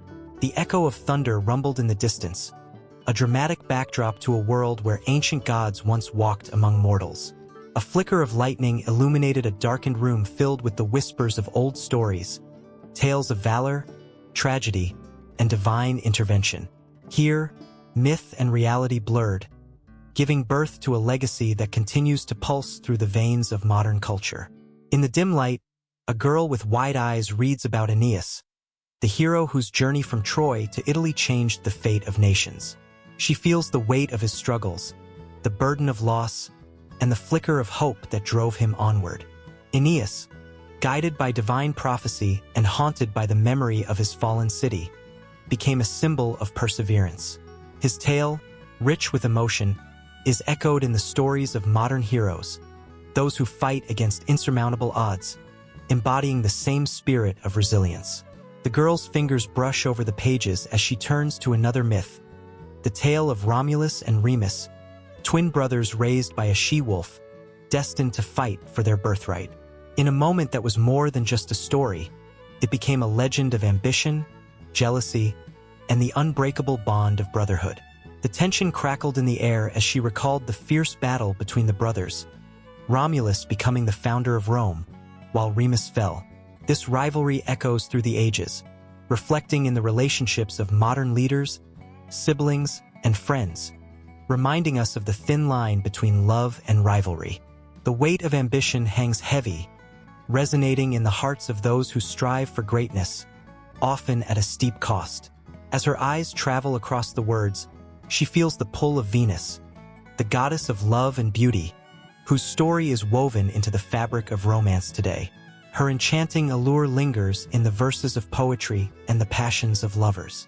The girl giggles softly, thinking of how Venus's influence still dances in the air during moonlit rendezvous and stolen kisses. The emotions of love, heartbreak, and longing are timeless, echoing the fervent cries of mortals who seek connection in a world filled with uncertainties. Suddenly, the atmosphere shifts.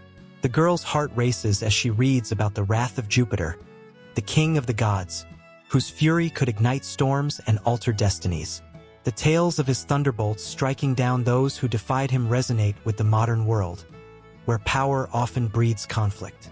Every seat of authority today carries the looming shadow of Jupiter's legacy, illustrating the timeless struggle between power and morality. The girl imagines the lives caught in the crossfire, people who dare to challenge the status quo, their stories of rebellion and triumph lighting the darkness. In the corner of the room, a young man sits, enraptured by the same myths. He knows the tale of Mars, the god of war, whose insatiable thirst for battle reflects the harsh realities of life. The boy feels the adrenaline coursing through his veins as he thinks of warriors from history to modern times, fighting for honor, justice, and sometimes sheer survival.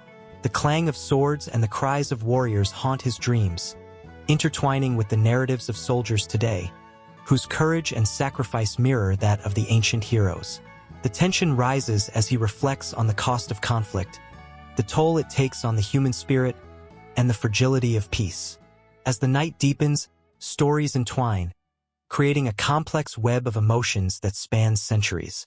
The girl and the boy realize they are living within the echoes of these legends.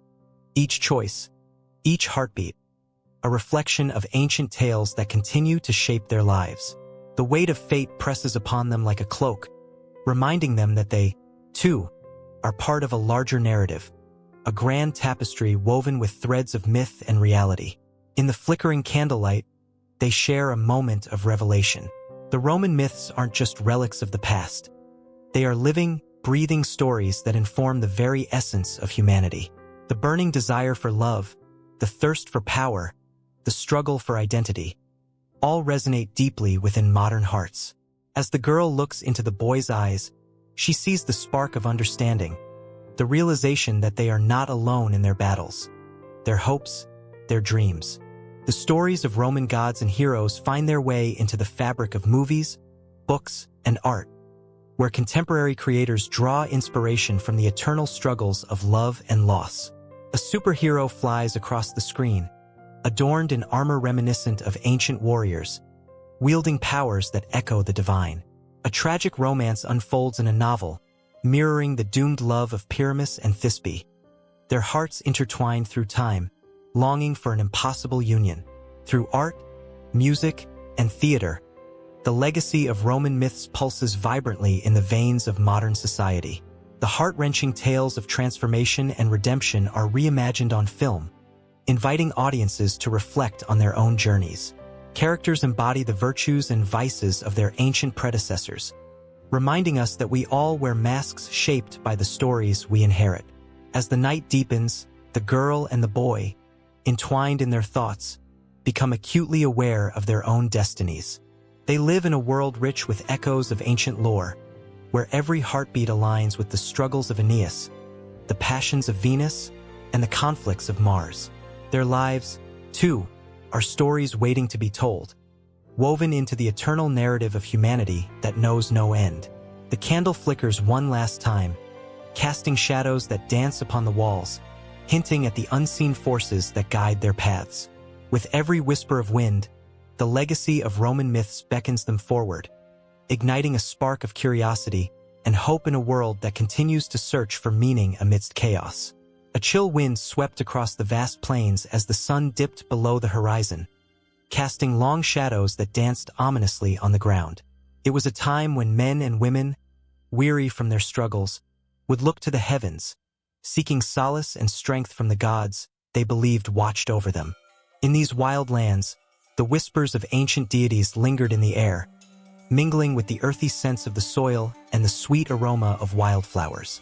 In the days of yore, as settlers braved the wilderness, they carried with them the echoes of their ancestors' faiths, a tapestry of beliefs woven into their very identities. Yet, as they ventured further into the frontier, the landscape and its secrets began to shape their understanding of divinity itself. The earth trembled with the stories of the land, each rock and river a testament to the power of local gods, guardians of the valleys, mountains, and streams that pulsed with life. Among these local deities was Wakinian, the great thunderbird, revered by native tribes who understood the storms as both life-givers and destroyers. They knew that when the skies rumbled and lightning danced, it was Wakinian, sweeping across the landscape, a harbinger of change. As settlers arrived, they brought their own gods, their own stories of creation. The clash of these beliefs sparked an unspoken tension that rippled through communities, igniting both fear and fascination. Sarah, a young woman who had grown up in a pious household, felt the pull of these local gods as she roamed the fields, her heart racing with each distant clap of thunder. The settlers built churches and raised altars, but the winds whispered secrets of the earth's ancient guardians that tugged at her soul. She was torn between the faith of her parents and the raw, intoxicating energy of the land, energy that spoke of resilience, of cycles, and of spirits both fierce and nurturing. One evening, as dusk painted the sky in hues of orange and purple, Sarah wandered to a sacred site, a grove where the trees stood tall, their branches entwined like protectors. There, she felt a presence, an energy that sent shivers down her spine. It was as if the gods themselves were watching her, their eyes filled with wisdom and understanding. She knelt before an ancient stone, etched with symbols she could not decipher, yet somehow understood. This was a meeting point, a place where the old and new could coexist, where the settlers' gods could intertwine with those of the land. As Sarah's fingers traced the grooves of the stone, she felt a surge of emotion, joy, fear, and an overwhelming sense of belonging. Her heart raced as she envisioned the thundering footsteps of Wakinians soaring above, the spirit of the earth wrapping around her like a comforting embrace. The stories of her people and the tales of the native tribes merged in her mind, forming a tapestry richer than she had ever imagined. It became clear that the integration of local deities was not a threat. It was a chance to create a new understanding, a shared faith that honored both the divine and the earth. In the shadows of the grove, elders gathered under the watchful gaze of the stars. They spoke of the old ways, the stories that had been passed down through generations. Children listened wide-eyed, their hearts open to the magic of the night, while the adults whispered about the changing times, how gods of the frontier could blend with their own. Each tale was a thread weaving a new narrative of coexistence. But with every step toward unity came a storm of doubt. As settlers built their homes and communities flourished, the whispers of the local deities grew louder, demanding recognition. Some among the settlers resisted, clinging tightly to the old beliefs, fearing that acknowledging these local spirits would diminish their faith. Tension crackled in the air, thick with unease. In a world already teetering on the brink of chaos, the unyielding beliefs of the past clashed with the reality of the present. One fateful night, a fierce storm swept through the valley, lightning illuminating the faces of the anxious settlers gathered in their church. The thunder roared like a wounded beast, shaking the very foundations of their faith. They prayed fervently, but the storm raged on, a wild dance of nature that demanded respect. Sarah stood at the edge of the congregation, her heart torn. She sensed that the thunderbird was angry, that the spirits of the land were restless, clamoring for acknowledgement. In that moment, she made a choice. With trembling hands, she stepped outside, feeling the rain lash against her skin. She called out to Wakinian, her voice rising above the storm, a plea for understanding and coexistence. The wind howled in response, carrying her words into the night. The settlers watched, their eyes wide with disbelief, as she embraced the raw power of the elements. The storm seemed to pause, a moment of stillness before the chaos resumed. Lightning illuminated the grove where Sarah had knelt, the ancient stone standing resolute, a symbol of the bridge between worlds. The settlers, witnessing this unyielding connection to the land, began to stir, their hearts softening, curiosity igniting within them. Could they honor both their faith and the spirits of the frontier? The question hung heavy in the air, a breath held in anticipation. In the days that followed, a transformation began to bloom. The settlers gathered in the grove, sharing their stories, their fears, and their hopes. They offered prayers to both their own gods and the spirits that had dwelled in the land long before them. They lit candles to their deities, and the flames danced like a heartbeat, pulsing with life. The sacred site became a meeting ground, where different beliefs could intertwine, creating a vibrant tapestry of faith that reflected the diverse souls of the frontier. As the sun rose over the horizon, casting a golden light upon the valley, an echo of the past mingled with the hopes of the future. Sarah stood at the edge of the grove, feeling the warmth of the sun on her face, the spirits of the land whispering secrets in the gentle breeze. She had taken the first step toward something profound, a harmony that transcended the boundaries of belief and culture. The air hummed with possibility, the gods of the frontier no longer strangers, but companions on the winding path of life. The stories of these gods would continue to intertwine, as the settlers embraced the rich tapestry of the land, each thread a testament to the resilience of the human spirit. And in that sacred grove, under the watchful eyes of the deities, a new chapter began to unfurl, one filled with promise, hope, and an understanding that reverberated through the ages. The night would eventually come again, and with it, the whispers of the ancient gods would call them to remember, to honor, and to celebrate the sacred bond between heaven and earth. The sky had turned a sullen gray, heavy with the weight of unshed tears as the last echoes of divine conflict faded into history. The horizon, scarred by the remnants of celestial battles, offered a stark reminder of the cost of pride and revenge, lessons learned the hard way by both gods and mortals alike. The ground, once vibrant and alive, lay barren, scattered with the remnants of shattered dreams and broken promises. Among the ruins, a lone figure wandered, their spirit as ragged as the landscape, searching for meaning amid the chaos. This was Elias, a humble villager whose life had been irrevocably altered by the clash of the divine. In the throes of war, he had lost everything: his family, his home, and any semblance of peace. The memory of the day the skies lit up with fury haunted him. Flashes of lightning piercing the clouds, the thunderous roars of gods bellowing their anger. He remembered the ground trembling beneath his feet, a warning of the devastation to come. Now, all that remained were whispers of a time when laughter echoed through the streets, and hope sparkled in the eyes of children. As he walked through the remnants of his village, Elias stumbled upon a crumpled piece of parchment half buried in the dirt. With trembling hands, he picked it up, revealing an ancient text that spoke of the lessons learned from previous divine wars. The parchment, yellowed with age, was a testament to the mistakes of those who had come before him. Each word seemed to pulse with meaning, urging him to remember the past so that he might forge a better future. "Beware the wrath of the gods," it read. "For pride is a flame that consumes not only the heart but the world around it." The warning echoed in his mind, igniting a flicker of understanding. How many had fought for power, blinded by ambition? How many lives had been extinguished in the pursuit of glory? The gods, once revered, had been reduced to mere symbols of what not to become. The parchment spoke of mortals who had chosen humility over pride, compassion over vengeance, and how their legacies had flourished long after the dust settled. With each step, the weight of the parchment grew heavier in his pocket, as if it carried the burden of every soul lost to the madness of divine warfare. Elias recalled his childhood stories, tales of heroes who had risen against the tyranny of gods, only to fall prey to their own hubris. The great warriors who had once roamed the lands were now mere shadows, their glory tarnished by ambition. The gods had been merciless, but in their wake, they had left behind invaluable lessons that could guide the living. He found himself standing at the edge of a vast chasm, where the earth had split open as if in mourning.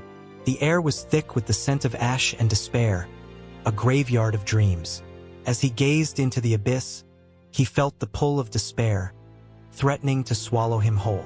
Yet, amid the darkness, he saw flickers of light, tiny sparks of hope that danced along the edges.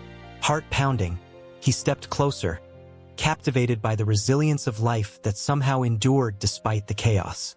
In those moments, he thought of his lost family, their laughter ringing in his ears like a distant melody. He remembered the lessons they had taught him: to love fiercely, to forgive easily, and to never lose faith in the goodness of others. They had not taught him to fight against the gods, but to stand firm against the darkness that threatened to consume the heart. He felt a surge of emotion rise within him, a tide of longing and sorrow that threatened to overwhelm him. Could he truly honor their memory by embracing the very lessons that had emerged from the ashes of war? In the distance, Elias saw a flicker of movement. A group of survivors, weary but determined, approached with their heads held high. Their faces told stories of loss, but also of resilience. They wore the scars of battle like badges, each mark a testament to their survival. As they drew nearer, Elias could see the fire in their eyes, a fierce belief that despite the aftermath of divine wars, there was still a chance to rebuild. "Together, we can rise," one of them called out, a woman with a voice that cut through the fog of despair. We can create a world where the mistakes of the past do not dictate our future. Her words ignited something within Elias, a flicker of hope amidst the ruins. He felt the weight of the parchment in his pocket, a reminder that they were not alone. There were lessons to guide them, stories to tell, and a future to reclaim. The group gathered around, sharing their own tales of loss and survival. Each story wove a tapestry of shared experiences, a reminder that they were all bound by the same threads of humanity.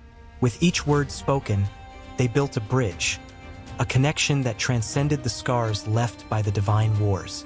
They spoke of compassion, of kindness, and of the importance of forgiving not only others but themselves. Elias felt a swell of emotion as he listened, realizing that these lessons were not merely ancient teachings but living truths that could reshape their world. He was no longer just a survivor. He was part of a community ready to embrace change, to learn from the past, and to forge a new path.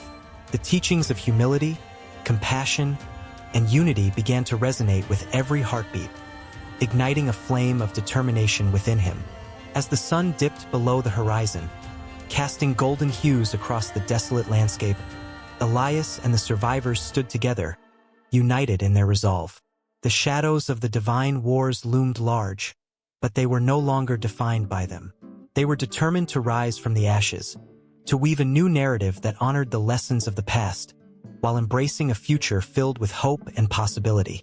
The battle for their souls had just begun, and as they looked toward the horizon, they felt the warmth of a new dawn breaking, whispering promises of a brighter tomorrow, if only they had the courage to reach for it. In the flickering shadows of a grand Roman forum, the air crackled with anticipation as a crowd gathered, eyes wide and hearts pounding. The scent of warm bread and roasted meats wafted through the streets, but it was the magnetic pull of storytelling that held the masses captive.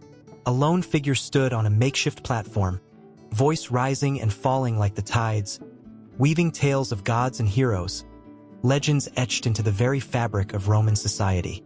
With each word, he painted vivid images of valor, sacrifice, and destiny, tapping into something primal that lay dormant within the souls of his listeners. The myths of Rome were not mere stories. They were the lifeblood coursing through the veins of a burgeoning civilization. Anchored in the past, these narratives shaped everything from personal identity to collective values. They whispered of Romulus and Remus, twin sons of the war god Mars, suckled by a she-wolf, destined to rise from the ashes of a savage world. The tale was more than a foundation myth. It was a beacon of hope, a reminder that greatness could emerge from the most unlikely of circumstances. The crowd breathed in the legend, feeling the pulse of their ancestry, the thrill of belonging. As the orator's voice soared, he spoke of Aeneas, the Trojan hero who journeyed to Italy, carrying with him the weight of his people's dreams and sorrows. His trials, his loyalty, and his relentless pursuit of destiny resonated deeply. Aeneas' struggles mirrored the Romans' own. They, too, were a people forged in hardship, battling against the odds to create something enduring. The myth became a powerful tool, instilling a sense of duty and courage in every citizen. The listeners could almost feel the heat of battle, the weight of their forefathers' swords, urging them to embody the virtues of bravery and honor. Children huddled close to their parents, wide-eyed and enraptured. They learned that to be Roman was to be part of a grand narrative that stretched back to the gods themselves. The tales became a compass, guiding their moral compass, teaching them about justice, loyalty, and steadfastness. The myths were alive in every corner of the empire, echoing through the streets of Rome and beyond, instilling a shared identity that transcended individual differences. As dusk crept over the horizon, the stories turned darker, and the air shifted with tension. The orator's voice dropped, becoming a haunting whisper. He spoke of Tarquin the Proud, the last king of Rome, whose tyranny led to a rebellion that changed the course of history.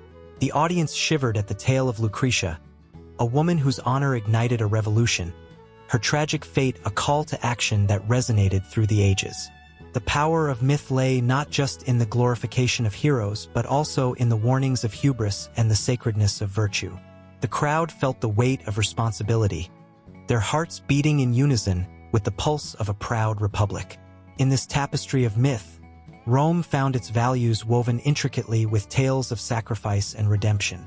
The stories became the backbone of the republic, shaping laws and societal norms, and offering a lens through which citizens viewed their world. The virtues of gravitas, dignitas, and virtus were not mere ideals. They were embodied in the legends passed down through generations. When the Romans looked to the sky, they saw not just celestial bodies but the lingering presence of their gods, watching over them, guiding them along their path. As the moon rose high, casting silvery light over the gathered throng, the orator shifted to tales of divine intervention. The stories of Jupiter, the king of the gods, and Juno, protector of the state, became vivid reminders of the divine favor that the Romans believed they enjoyed. The myths assured them that they were chosen, destined for greatness. This belief fueled their ambitions and endeavors, embedding a sense of purpose in every citizen. With each retelling, the myths transformed into a rallying cry, igniting a fierce loyalty to the empire and its ideals, binding the people together across the vast territories they commanded. But not all was simple and bright. An undercurrent of unease began to weave through the tales, hinting at the price of the empire's ambition. The orator spoke of the darker gods, of vengeance and wrath, and how they could turn the fortunes of men in an instant. This duality, the promise of glory entwined with the threat of downfall, was the very essence of the Roman experience. The crowd felt a shiver run down their spines, a reminder that power came with responsibility.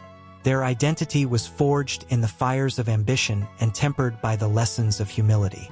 As night enveloped the forum, the stories grew more visceral, pulling the audience into the very heart of their myths. They felt the heat of battle, the thrill of victory, and the agony of loss. Each heart beat as one, bound by the threads of their ancestors' courage and wisdom. In this moment, the myths transcended the realm of mere stories. They became the very foundation upon which the identity of Rome was built. The orator's voice, now filled with fervor, suggested that every Roman was a part of this mythic legacy, a living testament to the values etched into their souls. The tension in the air was palpable, a powerful reminder that the heroes of the past were not distant figures but reflections of the very people before him. They could be heroes themselves, each individual a potential Aeneas or Lucretia, their choices capable of altering the course of history. And as the night deepened, a sense of urgency mixed with emotion surged through the crowd. They were not just hearers of tales. They were participants in an ongoing saga, their lives the ink that would write the next chapter. With every story told, they felt the weight of their ancestors and the call to live up to the ideals that shaped their great city. They stood on the brink of the unknown, ready to carve their own destinies into the annals of history, driven by the myths that had long since become their essence. In that charged atmosphere, a silent agreement formed among them, a pact to honor the legacy of their forebears. As the last echoes of the orator's voice faded into the night, a new understanding blossomed. This was not just the past. It was their present and future intertwined, a living myth that shaped the very soul of Rome. And somewhere, deep within the hearts of the people, a fire ignited, an unquenchable desire to leave their mark on the world, to be part of a story that would resonate through the ages, forever echoing the values of courage, loyalty, and honor that were the very essence of their identity. The sun dipped below the horizon, casting long shadows over the ancient ruins of a forgotten civilization. The air was thick with the scent of damp earth and discovery, hinting at the mysteries buried just below the surface. As the last rays of light faded, they illuminated the outlines of crumbling stones, whispering stories of a time when gods walked among mortals and conflicts raged in the skies above. Beneath the layers of civilization, archaeologists worked feverishly, their tools delicate yet determined. Each chisel struck a chord of anticipation, vibrating through the air like an electric current. The ground held its breath, waiting for the reveal of something monumental, something that could change the way humanity understood its own past. When the first statue was unearthed, a gasp swept through the group. A figure, weathered but resolute, stood tall in its defiance against time, adorned with intricate carvings that told tales of glory and tragedy. The statue depicted a fierce warrior, his eyes seemingly alive with a challenge. Clutching a weapon that bore the marks of an ancient conflict, he stood guard over the forgotten stories of his people. The archaeologists exchanged looks of astonishment. This was more than just a sculpture. It was a window into an epic saga of divine conflict, an echo of battles fought under the watchful gaze of gods who wielded power over the fates of mortals. As they brushed away centuries of dust, a series of inscriptions emerged, etched into the stone with painstaking precision. The symbols danced before their eyes, revealing a narrative of celestial battles that raged long ago. The words spoke of gods who clashed in titanic struggles, their fury spilling over into the mortal realm, bringing devastation and chaos in their wake. A shiver ran down the spine of the lead archaeologist, a feeling that transcended time and space, resonating with the very essence of humanity. Within the inscriptions, a name emerged, an ancient deity whose presence was felt in every corner of the world, instilling both fear and reverence. This god was a harbinger of storms, a master of thunder, and the tales of his wrath echoed through the ages. The stories recounted fierce battles against rival gods, their cosmic chaos mirrored in the lives of those below. Nations rose and fell, empires crumbled under the weight of divine vengeance, and the people prayed fervently for mercy in the midst of chaos. But it wasn't just the gods who were embroiled in these conflicts. The archaeologists discovered artifacts, broken swords, shattered shields, that belonged to the warriors who fought valiantly in the name of their deities. Each piece carried a life story, a sacrifice made in the heat of battle. These warriors were both heroes and victims, caught in the swirling vortex of divine machinations. The air crackled with emotion as they pieced together the lives that had once thrived in this land, now rendered silent by the passage of time. As night fell, the excavation site transformed under the glow of torches, their flickering flames casting shadows that danced like specters of the past.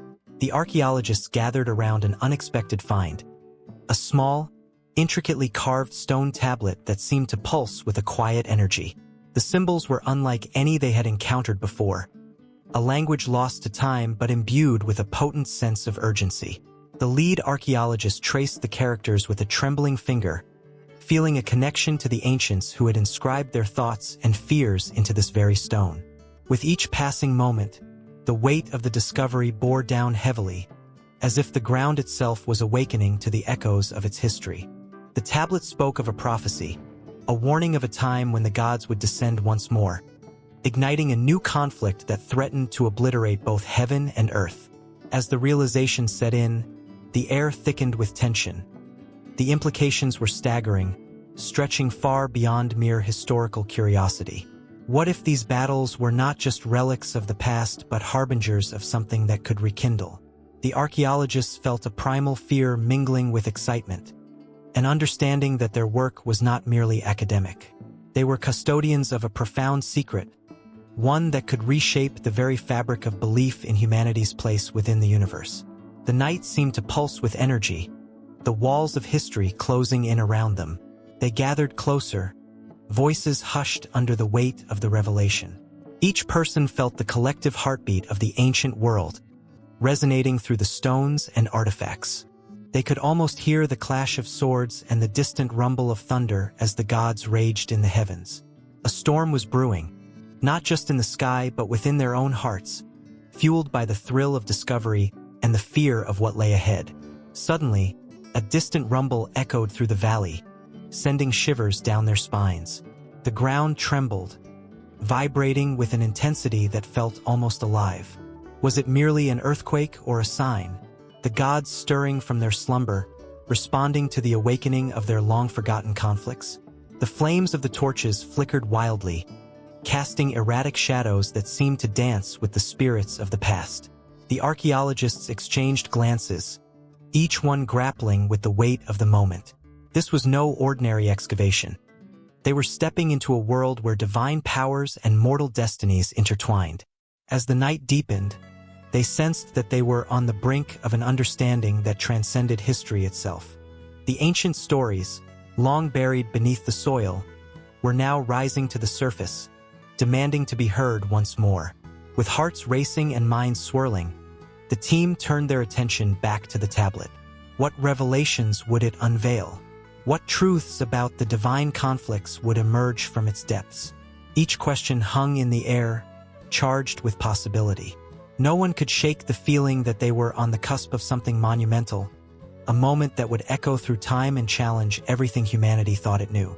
Just as the storm clouds gathered above, so too did the weight of their discovery loom large, ready to change their lives forever. Beneath the weight of a dusky sky, the echoes of ancient Rome still whisper through the air. A flickering torch illuminates the crumbling stone walls of a once majestic temple, where gods and mortals once mingled. In this hallowed space, the stories of divine legends twine with the threads of human experience, revealing lessons that resonate with an alarming familiarity. The torches dance with urgency, their flames casting shadows that seem to breathe with life, as if the deities themselves are watching, waiting for their tales to be told again. Jupiter, king of the gods, looms large in the minds of those who know his story. A figure of immense power, he wielded thunderbolts like artists wield their brushes, crafting destinies with strokes of divine wrath or benevolence. His thunderous voice once shook the earth, commanding respect and devotion. Yet, the lessons he embodies remain relevant today. Power can corrupt, and arrogance can lead even the mightiest to downfall. The fable of Jupiter and his numerous escapades is a stark reminder that unchecked ambition often births chaos. In modern boardrooms and political arenas, the specter of his hubris is felt, a chilling reminder that the gods watch as humanity grapples with its own failings. Venus, shimmering with the allure of love and beauty, danced her way into the hearts of mortals, teaching that passion can be both a gift and a curse. Her story of love lost and found brings tears to the eyes of those who dare to dream. She reminds them that love is a force woven into the very fabric of existence, powerful yet unpredictable, capable of lifting souls to the heavens or dragging them into despair. In today's world, where romance often flickers like a candle in the wind, her lessons echo through heartache and joy, igniting hope in the darkest of moments. Mars, the god of war, stands as a fierce reminder of the duality of humanity. His very essence embodies conflict, yet his tales also weave the importance of bravery, honor, and sacrifice. The tension between peace and violence is a narrative that transcends time, echoing through battlefields and political strife. As nations clash and conflicts erupt, Mars's lessons on valor and the consequences of war ripple through modern society.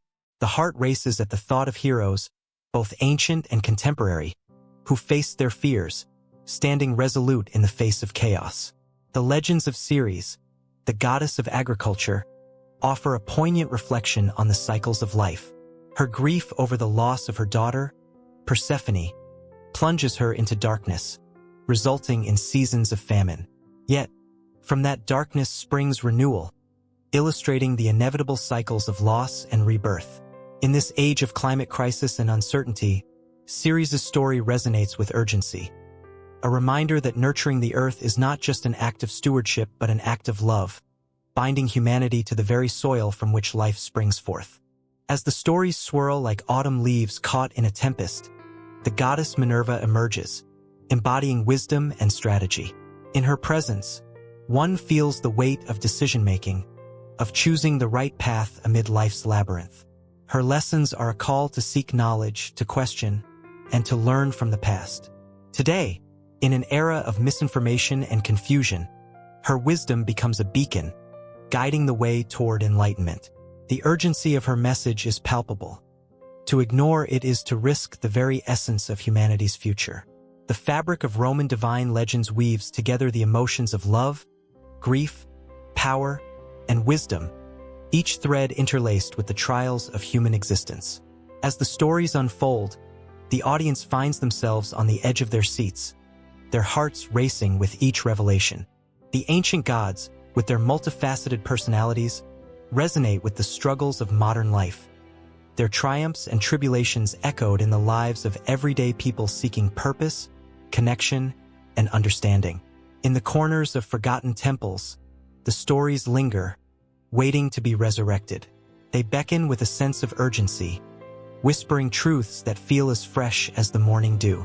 The laughter of Bacchus, the god of wine and revelry, echoes through the celebrations of life, reminding people to embrace joy amid chaos.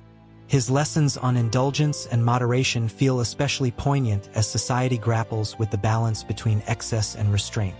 In today's world, where the pace of life can feel overwhelmingly fast, Bacchus's spirit encourages moments of celebration, a reminder to savor the sweetness of existence. Yet, lurking in the shadows is the figure of Pluto, the god of the underworld, embodying the inevitability of death. His tales serve as a solemn reminder of mortality, urging humanity to confront the fragility of life. The chill of his presence sends shivers down spines, nudging people to appreciate the fleeting moments they share with loved ones. In a world that often shies away from discussions of loss, Pluto's lessons offer a pathway to acceptance and understanding. As the night deepens, the tension grows, intertwining the celestial and the earthly. The audience feels the weight of the past pressing down on their shoulders, urging them to reflect on the lessons that have shaped civilization. The stories of Roman legends transcend time, illuminating the shared human experience that binds us all. The ancient wisdom resonates through the ages, urging everyone to listen, to learn, and to apply these timeless lessons to their own lives. With each flicker of the torchlight, the past breathes, alive and vibrant, its lessons echoing through the corridors of time. The stories refuse to fade, lingering like a haunting melody that calls forth emotions: joy, sadness, anger, and hope. The gods may be distant, but their impact remains intimate, woven into the very fabric of who people are and who they aspire to be. The narratives are not complete. They continue to evolve, intertwining with the lives of those who dare to engage with them. The stage is set for the next act, a transition that promises to deepen the connection between the ancient and the modern, allowing the lessons of the past to resonate even more profoundly in the present. The night is still young, and the stories have only just begun to unfold.